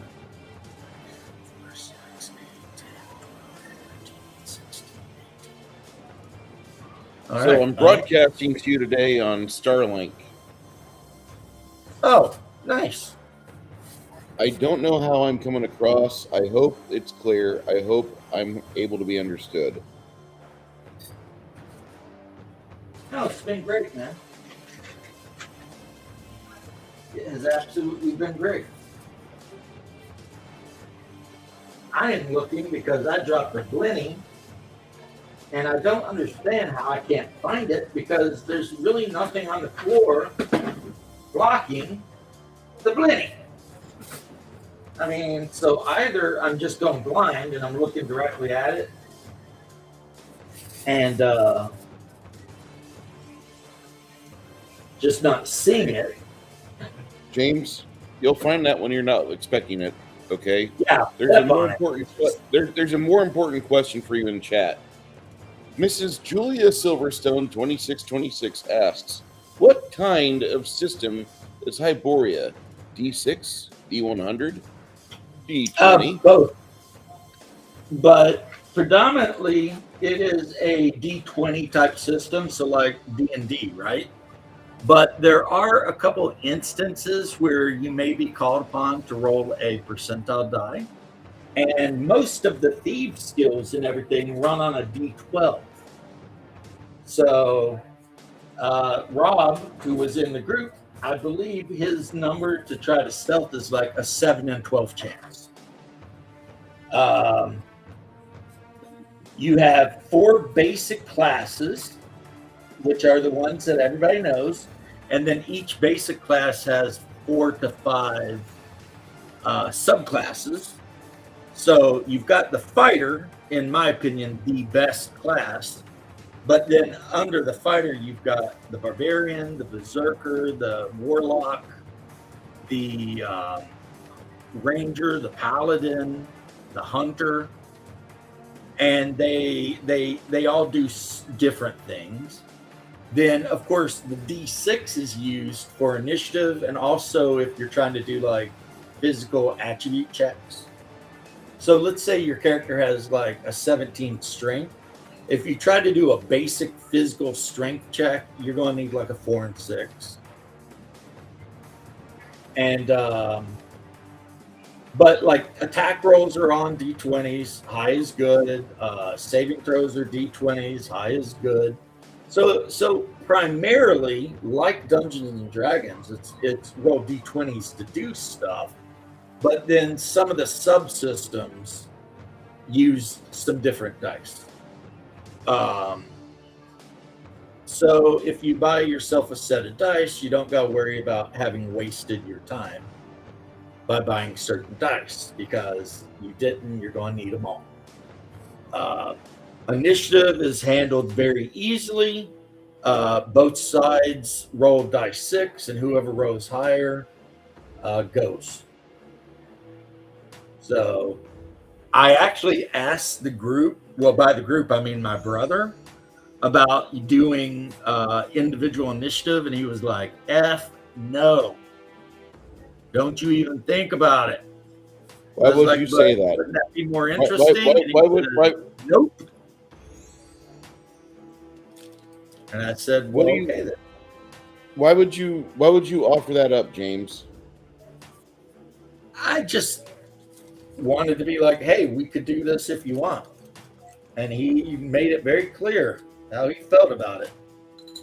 No. So how basically a combat starts is, first off, you got to determine if people are surprised or not. That's where the scout comes in, because he can actually get a bonus to not, getting surprised. And once you do that, everyone on both sides declares their action. So the fighter says, I'm charging that guy, and that guy says he's, flipping a bird or whatever. And once everyone has declared their actions, you roll the dice 6 to see in which order it happens. And players win ties, typically. So the initiative order is incredibly simple compared to many, many other games. Yeah, my game is very initiative heavy, and the initiative for my game is super complex. Right. So this game is super. Oh, you want to do a thing? All right, let's find out when you get to do it. And yeah, there's some other stuff that's absolutely amazing. Like if you're playing a fighter and you decide to master a weapon, not only do you get +1 to hit and damage, but you attack 3 times every 2 rounds from level 1 through 6, and then your attack rate actually goes up again at level 7 to level 12, which is max level. So being a fighter is awesome. A fighter type. Being a straight up 100% fighter is even more awesome, because that's the only class in the game that can grand master a weapon, which doesn't increase your rate of attack, but gives you +2 hit and +2 damage, which is, James, if yeah, you were this a game grandmaster, can be as complicated or not as you want it to be. That's, again, another one of the beautiful things about the game. Like, Hyperbola if you is look a at very weapon options, streamlined game. I see you painting something. If you look at the weapon, this I've just done. I need to do the flesh, but it's a scorpion. Ah! Badass. And then, of course, the base is going to be mostly snow. But so let's say you're an archer and you know there's going to be a combat. All right. If you spend a round sticking your arrows into the ground in front and around you, as long as you don't move, you get to actually attack an extra time every round. It's called ready arrows, because you're not reaching into a quiver or something trying to find arrows. You are literally just like the British longbowman. If you have mastered or proficient, if you're proficient with a great axe, you can actually make an attack to try and splinter your opponent's shield.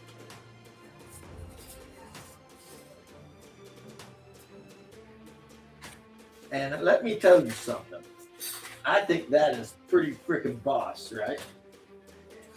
You're fighting some guy, he's got a big ass shield, and you just say, you know what? F this shit. And run in with your great axe and split that shield right down the middle. Knock it right off his damn arm. And in effect reduces armor class by 2. For any other attacks that happen to be coming along.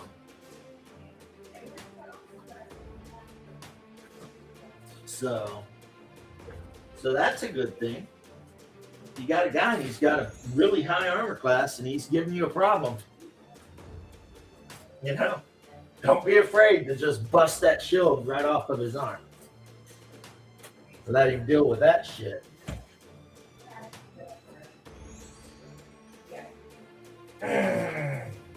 See, this is my insanity at work right now. Because I know I dropped something and I haven't found it.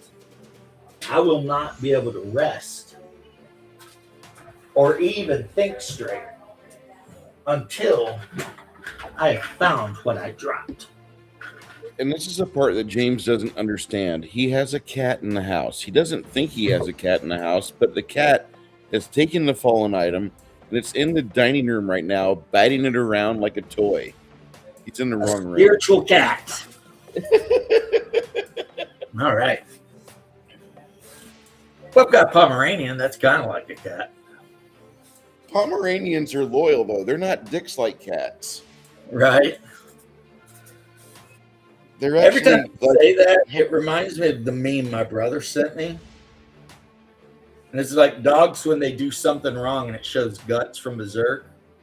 And he looks really sad. And it's like cats when they do something wrong and it shows Griffith just staring you right in the eyes. Like, you know what I mean? Yes.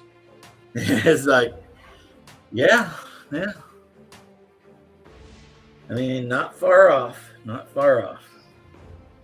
Cats do shitty stuff and they'll just stare you right in the eyes and be like, yeah, and what are you going to do about it? We both know nothing. You're doing nothing. We both know that I actually own this house. I run this house. I'm the cat. You're just here because Mama let you be here.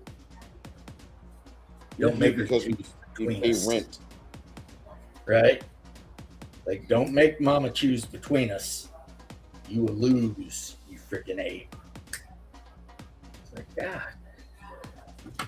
I have an active imagination. And that's how I feel like cats probably think most of the time. Because you know it's the mama. They're not sitting there being like, I love you, Daddy. No, they're like, No. Mama brought me here, and if you F up, I'll make sure she sends your ass back in because I look like a baby, and you look like an ape. So they say that's why people love cats so much is kittens share a lot of the same like features as infants. So human women, of course, when they see kittens, they're just like, oh yeah. Must have and protect with my life. Of course, the negative is then they don't want to have any babies because they got like 9 cats, which are their babies. I don't like cats that much. I have neighborhood cats that I feed on a daily basis. Like I have one more can of sardines. I got to go get more, right? Mhm. But I don't really love these cats. I feed them because I want them to stay, so I don't have to buy a terrier to do mouse control. Yeah, If I buy a terrier for mouse control, then I'm going to have to deal with like taking a dog out for walks, getting attached to a dog over the next 10 or 15 years, watching them die, that sort of thing. That makes me sad. I won't own one, but I like them a lot. And if I ever move to Tennessee or Kentucky and live on a farm, I'll have cats. Count on it. I like But the little living ladder down dog. here, that thing is looking cooler and cooler. But living down here, I'm not going to own cats because that would mean having a cat in the house, which would mean having a litter box in the house. Not doing it. You know? I like to walk in my house and it to smell like tropical mango, not litter box. Agreed. Whereas my dog, I walk him out in the yard, he runs around like a maniac, takes poop, struts, digs the grass up, does whatever he's going to do, and then he's ready to come back in. occasionally, if he's ate something bad, I might have to drag his ass to the side of the house and take a hose to him.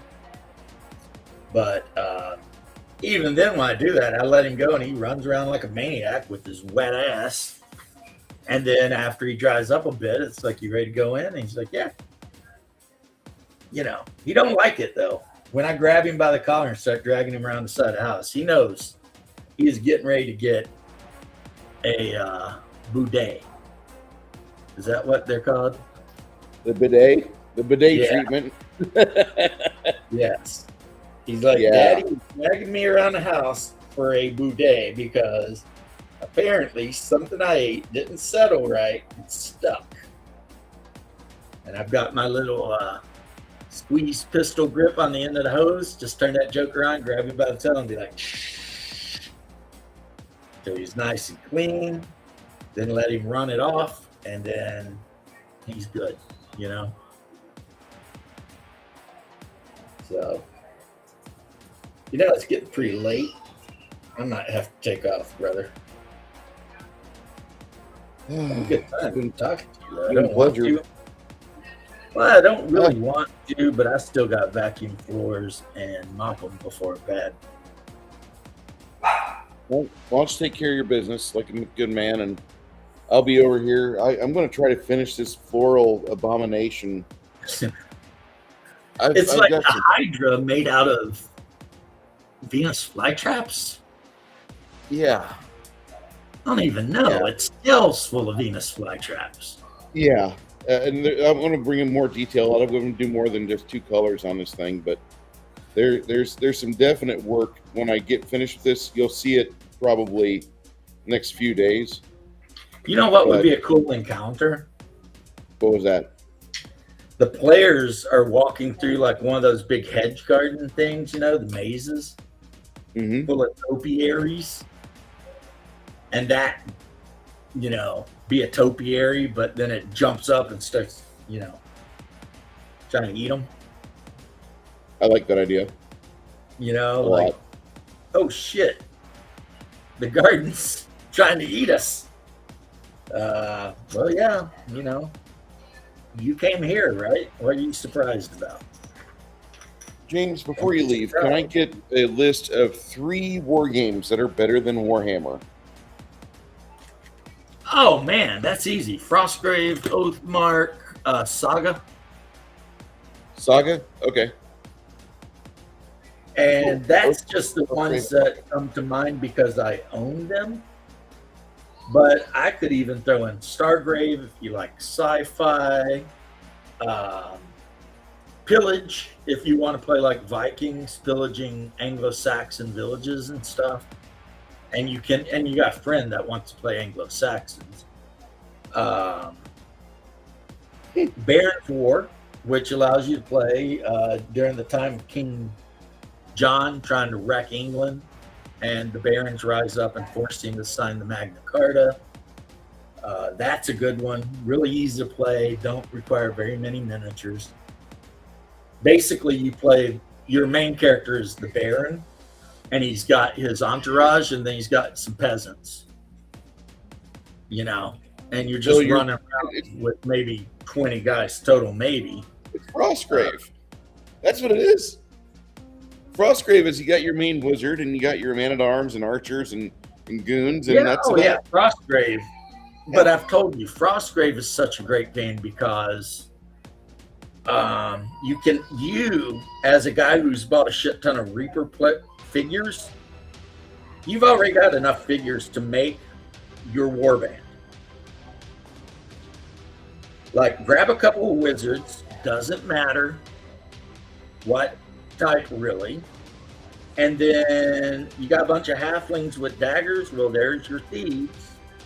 You got a bunch of randos that aren't heavily armored with like one-hand weapon and no shield, there's thugs. And then as you buy other troops, like, you know, if you buy a Templar, well, you need a heavily armored guy with a great weapon. You buying a Paladin, you need a heavy armored guy with a sword and a shield. Spearman, you know the deal. You need a guy with a spear. Archers got bows, crossbowmen got crossbows. That is literally how you make a warband. Each type of character costs X amount of gold to field, except for thugs and thieves. They cost 0. And when you go into a game against 1 to 3 other players, the big rule is you can only bring 10 total figures. That's it. Only 10. I mean, your warband might have 15 figures in it. As a matter of fact, one of the things they do is you have the between battles part of the game. And if you decide to set up your warband in a tavern, then the number of figures in your warband can be more than otherwise, right? But and you might wonder, well, since you can only take 10 guys, why have more? Just in case your dudes all get killed and you want to go into another battle and you don't have enough gold to replace the guys that got killed, but you've got a couple guys hanging around the old tavern, right? So say you store a couple of the guys that cost money at the tavern for a rainy day, right? You can do that. You can actually hire or have built or whatever a kennel master, which allows you to field hounds as part of your group. Nice. You can have an aviary, which allows you to field ravens as part of your group. Yeah, there's really like no end to all the kind of crazy shit you can do in that game. And then Oathmark is kind of that game, except you need about 100 figures, and they're all going to be organized into units of between 5 and 20. And you're going to have a general and possibly a wizard, maybe a giant or something. And you're playing on a, 3 by whatever table, and you're duking it out, rank and flank style. So like ancient or medieval combat, except again, you can field pretty much any freaking miniatures you want. So, because in Oathmark, before you build your army, you build your kingdom. And that means you pick a number of provinces, and then the number of or the type of figures you can field in your army is determined by the provinces. So let's say you decide your capital is going to be a human city. Well, then your general and everything has to be a human, and you can start with like a bunch of basic human troop types, right? But you decide the next province in your city is a great forest. Well, now all of a sudden you can field elves and elf archers. And then another part of your city is a mountain range. Well, here come the dwarves. And then maybe a part of your city is a bunch of ruins and shit. Well, now you got goblins. And on and so forth, right? Now, my opinion, because how I play the game is, I always go 100% human.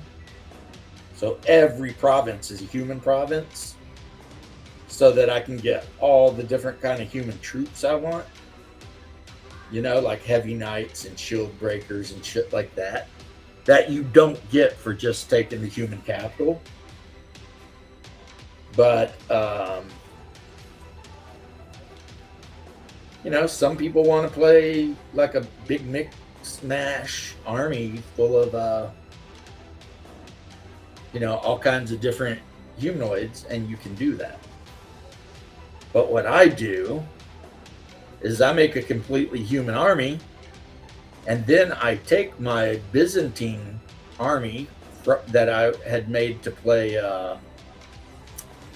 what's it called? Warhammer Ancients. And I just use them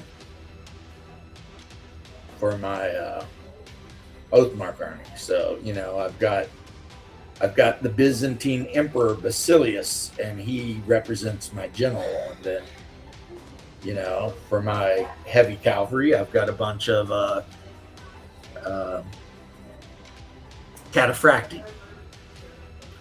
And then for my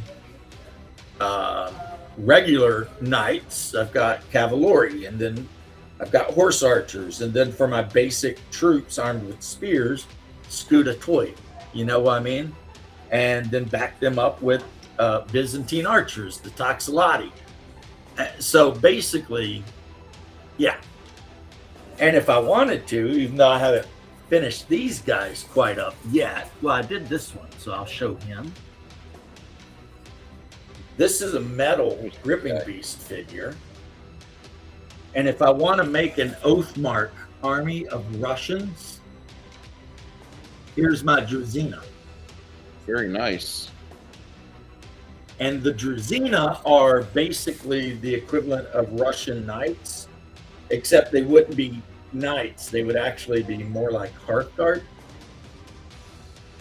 So basically a Russian lord would have his relatives and his trusted heroes, and those would be his Druzina. So yeah, you got the Russian noble and his boys, and then they'll be backed up by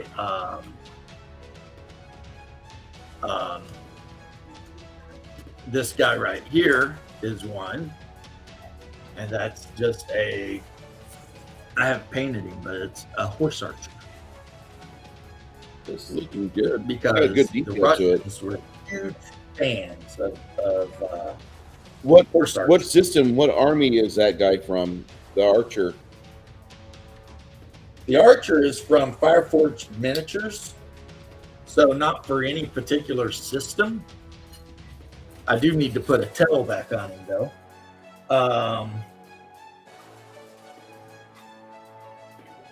But like I said, the thing with Oathmark is you have these broad troop types. So if you're playing human or elf or whatever, you're going to have a unit that's pretty much the equivalent of mounted archers, right? Yes. And there's no rule saying the miniatures have to be Northwind Miniatures guys, right?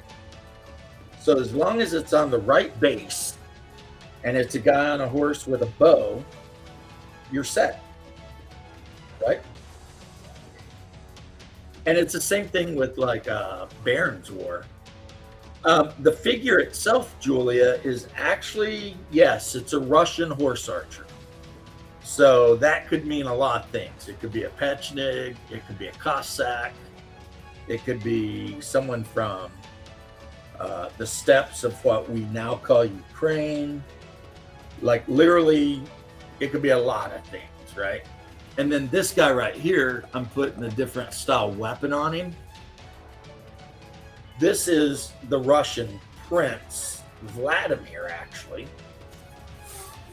I clipped his hand off because I wanted to put an axe there instead of a sword.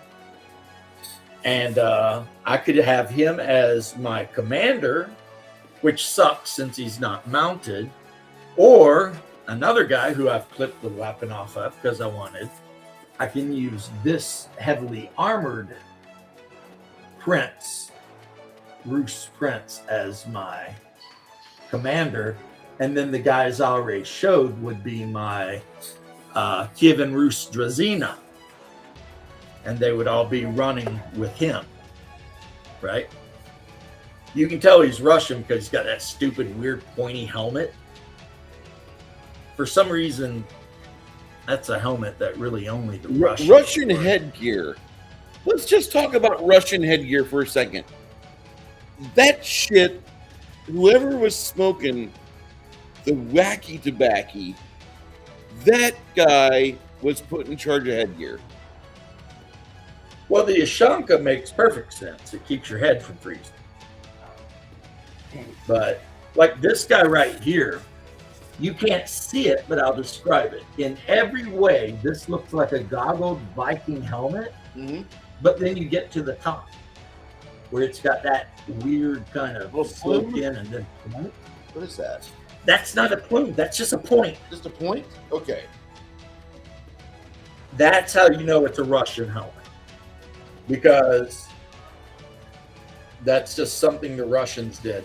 And another way you know this guy's not just a typical Viking on a horse is he's wearing chainmail, but his breastplate is the Russian style lamellar over the breastplate.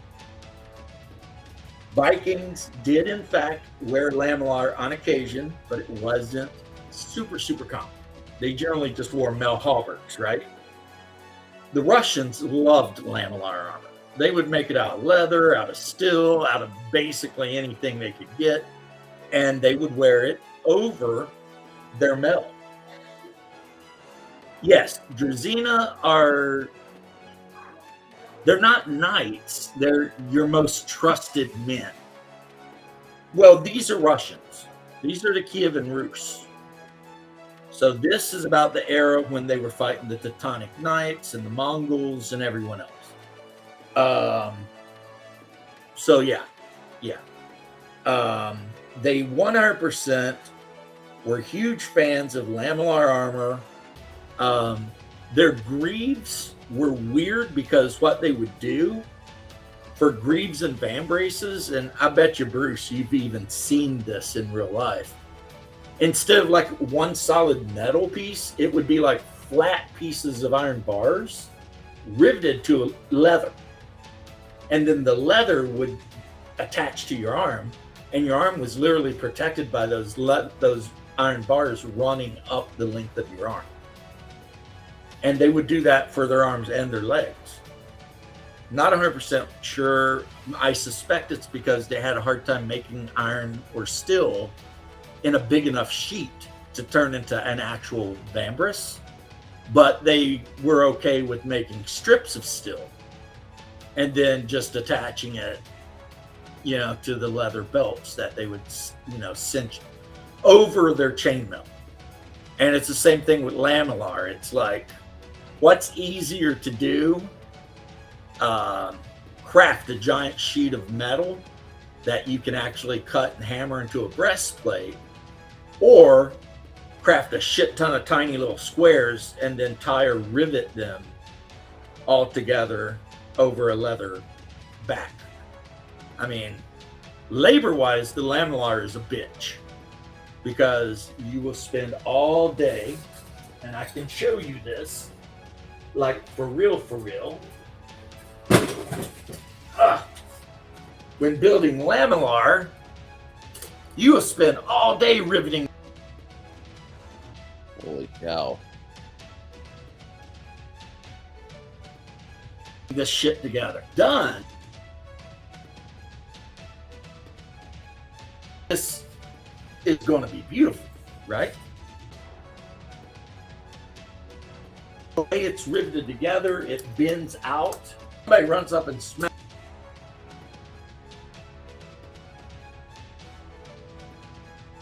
smashes you in your lamellar armor. Locks up flat. James, your internet's getting a little spotty, bud. Labor in. I have to over, and only then can I put the belts on it so that I can actually wear it. Yes, I have to come up like this, directly across and then down, and then do the same thing. And why? To wear it over chainmail. Because you really normally wouldn't wear this by itself. That's the thing with lamellar. It would typically be worn over a coat of mail. And like I said, it all comes down to the fact that as wonderful and as cool as we all know our mail is, our big, it's pretty, it's a pain in the ass. And I have worked on it in a month plus. I used to make armor for the SCA, which is like a nerd group in America where you wear armor, beat shit out of each other with wooden clubs. This is Byzantine style lamellar, by the way. So the Eastern Empire, their heaviest armored guys would you'd put on your cotton cloth armor, gambeson. Then you would put on a Mel Hallberg that went from your knees and all the way down to your wrists. Then you would put this breastplate on. And if you want to get really crazy, imagine like just 2 strips of this would be attached over each shoulder, hanging down. See what I mean? Like that. And then if you want to get extra crazy, you'd have a piece just like this, but attached to your belt on either side to guard your upper thighs. So basically, by the time you had all that armor on, you probably had 150 pounds worth of armor. You probably have to go take a poop.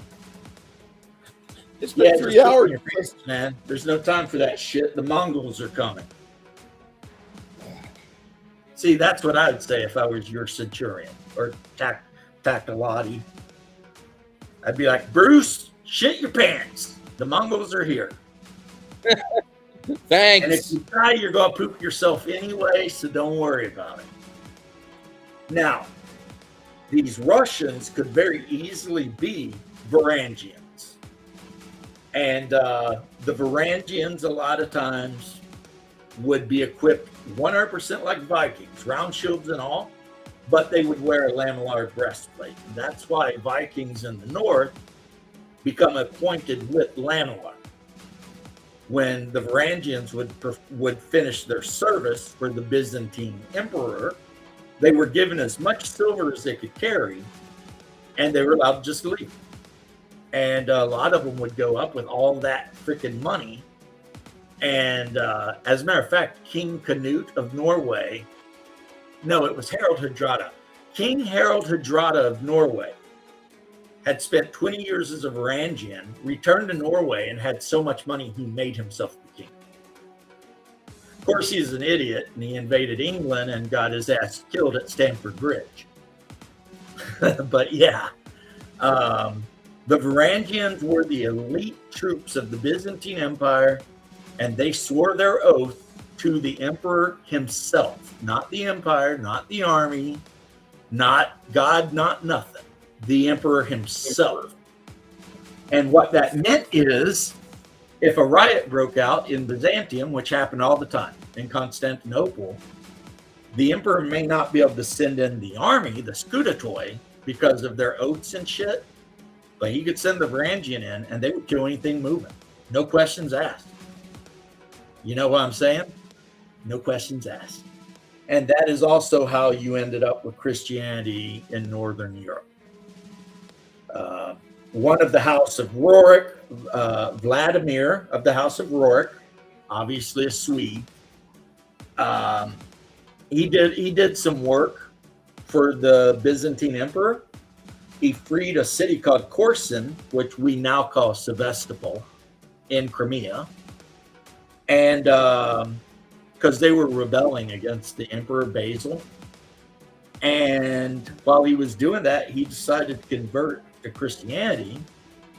And then when he went back home to Kiev, he had everyone else convert too, and he buried their ancient Russian gods, Belobog and Chernobog and all of that. And that's how Orthodox Christianity actually spread to Russia. It was a Viking noble. Oh, that's a cool looking. Is that the colossal skeleton? This is. I was looking at that bad boy so hard last night, and now that I see it, I'm like, ooh, that is colossal. So there you go, Julia. There's some history you never, probably in your entire life, gave a shit about or wanted to know. But yeah, the leader of the House of Rurik had 3 sons, Yaropolk, Oleg, and Vladimir. Vladimir was considered the weakest of the 3 because his mother was a Slav and also a servant, whereas Yaropolk and Oleg, their father and their mother, were Vikings or Swedish nobility. So the 2 brothers always looked down on the 3rd brother because he's half-breed. Yaropolk wasn't even Yaropolk's fault, but basically Oleg dies. And then Vladimir returns from Viking. He'd been out on a longboat just raiding the shit out of everything in the Baltic.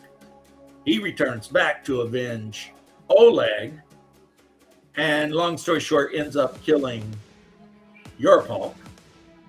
And then the Eastern Roman Emperor offers them a shit ton of treasure if he will take his men to free Coruscant.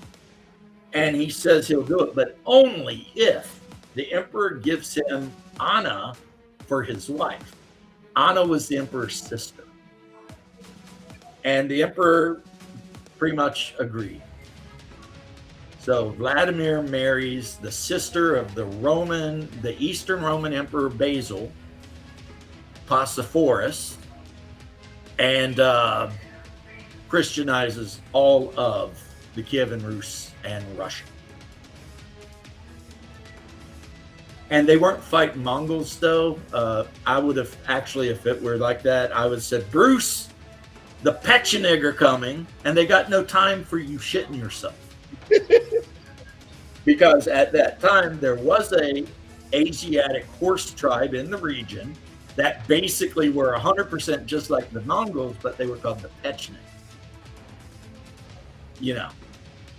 And of course, you always had Tartars and Khazars and Bulgars that you could also spook yourself while you're trying to fight.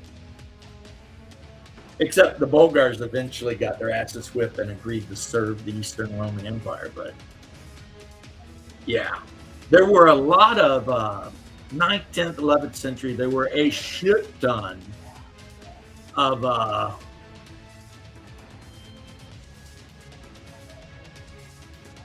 understand that. Yeah. So Swedes were allies. Hinter Grutweisen, Sergil. I don't know Sergil so much.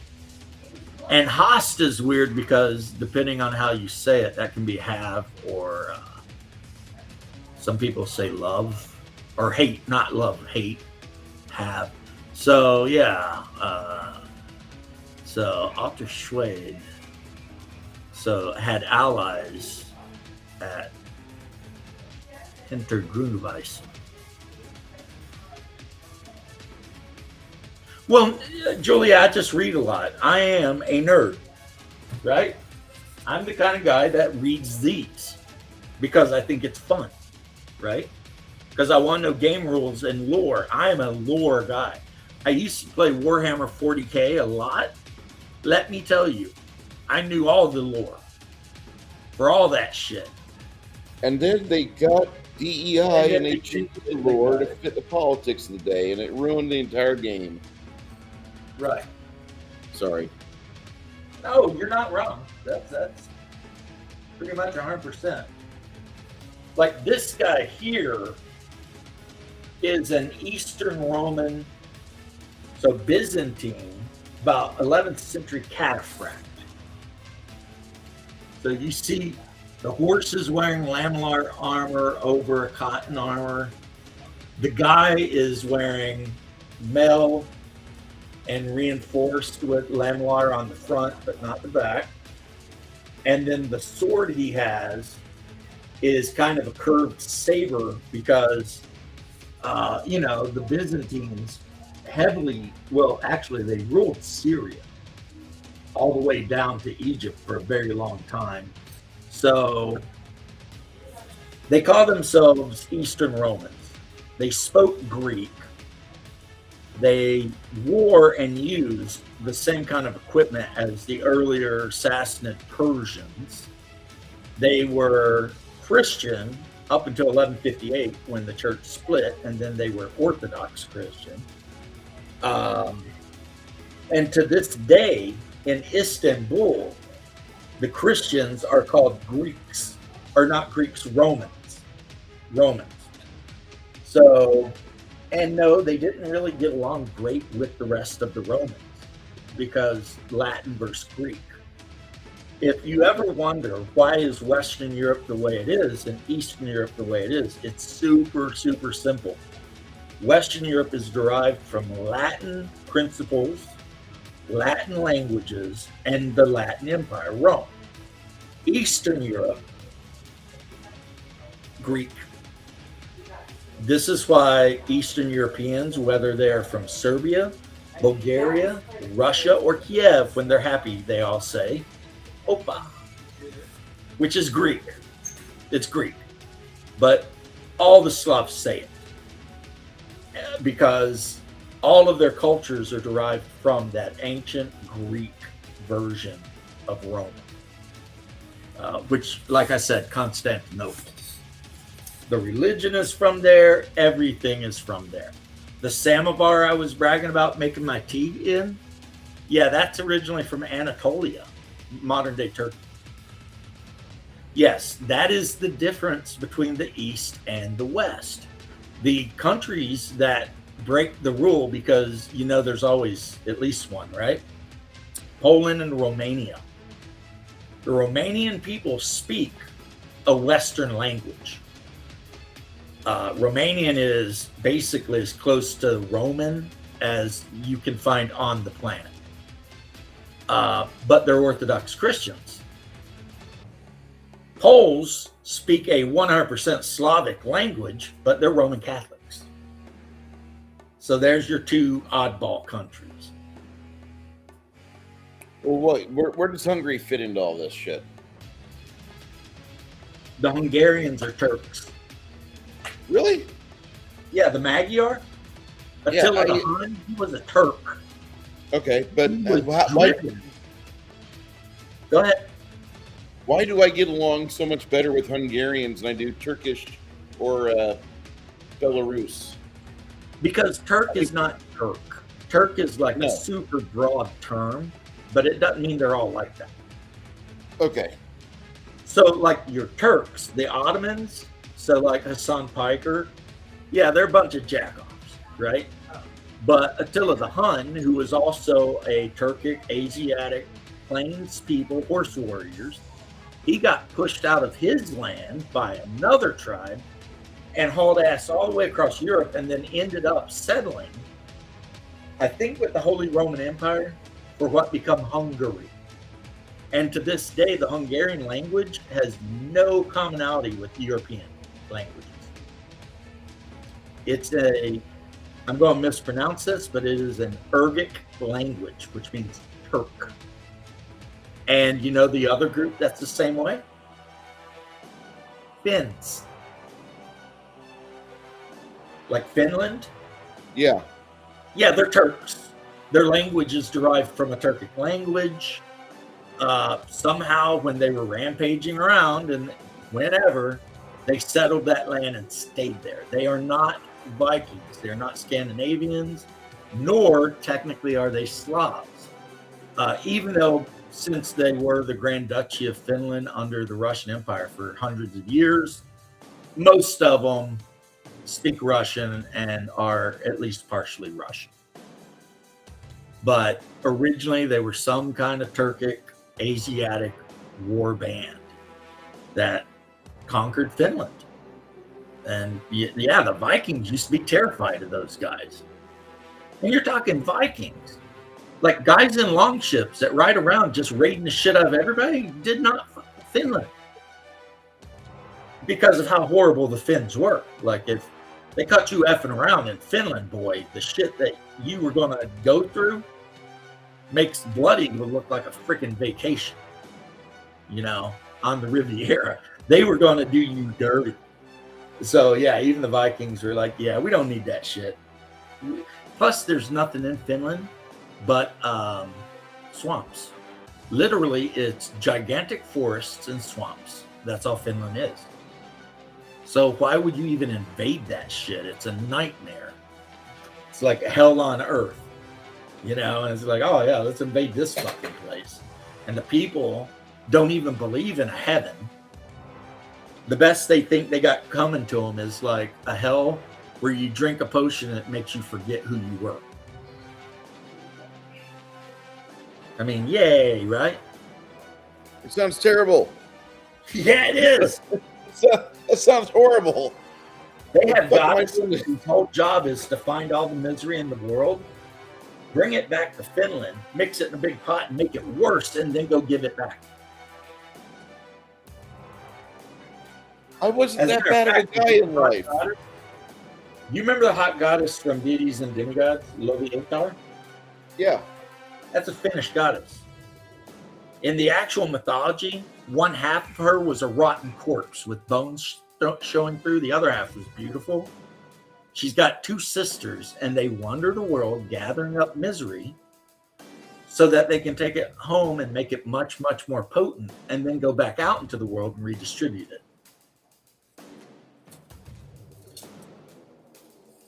Literally, the Finns had not one single deity you could consider to be a good god. Not even one. They were all gods of like death and disease and,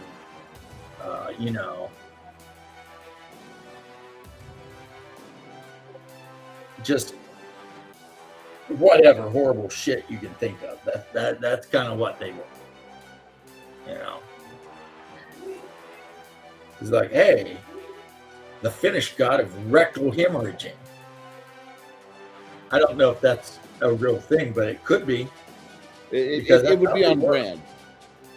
Yeah, it'd be on brand, right? That's what I'm saying. That's kind of how they were, man. They just like, yeah. Look into Finnish mythology if you want. And what's crazy is Finnish mythology is what Tolkien based the Lord of the Rings on. He based Lord of the Rings off of the Finnish myths and legends. Right. With what's his name? Lukamoinen and Voidamoinen. They were the wizards that could sing shit into existence. Yep. Well, things, not shit, things. They could sing, and it would just cause things to exist. And they were constantly duking it out with this evil bitch from the north named Luhai, whose son was the god of death. There's a whole story about how the sea got salty, and it was because they tried to steal this big salt grinder from Luhai, and as they were traveling home, Luhai sank the ship, and the giant salt grinder fell to the bottom of the ocean, but it kept grinding, and that's why the ocean's salty. I remember that story.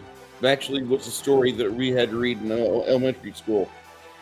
Yeah, and that's just the start. Like Voidamoinen needed to go to Finland or some shit, so he tied the wind in the 7 knots and he surfed across the ocean on a whalebone.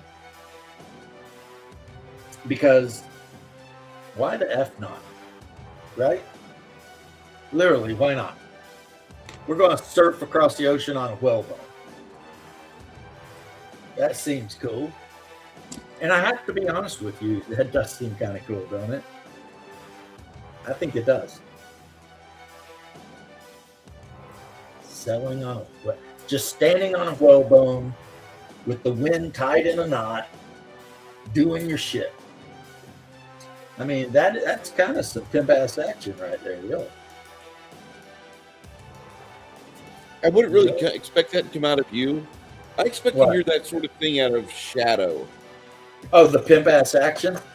But yeah, he's just surfing down the ocean off the surface of the Whitecaps with the wind at his back on a whalebone. And if you listen to me long enough, I'll teach you how to do this in your own Arduino game at home. Yeah, I wonder what spell that was, because he sang to bring up the winds and then he tied them in a knot. And I'm not sure now that's that not a spell. Why. That's not Like, a spell. why didn't That he actually get in a knot? that is a 7th level bard minimum to be able to conjure winds with your voice and performance, and then afterwards to sustain it, you'd probably have to be like 13th or 14th level to be able to do that for hours. And that was their deal. It was like all of the most powerful mages discussed in the Finnish stuff were actually, you're right, they were more like bards.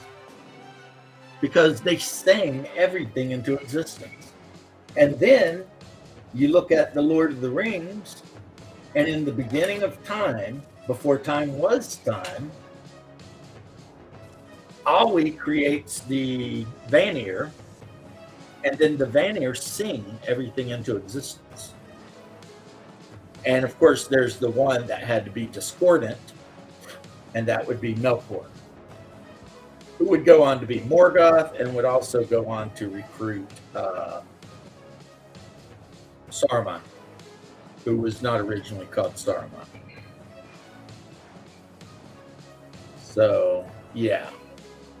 Reality was literally a song sang into existence by deities that weren't really deities in the name of a god that, you know, it's kind of like how they created the dwarves first.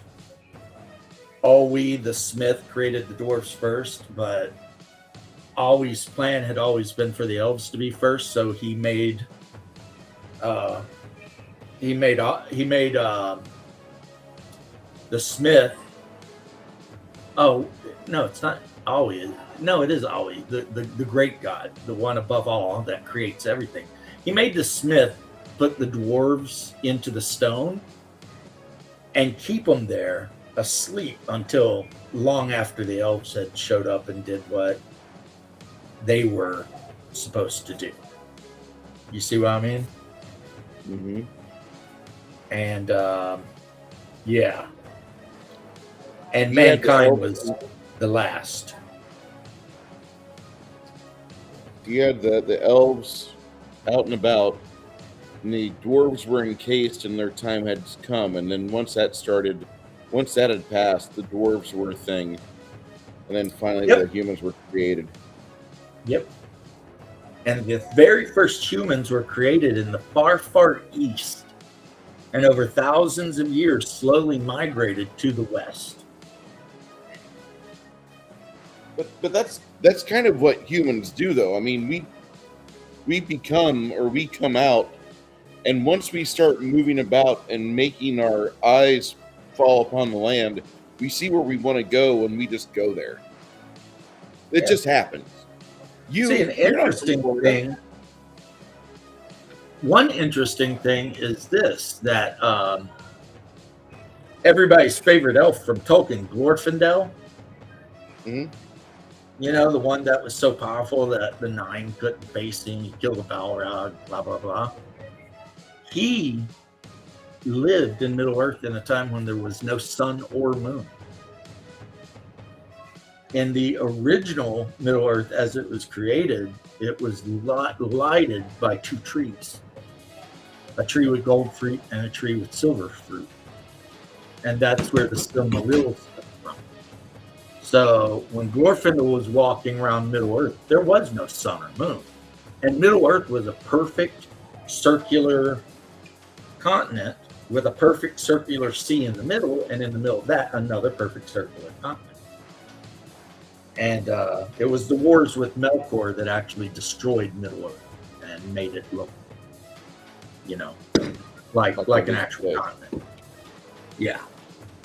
And in the end, after the Silmarils were destroyed, they saved two of the fruits and they built gigantic towers and put the fruit on top to light the world. But that didn't work either because Melkor cast down the giant pillars, which literally split mountain ranges and effed everything up. And then eventually Olwe had to step in and be like, F this shit, and create the sun and the moon. Because, you know, because Melkor wouldn't stop being a jerk. And then even more jerkish, he captured a bunch of elves from way early on and he tortured and effed with them until they become orcs. Kind of an ass move of him, right? Kind of a dick move. The other day I showed you my Irish skirmisher type assholes. Yeah. You got them based? Well, yeah. These are my Irish chieftains. Those look really good. Well, they Those are- need shading and basing and their hair. But the thing with the Irish, the chieftains actually would wear armor, even though a lot of times they'd be barefooted because they're running through the swamp and everything. You know, run through the jungle. Dun, dun, dun, dun. Yeah. So, yeah, they would wear mail. But the other thing that was interesting about the ancient Irish, their chieftains in the Dark Ages, their preferred weapon was a Dane axe. So that's why you look at the unit of Irish chieftains and they're all carrying these big freaking two-handed axes, right? Because that was their deal, man. That was their boggle. They'd armor up, carry big ass Dane axes, and just run around throwing it down, right? Meanwhile, your average Irish warrior would be wearing a cotton robe, a shield, and maybe a spear or a handful of javelins. Like this is your average Irish warriors. Yeah. Like they're not even wearing shirts. The Irish were the only guys that I can think of that, in theory, should have given the Romans problems, because the Romans liked the pilum. The Romans liked that javelin-like weapon that would break once they it would loved hit. it. Yeah. But the Irish really weren't affected by the pilums like everybody else was, because the Irish didn't favor being armored. Yeah, And they the were. pilum- They rarely wore armor, and they could just chuck their shield down it in a freaking hot minute. It didn't matter. Yeah. Those that even carried the shield, because like I said, the chieftains used two-handed weapons usually. Now this guy, I'll show you this before I go. I do gotta go, but you know how it is talking to you, Bruce. I get so comfortable just sitting here bullshitting around.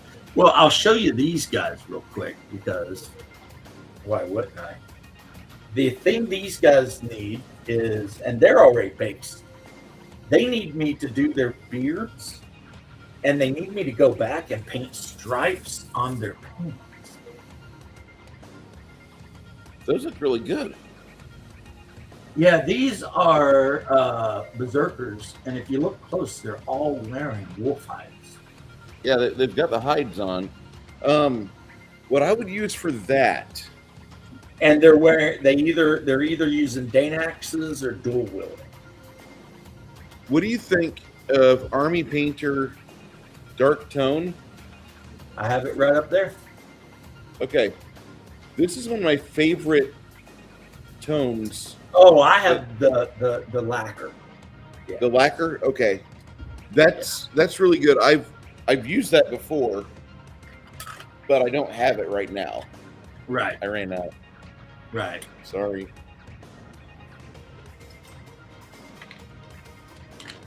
You enjoy your night. Are you going to be playing today or no?